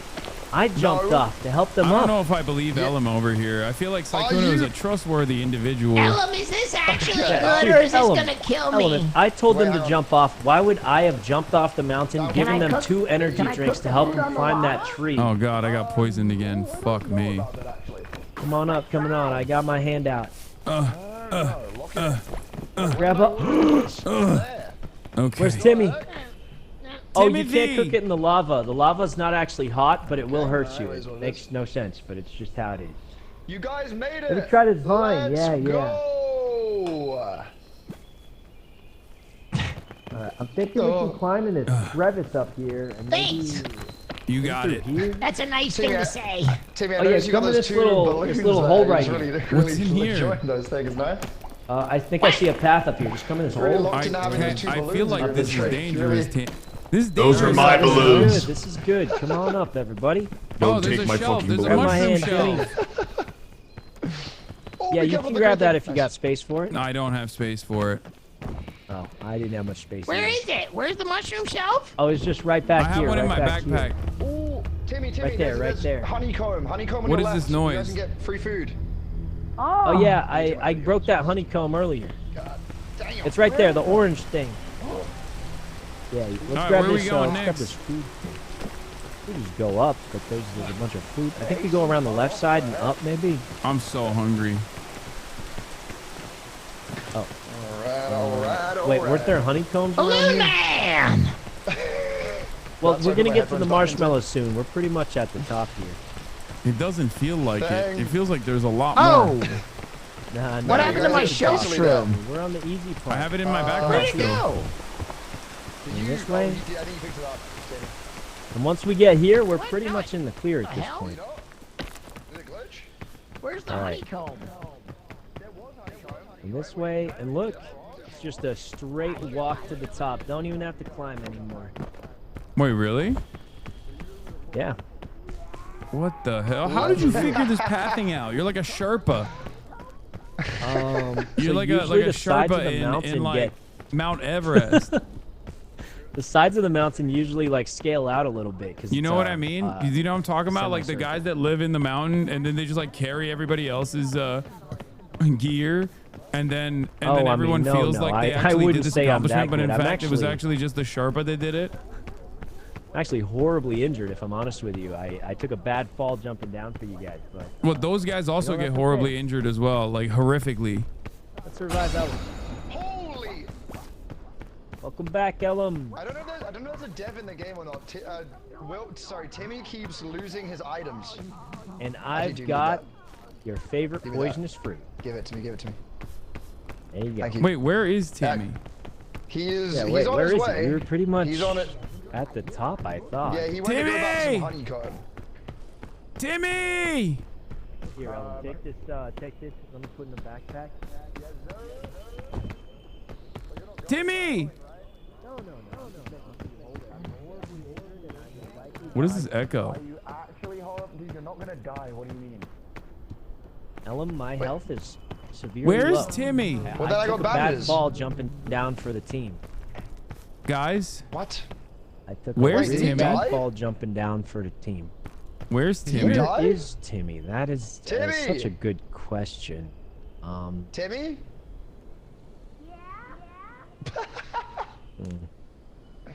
Where? Oh, there he is. Guys, look, it's a mirage.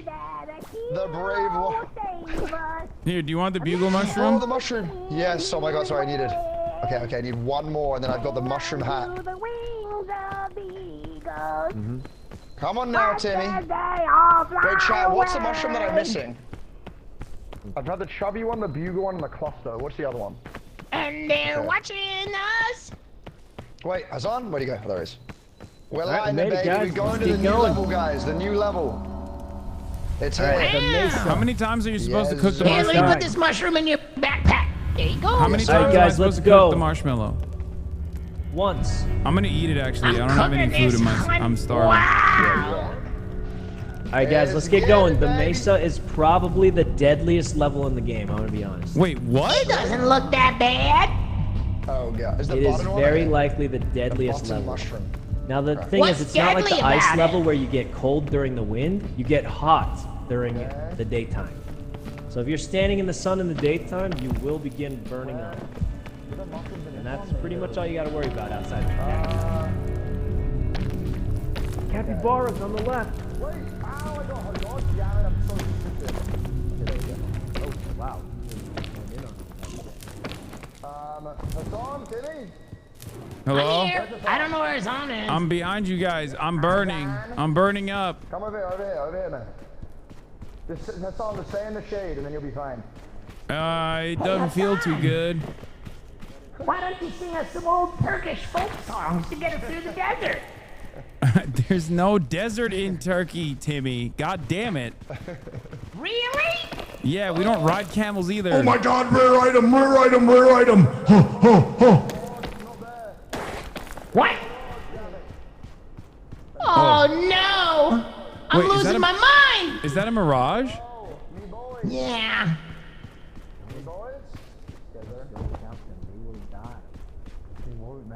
Wait, our mind is playing tricks on us? He's already talking about cutting the fat and killing us. You still got that blue dart? I do. It's right we here. might have to take him the fuck down. Put it back in your backpack. Don't let him know. Ah, Saikuno, here we come. Are you joking again? Oh, hey guys, come over here. Come over to this capybara pool. Oh. We're still here till the nighttime. Is this capybara milk? Oh my God. Yes, and Pete. Oh. Well, poop mixed in. Who knows? It's a little crazy. How do we get his hat? I want to kill him. You actually can get his hat. So there's an achievement for Can we if eat it? you make it Let's through murder it. Smash with his less head than in. 10%. I think you get the hat. Right? All right, let's go. All right, How do I let's get kill going, it? guys. Oh wait, there's another one right here. This one is already plastered on the wall. Kind of glitched into the wall, but that's okay. Wait, everyone, we should really stick together on this map. It's actually quite dangerous. That's why I haven't run ahead, actually. Well, like, this is like the most dangerous map, so if we don't stick I'm together, sticking with you, Saikuno. Let's look for loot. Let's look for loot while we can. Oh God, you love your fucking loot. Holy shit. I mean, we kind of need it to get through this level, to be honest with you. Like I said, this is probably the most dangerous level in the game. At least in my opinion. Wow, you really got stuck bad. Wait, can these help you climb? Oh no, you can just get stuck in the cacti though. No, they just hurt you. Hassan, jump Like at the cactus. Spider-Man? I'm good, thank you. You want me to remove your Tornado! thorn? Tornado! Yes, please. Don't let the Oh hanging my go. God! Run, Saikuno! What the fuck? Run! It's Everyone a up this twister. hill. Guys, it's coming. What do Everyone, we do? quick! Guys, it's Take coming. cover, the tornado's coming! It's coming, guys. Oh, What the shit, hell? it's coming. What do we do? The tornado! Hassan, grab my hand! Oh God, I'm grabbing. No! I wanna go. No! No! Oh God! Oh God! He's gone! Hassan! Hassan! Oh God! What the fuck is that? Oh God! Ellum! Ellum! Oh God! Ellum, grab his hand or something! Help! Ellum! Let him go! Hassan, I won't let you die! I got him! I got him! Grab my hand! Oh my God! Oh my God! What the Where fuck did was Ellum go, that? man? He just left! He just left! We gotta get Can out we of get here! that stuff out of there? Are you crazy? I mean, you technically can, but I mean, it's risky. So I personally crazy? wouldn't. But if you got it, it would be really cool. I've never seen Risk anyone is do my it. middle name. How do you I've get never it? seen anyone pull it off before. Guys, There is like a piton. guys.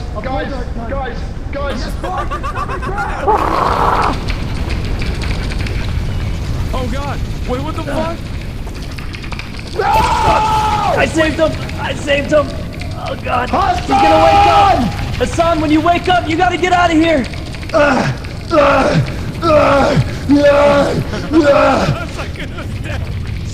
Saikuno! Get up, Hasan! Saikuno! Look at my hands. I'm fucked up. Wait, boys. Saikuno, no! Help me, Hassan. I won't live. Help! What is that? I got you. I'm throwing up faces like that. A double fade. Wait, I'm Wake the fuck up, soldier! Wait, why did it say I'm dead? I'm a goat. Wait, what? Wait, why did I turn into a ghost?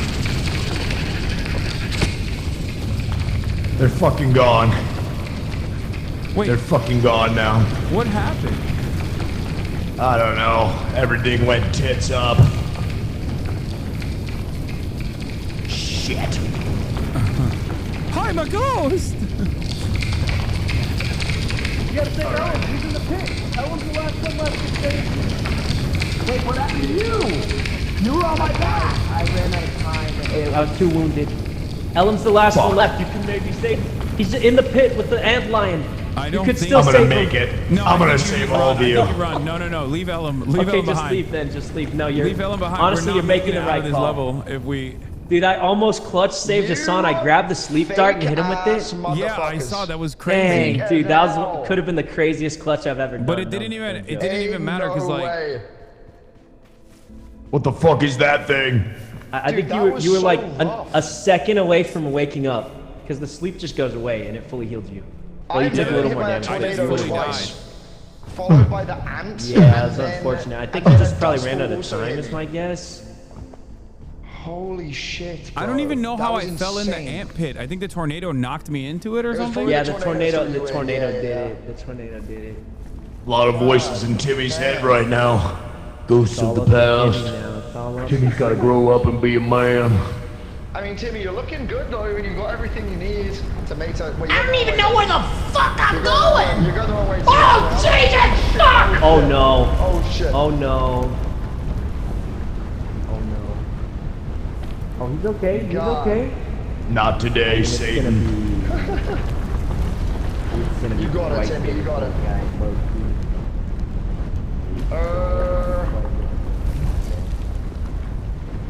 Okay. Dude, why is there a dust ball now behind you? Other way, Timmy. You're going back to the start. What? Yeah, there you go. Yeah, you're all That's turned the around, This way? Timmy. Yeah, you want to go this way. Yeah. Oh, I'm sorry. I was just risking my life. My friends and they all died in front of my fucking eyes. I got PTSD. Should I wait for the daytime? No, you're or- good. No. You're fine. You're fine. Oh fuck. What does that dust bowl Okay. do? The tumbleweed will knock your ass out. Oh, it's locked him in. Oh god. Oh Jesus. Oh, so you were telling me I'm good, but really I would have been murdered horribly. Thank you. Timmy, you gotta get to the shelter. Just follow All the right, shade, so Timmy. this is the way I'm going, right? Left. No, left. There you go. Oh That's the yeah, way. there it is. That's the big old mountain. Look at the big Damn, old you haven't even mountain gotten to right the there, mountain yeah. yet. How the hell? Yeah. Ow! That's a Oh, little bit shit! rough. Ooh, juke! See you later. Whoop! Why is this one so ESPN much top harder 10, than bitch. last God. This is crazy, bro. I mean, if Timmy I'm blind. Timmy what the makes it to the fuck? top I of this, can't this see. would be a What? clutch.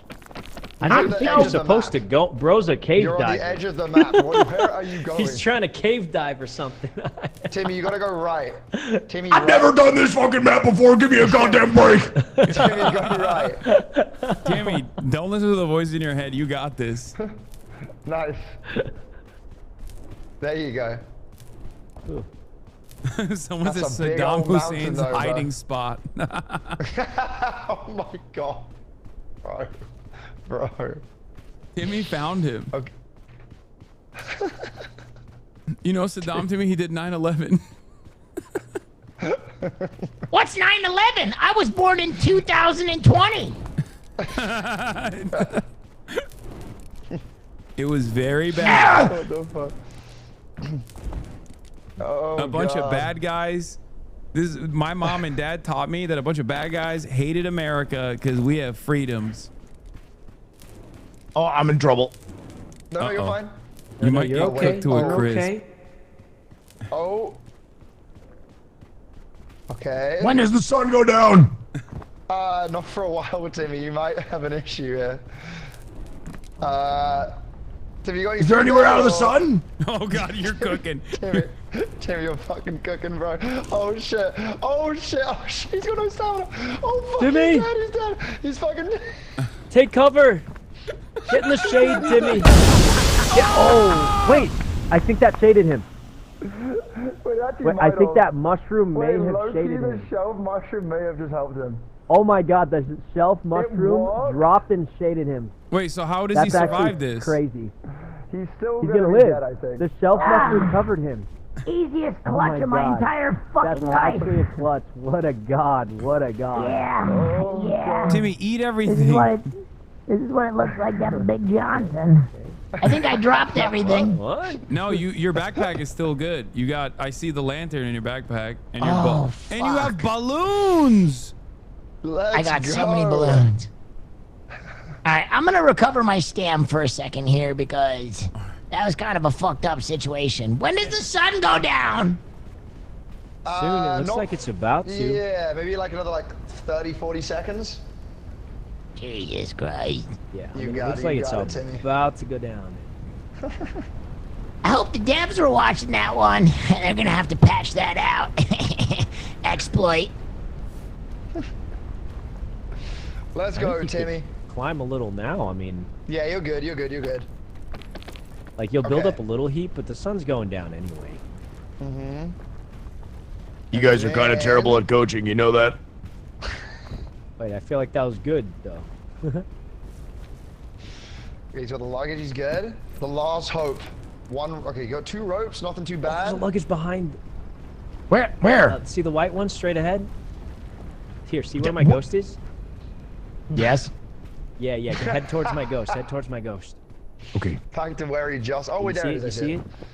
Yeah, I mean, I think he might find something really good in it, right? So I mean, Yeah. might be worth it, might not. Son of a bitch. It's a mirage. It was a mirage.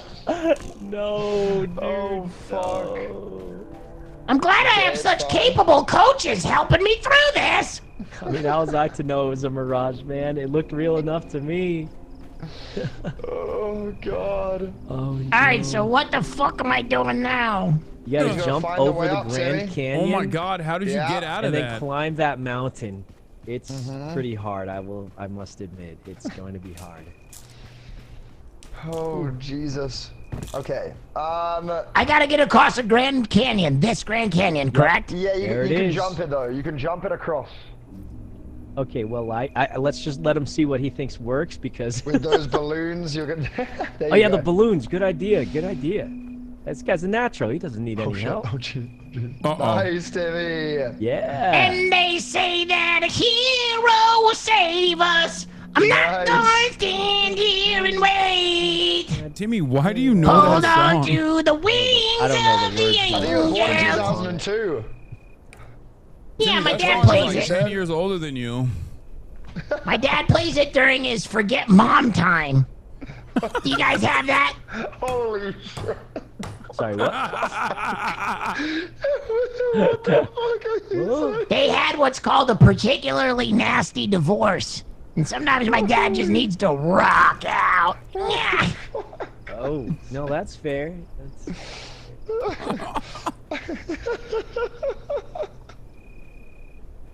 Do I have any food? Okay, you want to get your nose to me? No. You've only got an energy drink and a lantern. Oh, well, I'm glad I'm carrying that bag of shit. I think you might make it, man. I think you. Yeah, there's a world. There's a world, man. Just be Like careful low with the key, cacti. it's looking pretty good, I must say. Wait, is that a dynamite? Oh, what the fuck is that? What the fuck is that? Grab it and throw it really fast. Ow! Like, you have to run up and grab it and throw it really fast. Okay. Yeah. Nice, nice. Good job, good job. That's pretty much it. It's Why actually is not as there scary dynamite as it looks, on the side of the mountain? This place sucks. Oh god, this one is probably one of the most difficult ones. I'm gonna be honest. This one is You got it though, Timmy. I believe in you, man. Okay, it'll shift across. Lovely. All right. If you happen to see a mushroom anywhere, Timmy, could you maybe pick one up on the way through? I'd really appreciate I'm not it. getting your fucking badge. Please, please. I need it. That's crazy that you're asking for mushrooms right now. Where am I going? Happen to see one. I think back, pretty right? left, I think. Ooh. Oh no. Oh, it didn't go off. Holy Oh, you're shit, close I to was a dynamite. Where am I going? Up, anywhere up. I mean, I don't know the path, but... Wait, oh, Wow, There's a you little guys are crevice so right there, fucking Timmy, helpful. in front of you. No. Well, the I other mean, way. I haven't beaten No. it, so I mean, how would I? Follow my ghost this way, Timmy. This way. Yeah. Yeah, follow Ellum. Ellum's a pro. He's actually a pro. Ellum has no this way. idea. Ellum is more predisposed to mushroom. I just finished a sentence 6 where I would like a mushroom though. He's Okay, I'm leading him to a He's mushroom. on mushrooms right now. No, What do you need the mushroom for? I'm like a truffle What do pig, you bro. need the Come over mushroom here. for so my badly, mushroom bro? hat, bro. I need my mushroom hat. Wait, maybe All right, where am I going? Guys, this Maybe guy's I've let him- huddling Go on up, the go up. shrooms, Right here. man. Right above you. I think you can climb up. Yeah. Are you eating? I'm starving to death. Yeah, there you go. Into that crevice. Into the crevice if you can make it. He can't make it. Ellum, he ain't Fuck, making that's that, where you bro. that's where you gotta go. Oh shit, he's in the cacti. Oh. He needs There's got to be a way food, bro. around. Or, Uh-oh. I mean, Is the sun coming up? Oh no, you don't want to take. I mean, that might be his only chance, Ellum. I mean, I guess it was. Oh, it was. It actually. By the He's got a last second lunge it. Oh my god, wow. Scorpion! Scorpion, Timmy! Watch out, throw it. Nice. Fucking piece of shit. What the fuck are we doing here? By the Timmys. Oh god. Okay, Oh, to the. God. You're gonna go to the left, and then you're gonna just follow the little crevice up, and you're good. You just got a big thorn in your leg there, Timmy. You might be able to get that yourself, actually. If you look down, you might be able to Now, I grab don't it. mean to alarm you. The sun is coming up soon, so you should climb as much as you can now. How do I get the fucking shit? The fucking I hate this. Okay, nice. Good. Well, just because you're only gonna get hungrier, you know. Uh-oh. Sun's coming Wait, up. there's a aware trick how you can hunger do. works. Grab that TNT over there and throw it at the scorpion. It'll cook the scorpion. Oh. Which Yeah, mushroom is there's that? 3 scorpions on your right. Throw that TNT into those 3 scorpions. Where's the bottom Kind of time it. Die, motherfucker! Did they die? Okay, that but didn't surely go. you got one. Timmy, you see want to any eat the edible mushrooms. scorpions in there? No. That helps so much. That helps. gotta There's be another one. There's another one. He's dead. There's Behind another you. edible I scorpion. know what I'm fucking doing. And the fungus heals. Wait, this is sageful. There's food as well there. Eat Oh the mushroom, my eat the mushroom, god. Timmy. He might clutch it. He might. I'm full health. Let's Ate go. the scorpion? He is literally Yes. full health. Holy That was Jesus. crazy. Wait, I need Where am I going? Where am I Please going? Up here. God, am I damn going? it. Up. Uh-oh. Nice. Oh, there's more mushrooms. Not to be an Ellum here, but Those ones are poison. These ones are poisonous. Those are poisonous. but those Okay, aren't. okay. Those I are think bugles. these ones are probably good. Yeah. And a scorpion. Watch out. Remember- And a dynamite Do you know which too. ones I needed? Granola bar. Nice. I think you can throw both ropes away because you can't help anyone climb anyway. We're all dead. We use the rope tech we put on this. Suck my meat, motherfucker. Oh, fuck. Wait, he's got so much food now. Oh my god. Unlimited food supply.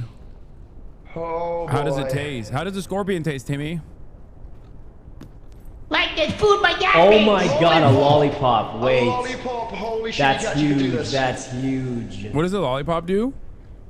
Eat Gives the you mushroom, infinite Timmy. energy Just for a eat the short mushroom. time. Don't worry about it. Just take the. Yeah, you're good. You're good. Yeah. All right. Oh, you should eat the trail mix. It gives bonus energy. It gives like just a little bit of bonus, you know. Oh, that dynamite might go off though. Ooh. How come the scorpions don't trigger the dynamite?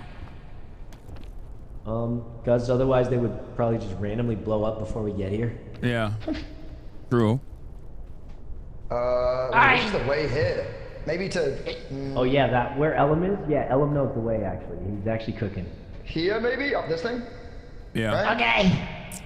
I'll try my best. Don't forget the You just- lollipop. you It'll give replenish on the infinite side, yeah, energy replenish for on the a short crevice. time.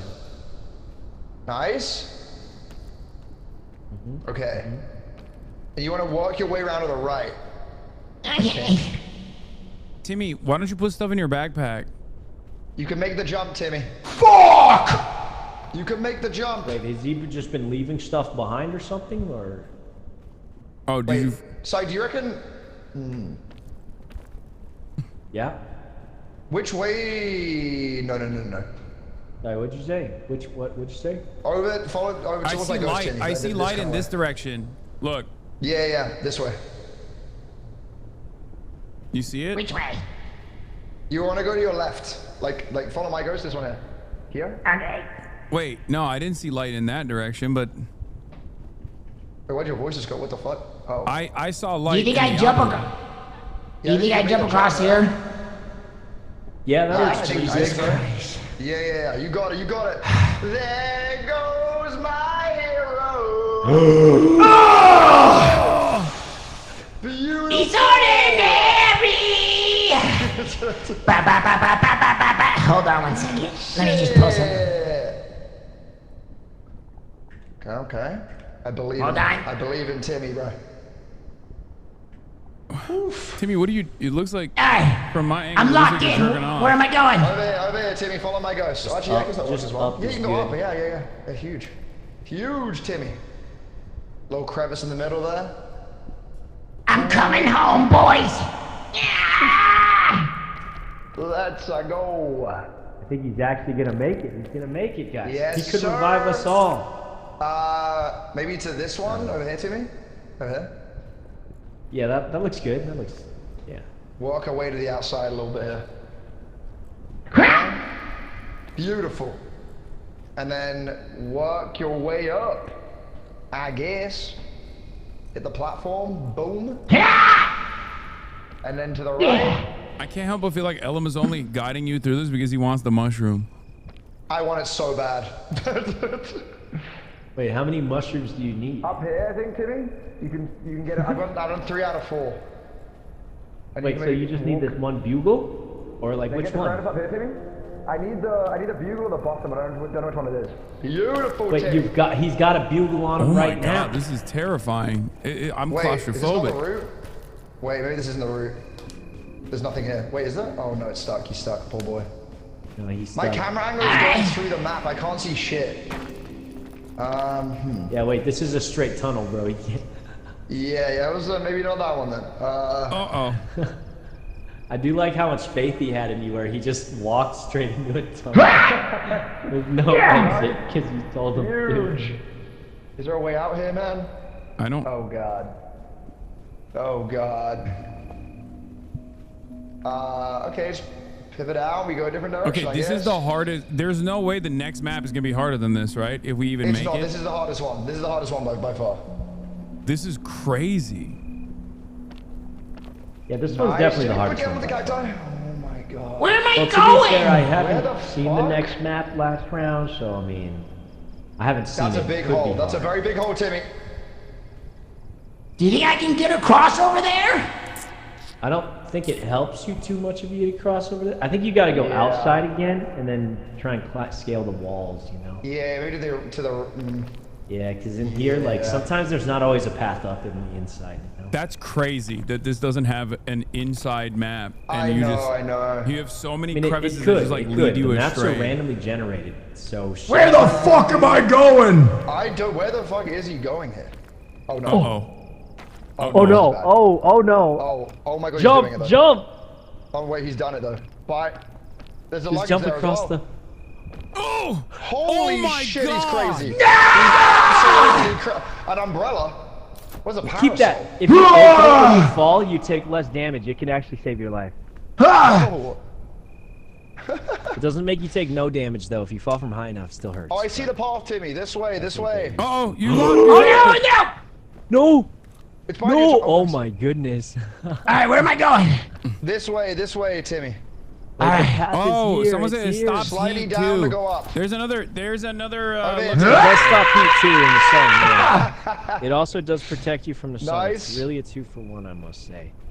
And There's then a luggage There's a for lot that. of chests here I see. And then up this thing. Oh, a luggage, nice.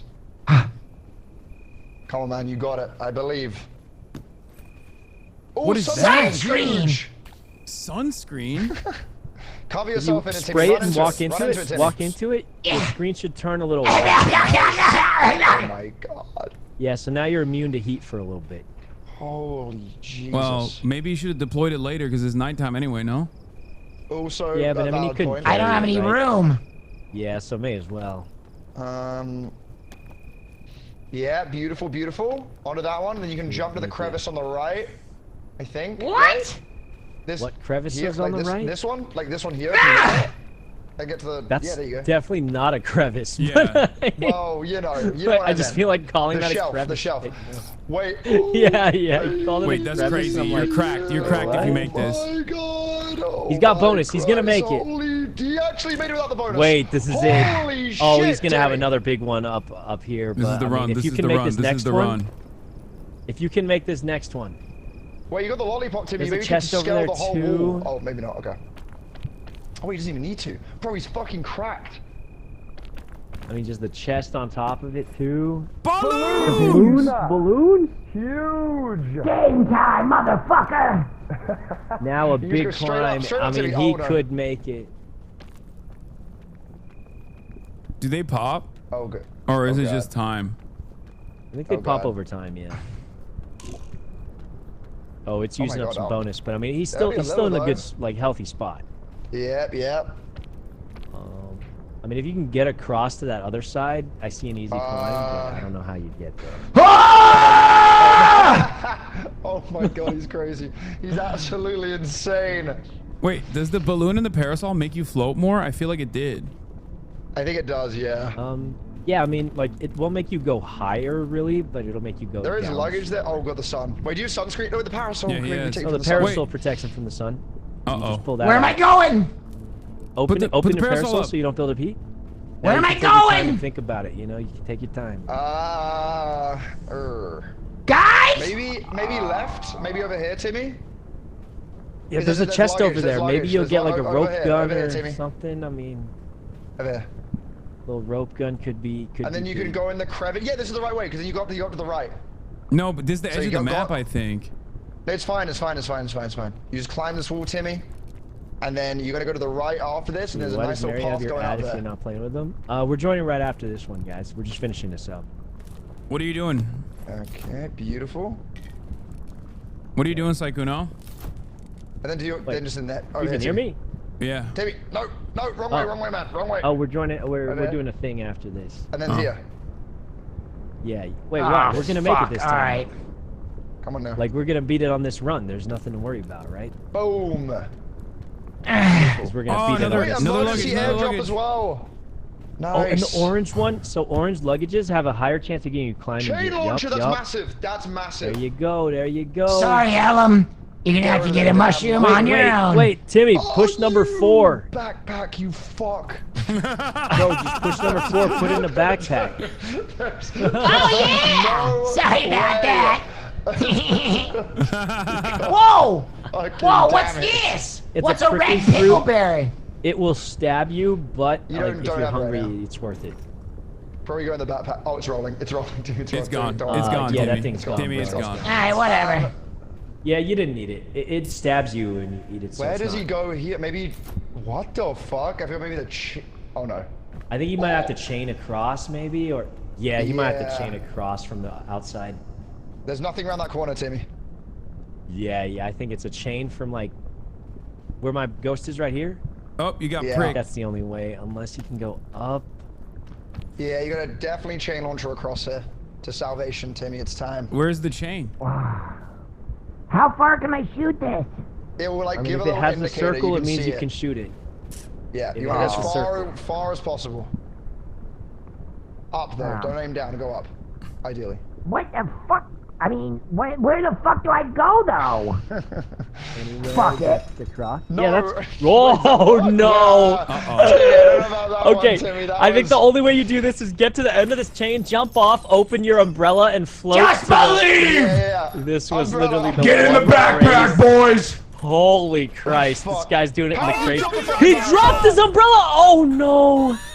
No, he dropped the umbrella. Why did the umbrella? Why did, No, you're no, falling why off. did he? Oh, Why no. did the umbrella Oh, drop? no. Why did the? No! No! No, my he did God. it. He did it perfect, except the Dude. umbrella dropped. Oh, okay, that's. Boys, that was amazing. Wait, I feel like we can do it though. No, I can't. I gotta go. You're done? Okay. Yeah, I'm. Plus, Saikuno has to go anyway. I don't know why my umbrella dropped. Yeah, I yeah, pulled it what out and it happened? just fell. Shit. It looked like you had that, low key. It looked like you had that. Maybe you can't do that in midair? I don't know. Yeah, I mean, I guess I've never tried. I thought you could, though. Like, you definitely can open the umbrella midair, right? That was legendary. He was about to clutch that. Timmy, I think he Timmy, would've that made was it to the amazing. top. You did fantastic. I'm sorry, guys. I tried. Good game. Nah, it no, was no, you beautiful, did Timmy. great. You did great. After the ant lion incident, like, I think, you know, we had a strong recovery. Strong recovery from that. Okay. Well, I guys, gotta I'll go. see you same time tomorrow, everyone. Same time Salute. tomorrow, boys. Same time tomorrow. Let's all Good touch games, hands. everybody. Come on. Okay, touch here you go. hands. We're gonna beat it tomorrow, 100%. Let's go. 100%. Tomorrow we run Woo. it. All Ellen, boys. basketball tomorrow? I'm down. I'm down. I'm gonna Bright beat your and early, ass. baby. I'm gonna beat your ass for all Oh, the yeah? lies you That's told. why that didn't happen last time. That didn't happen last time. You Yeah, fuck. yeah. I'll see you. I'll see you tomorrow. I'll see you tomorrow. Oh, I'm choking you. I'm Oh, I choking you. will I'm as well. choking you. Oh, fuck. Bye, Timmy. Bye. Bye-bye. Mwah.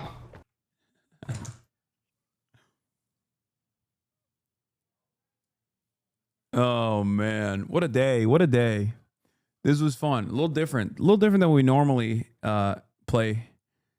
You know, we had a long day with the good doctor.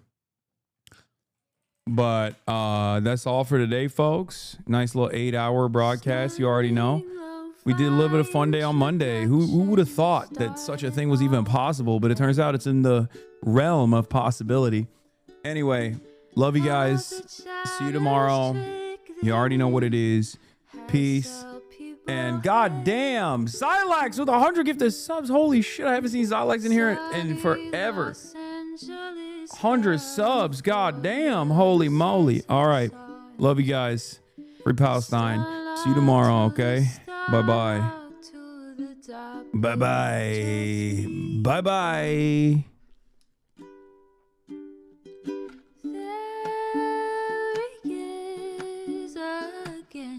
Hasan is streaming. Hasan is streaming. There he is again. Hasan is streaming. Hasan is streaming. Reviewing the P.O. box. Uncle Uger's face. Sudden discord at your prop.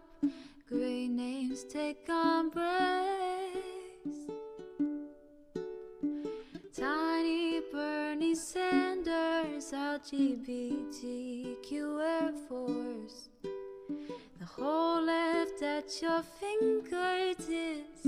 Ane at your door.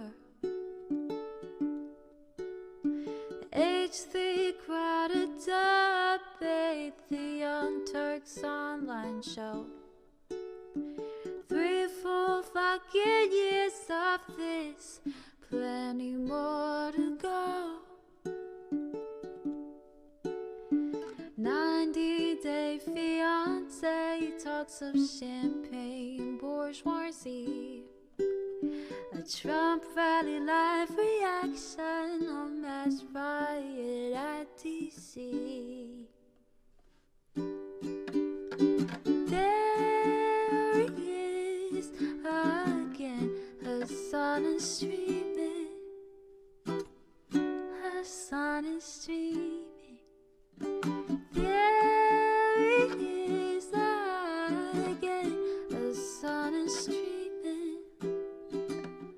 Hasan is streaming.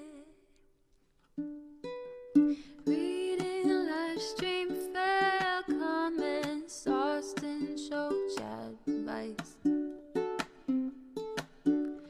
And all the ways the right-wing pipeline can suck you in online. JCS react, Lord frame gets broken, cover blown. A full-blown mass pandemic monster streaming at your home. Total radicalization coming out to find. System you were taught to trust in was broken the whole time. All these daily streams, whether big or whether small, have helped me and so many find the meaning through it all. There is again, her sun is streaming, her sun is streaming.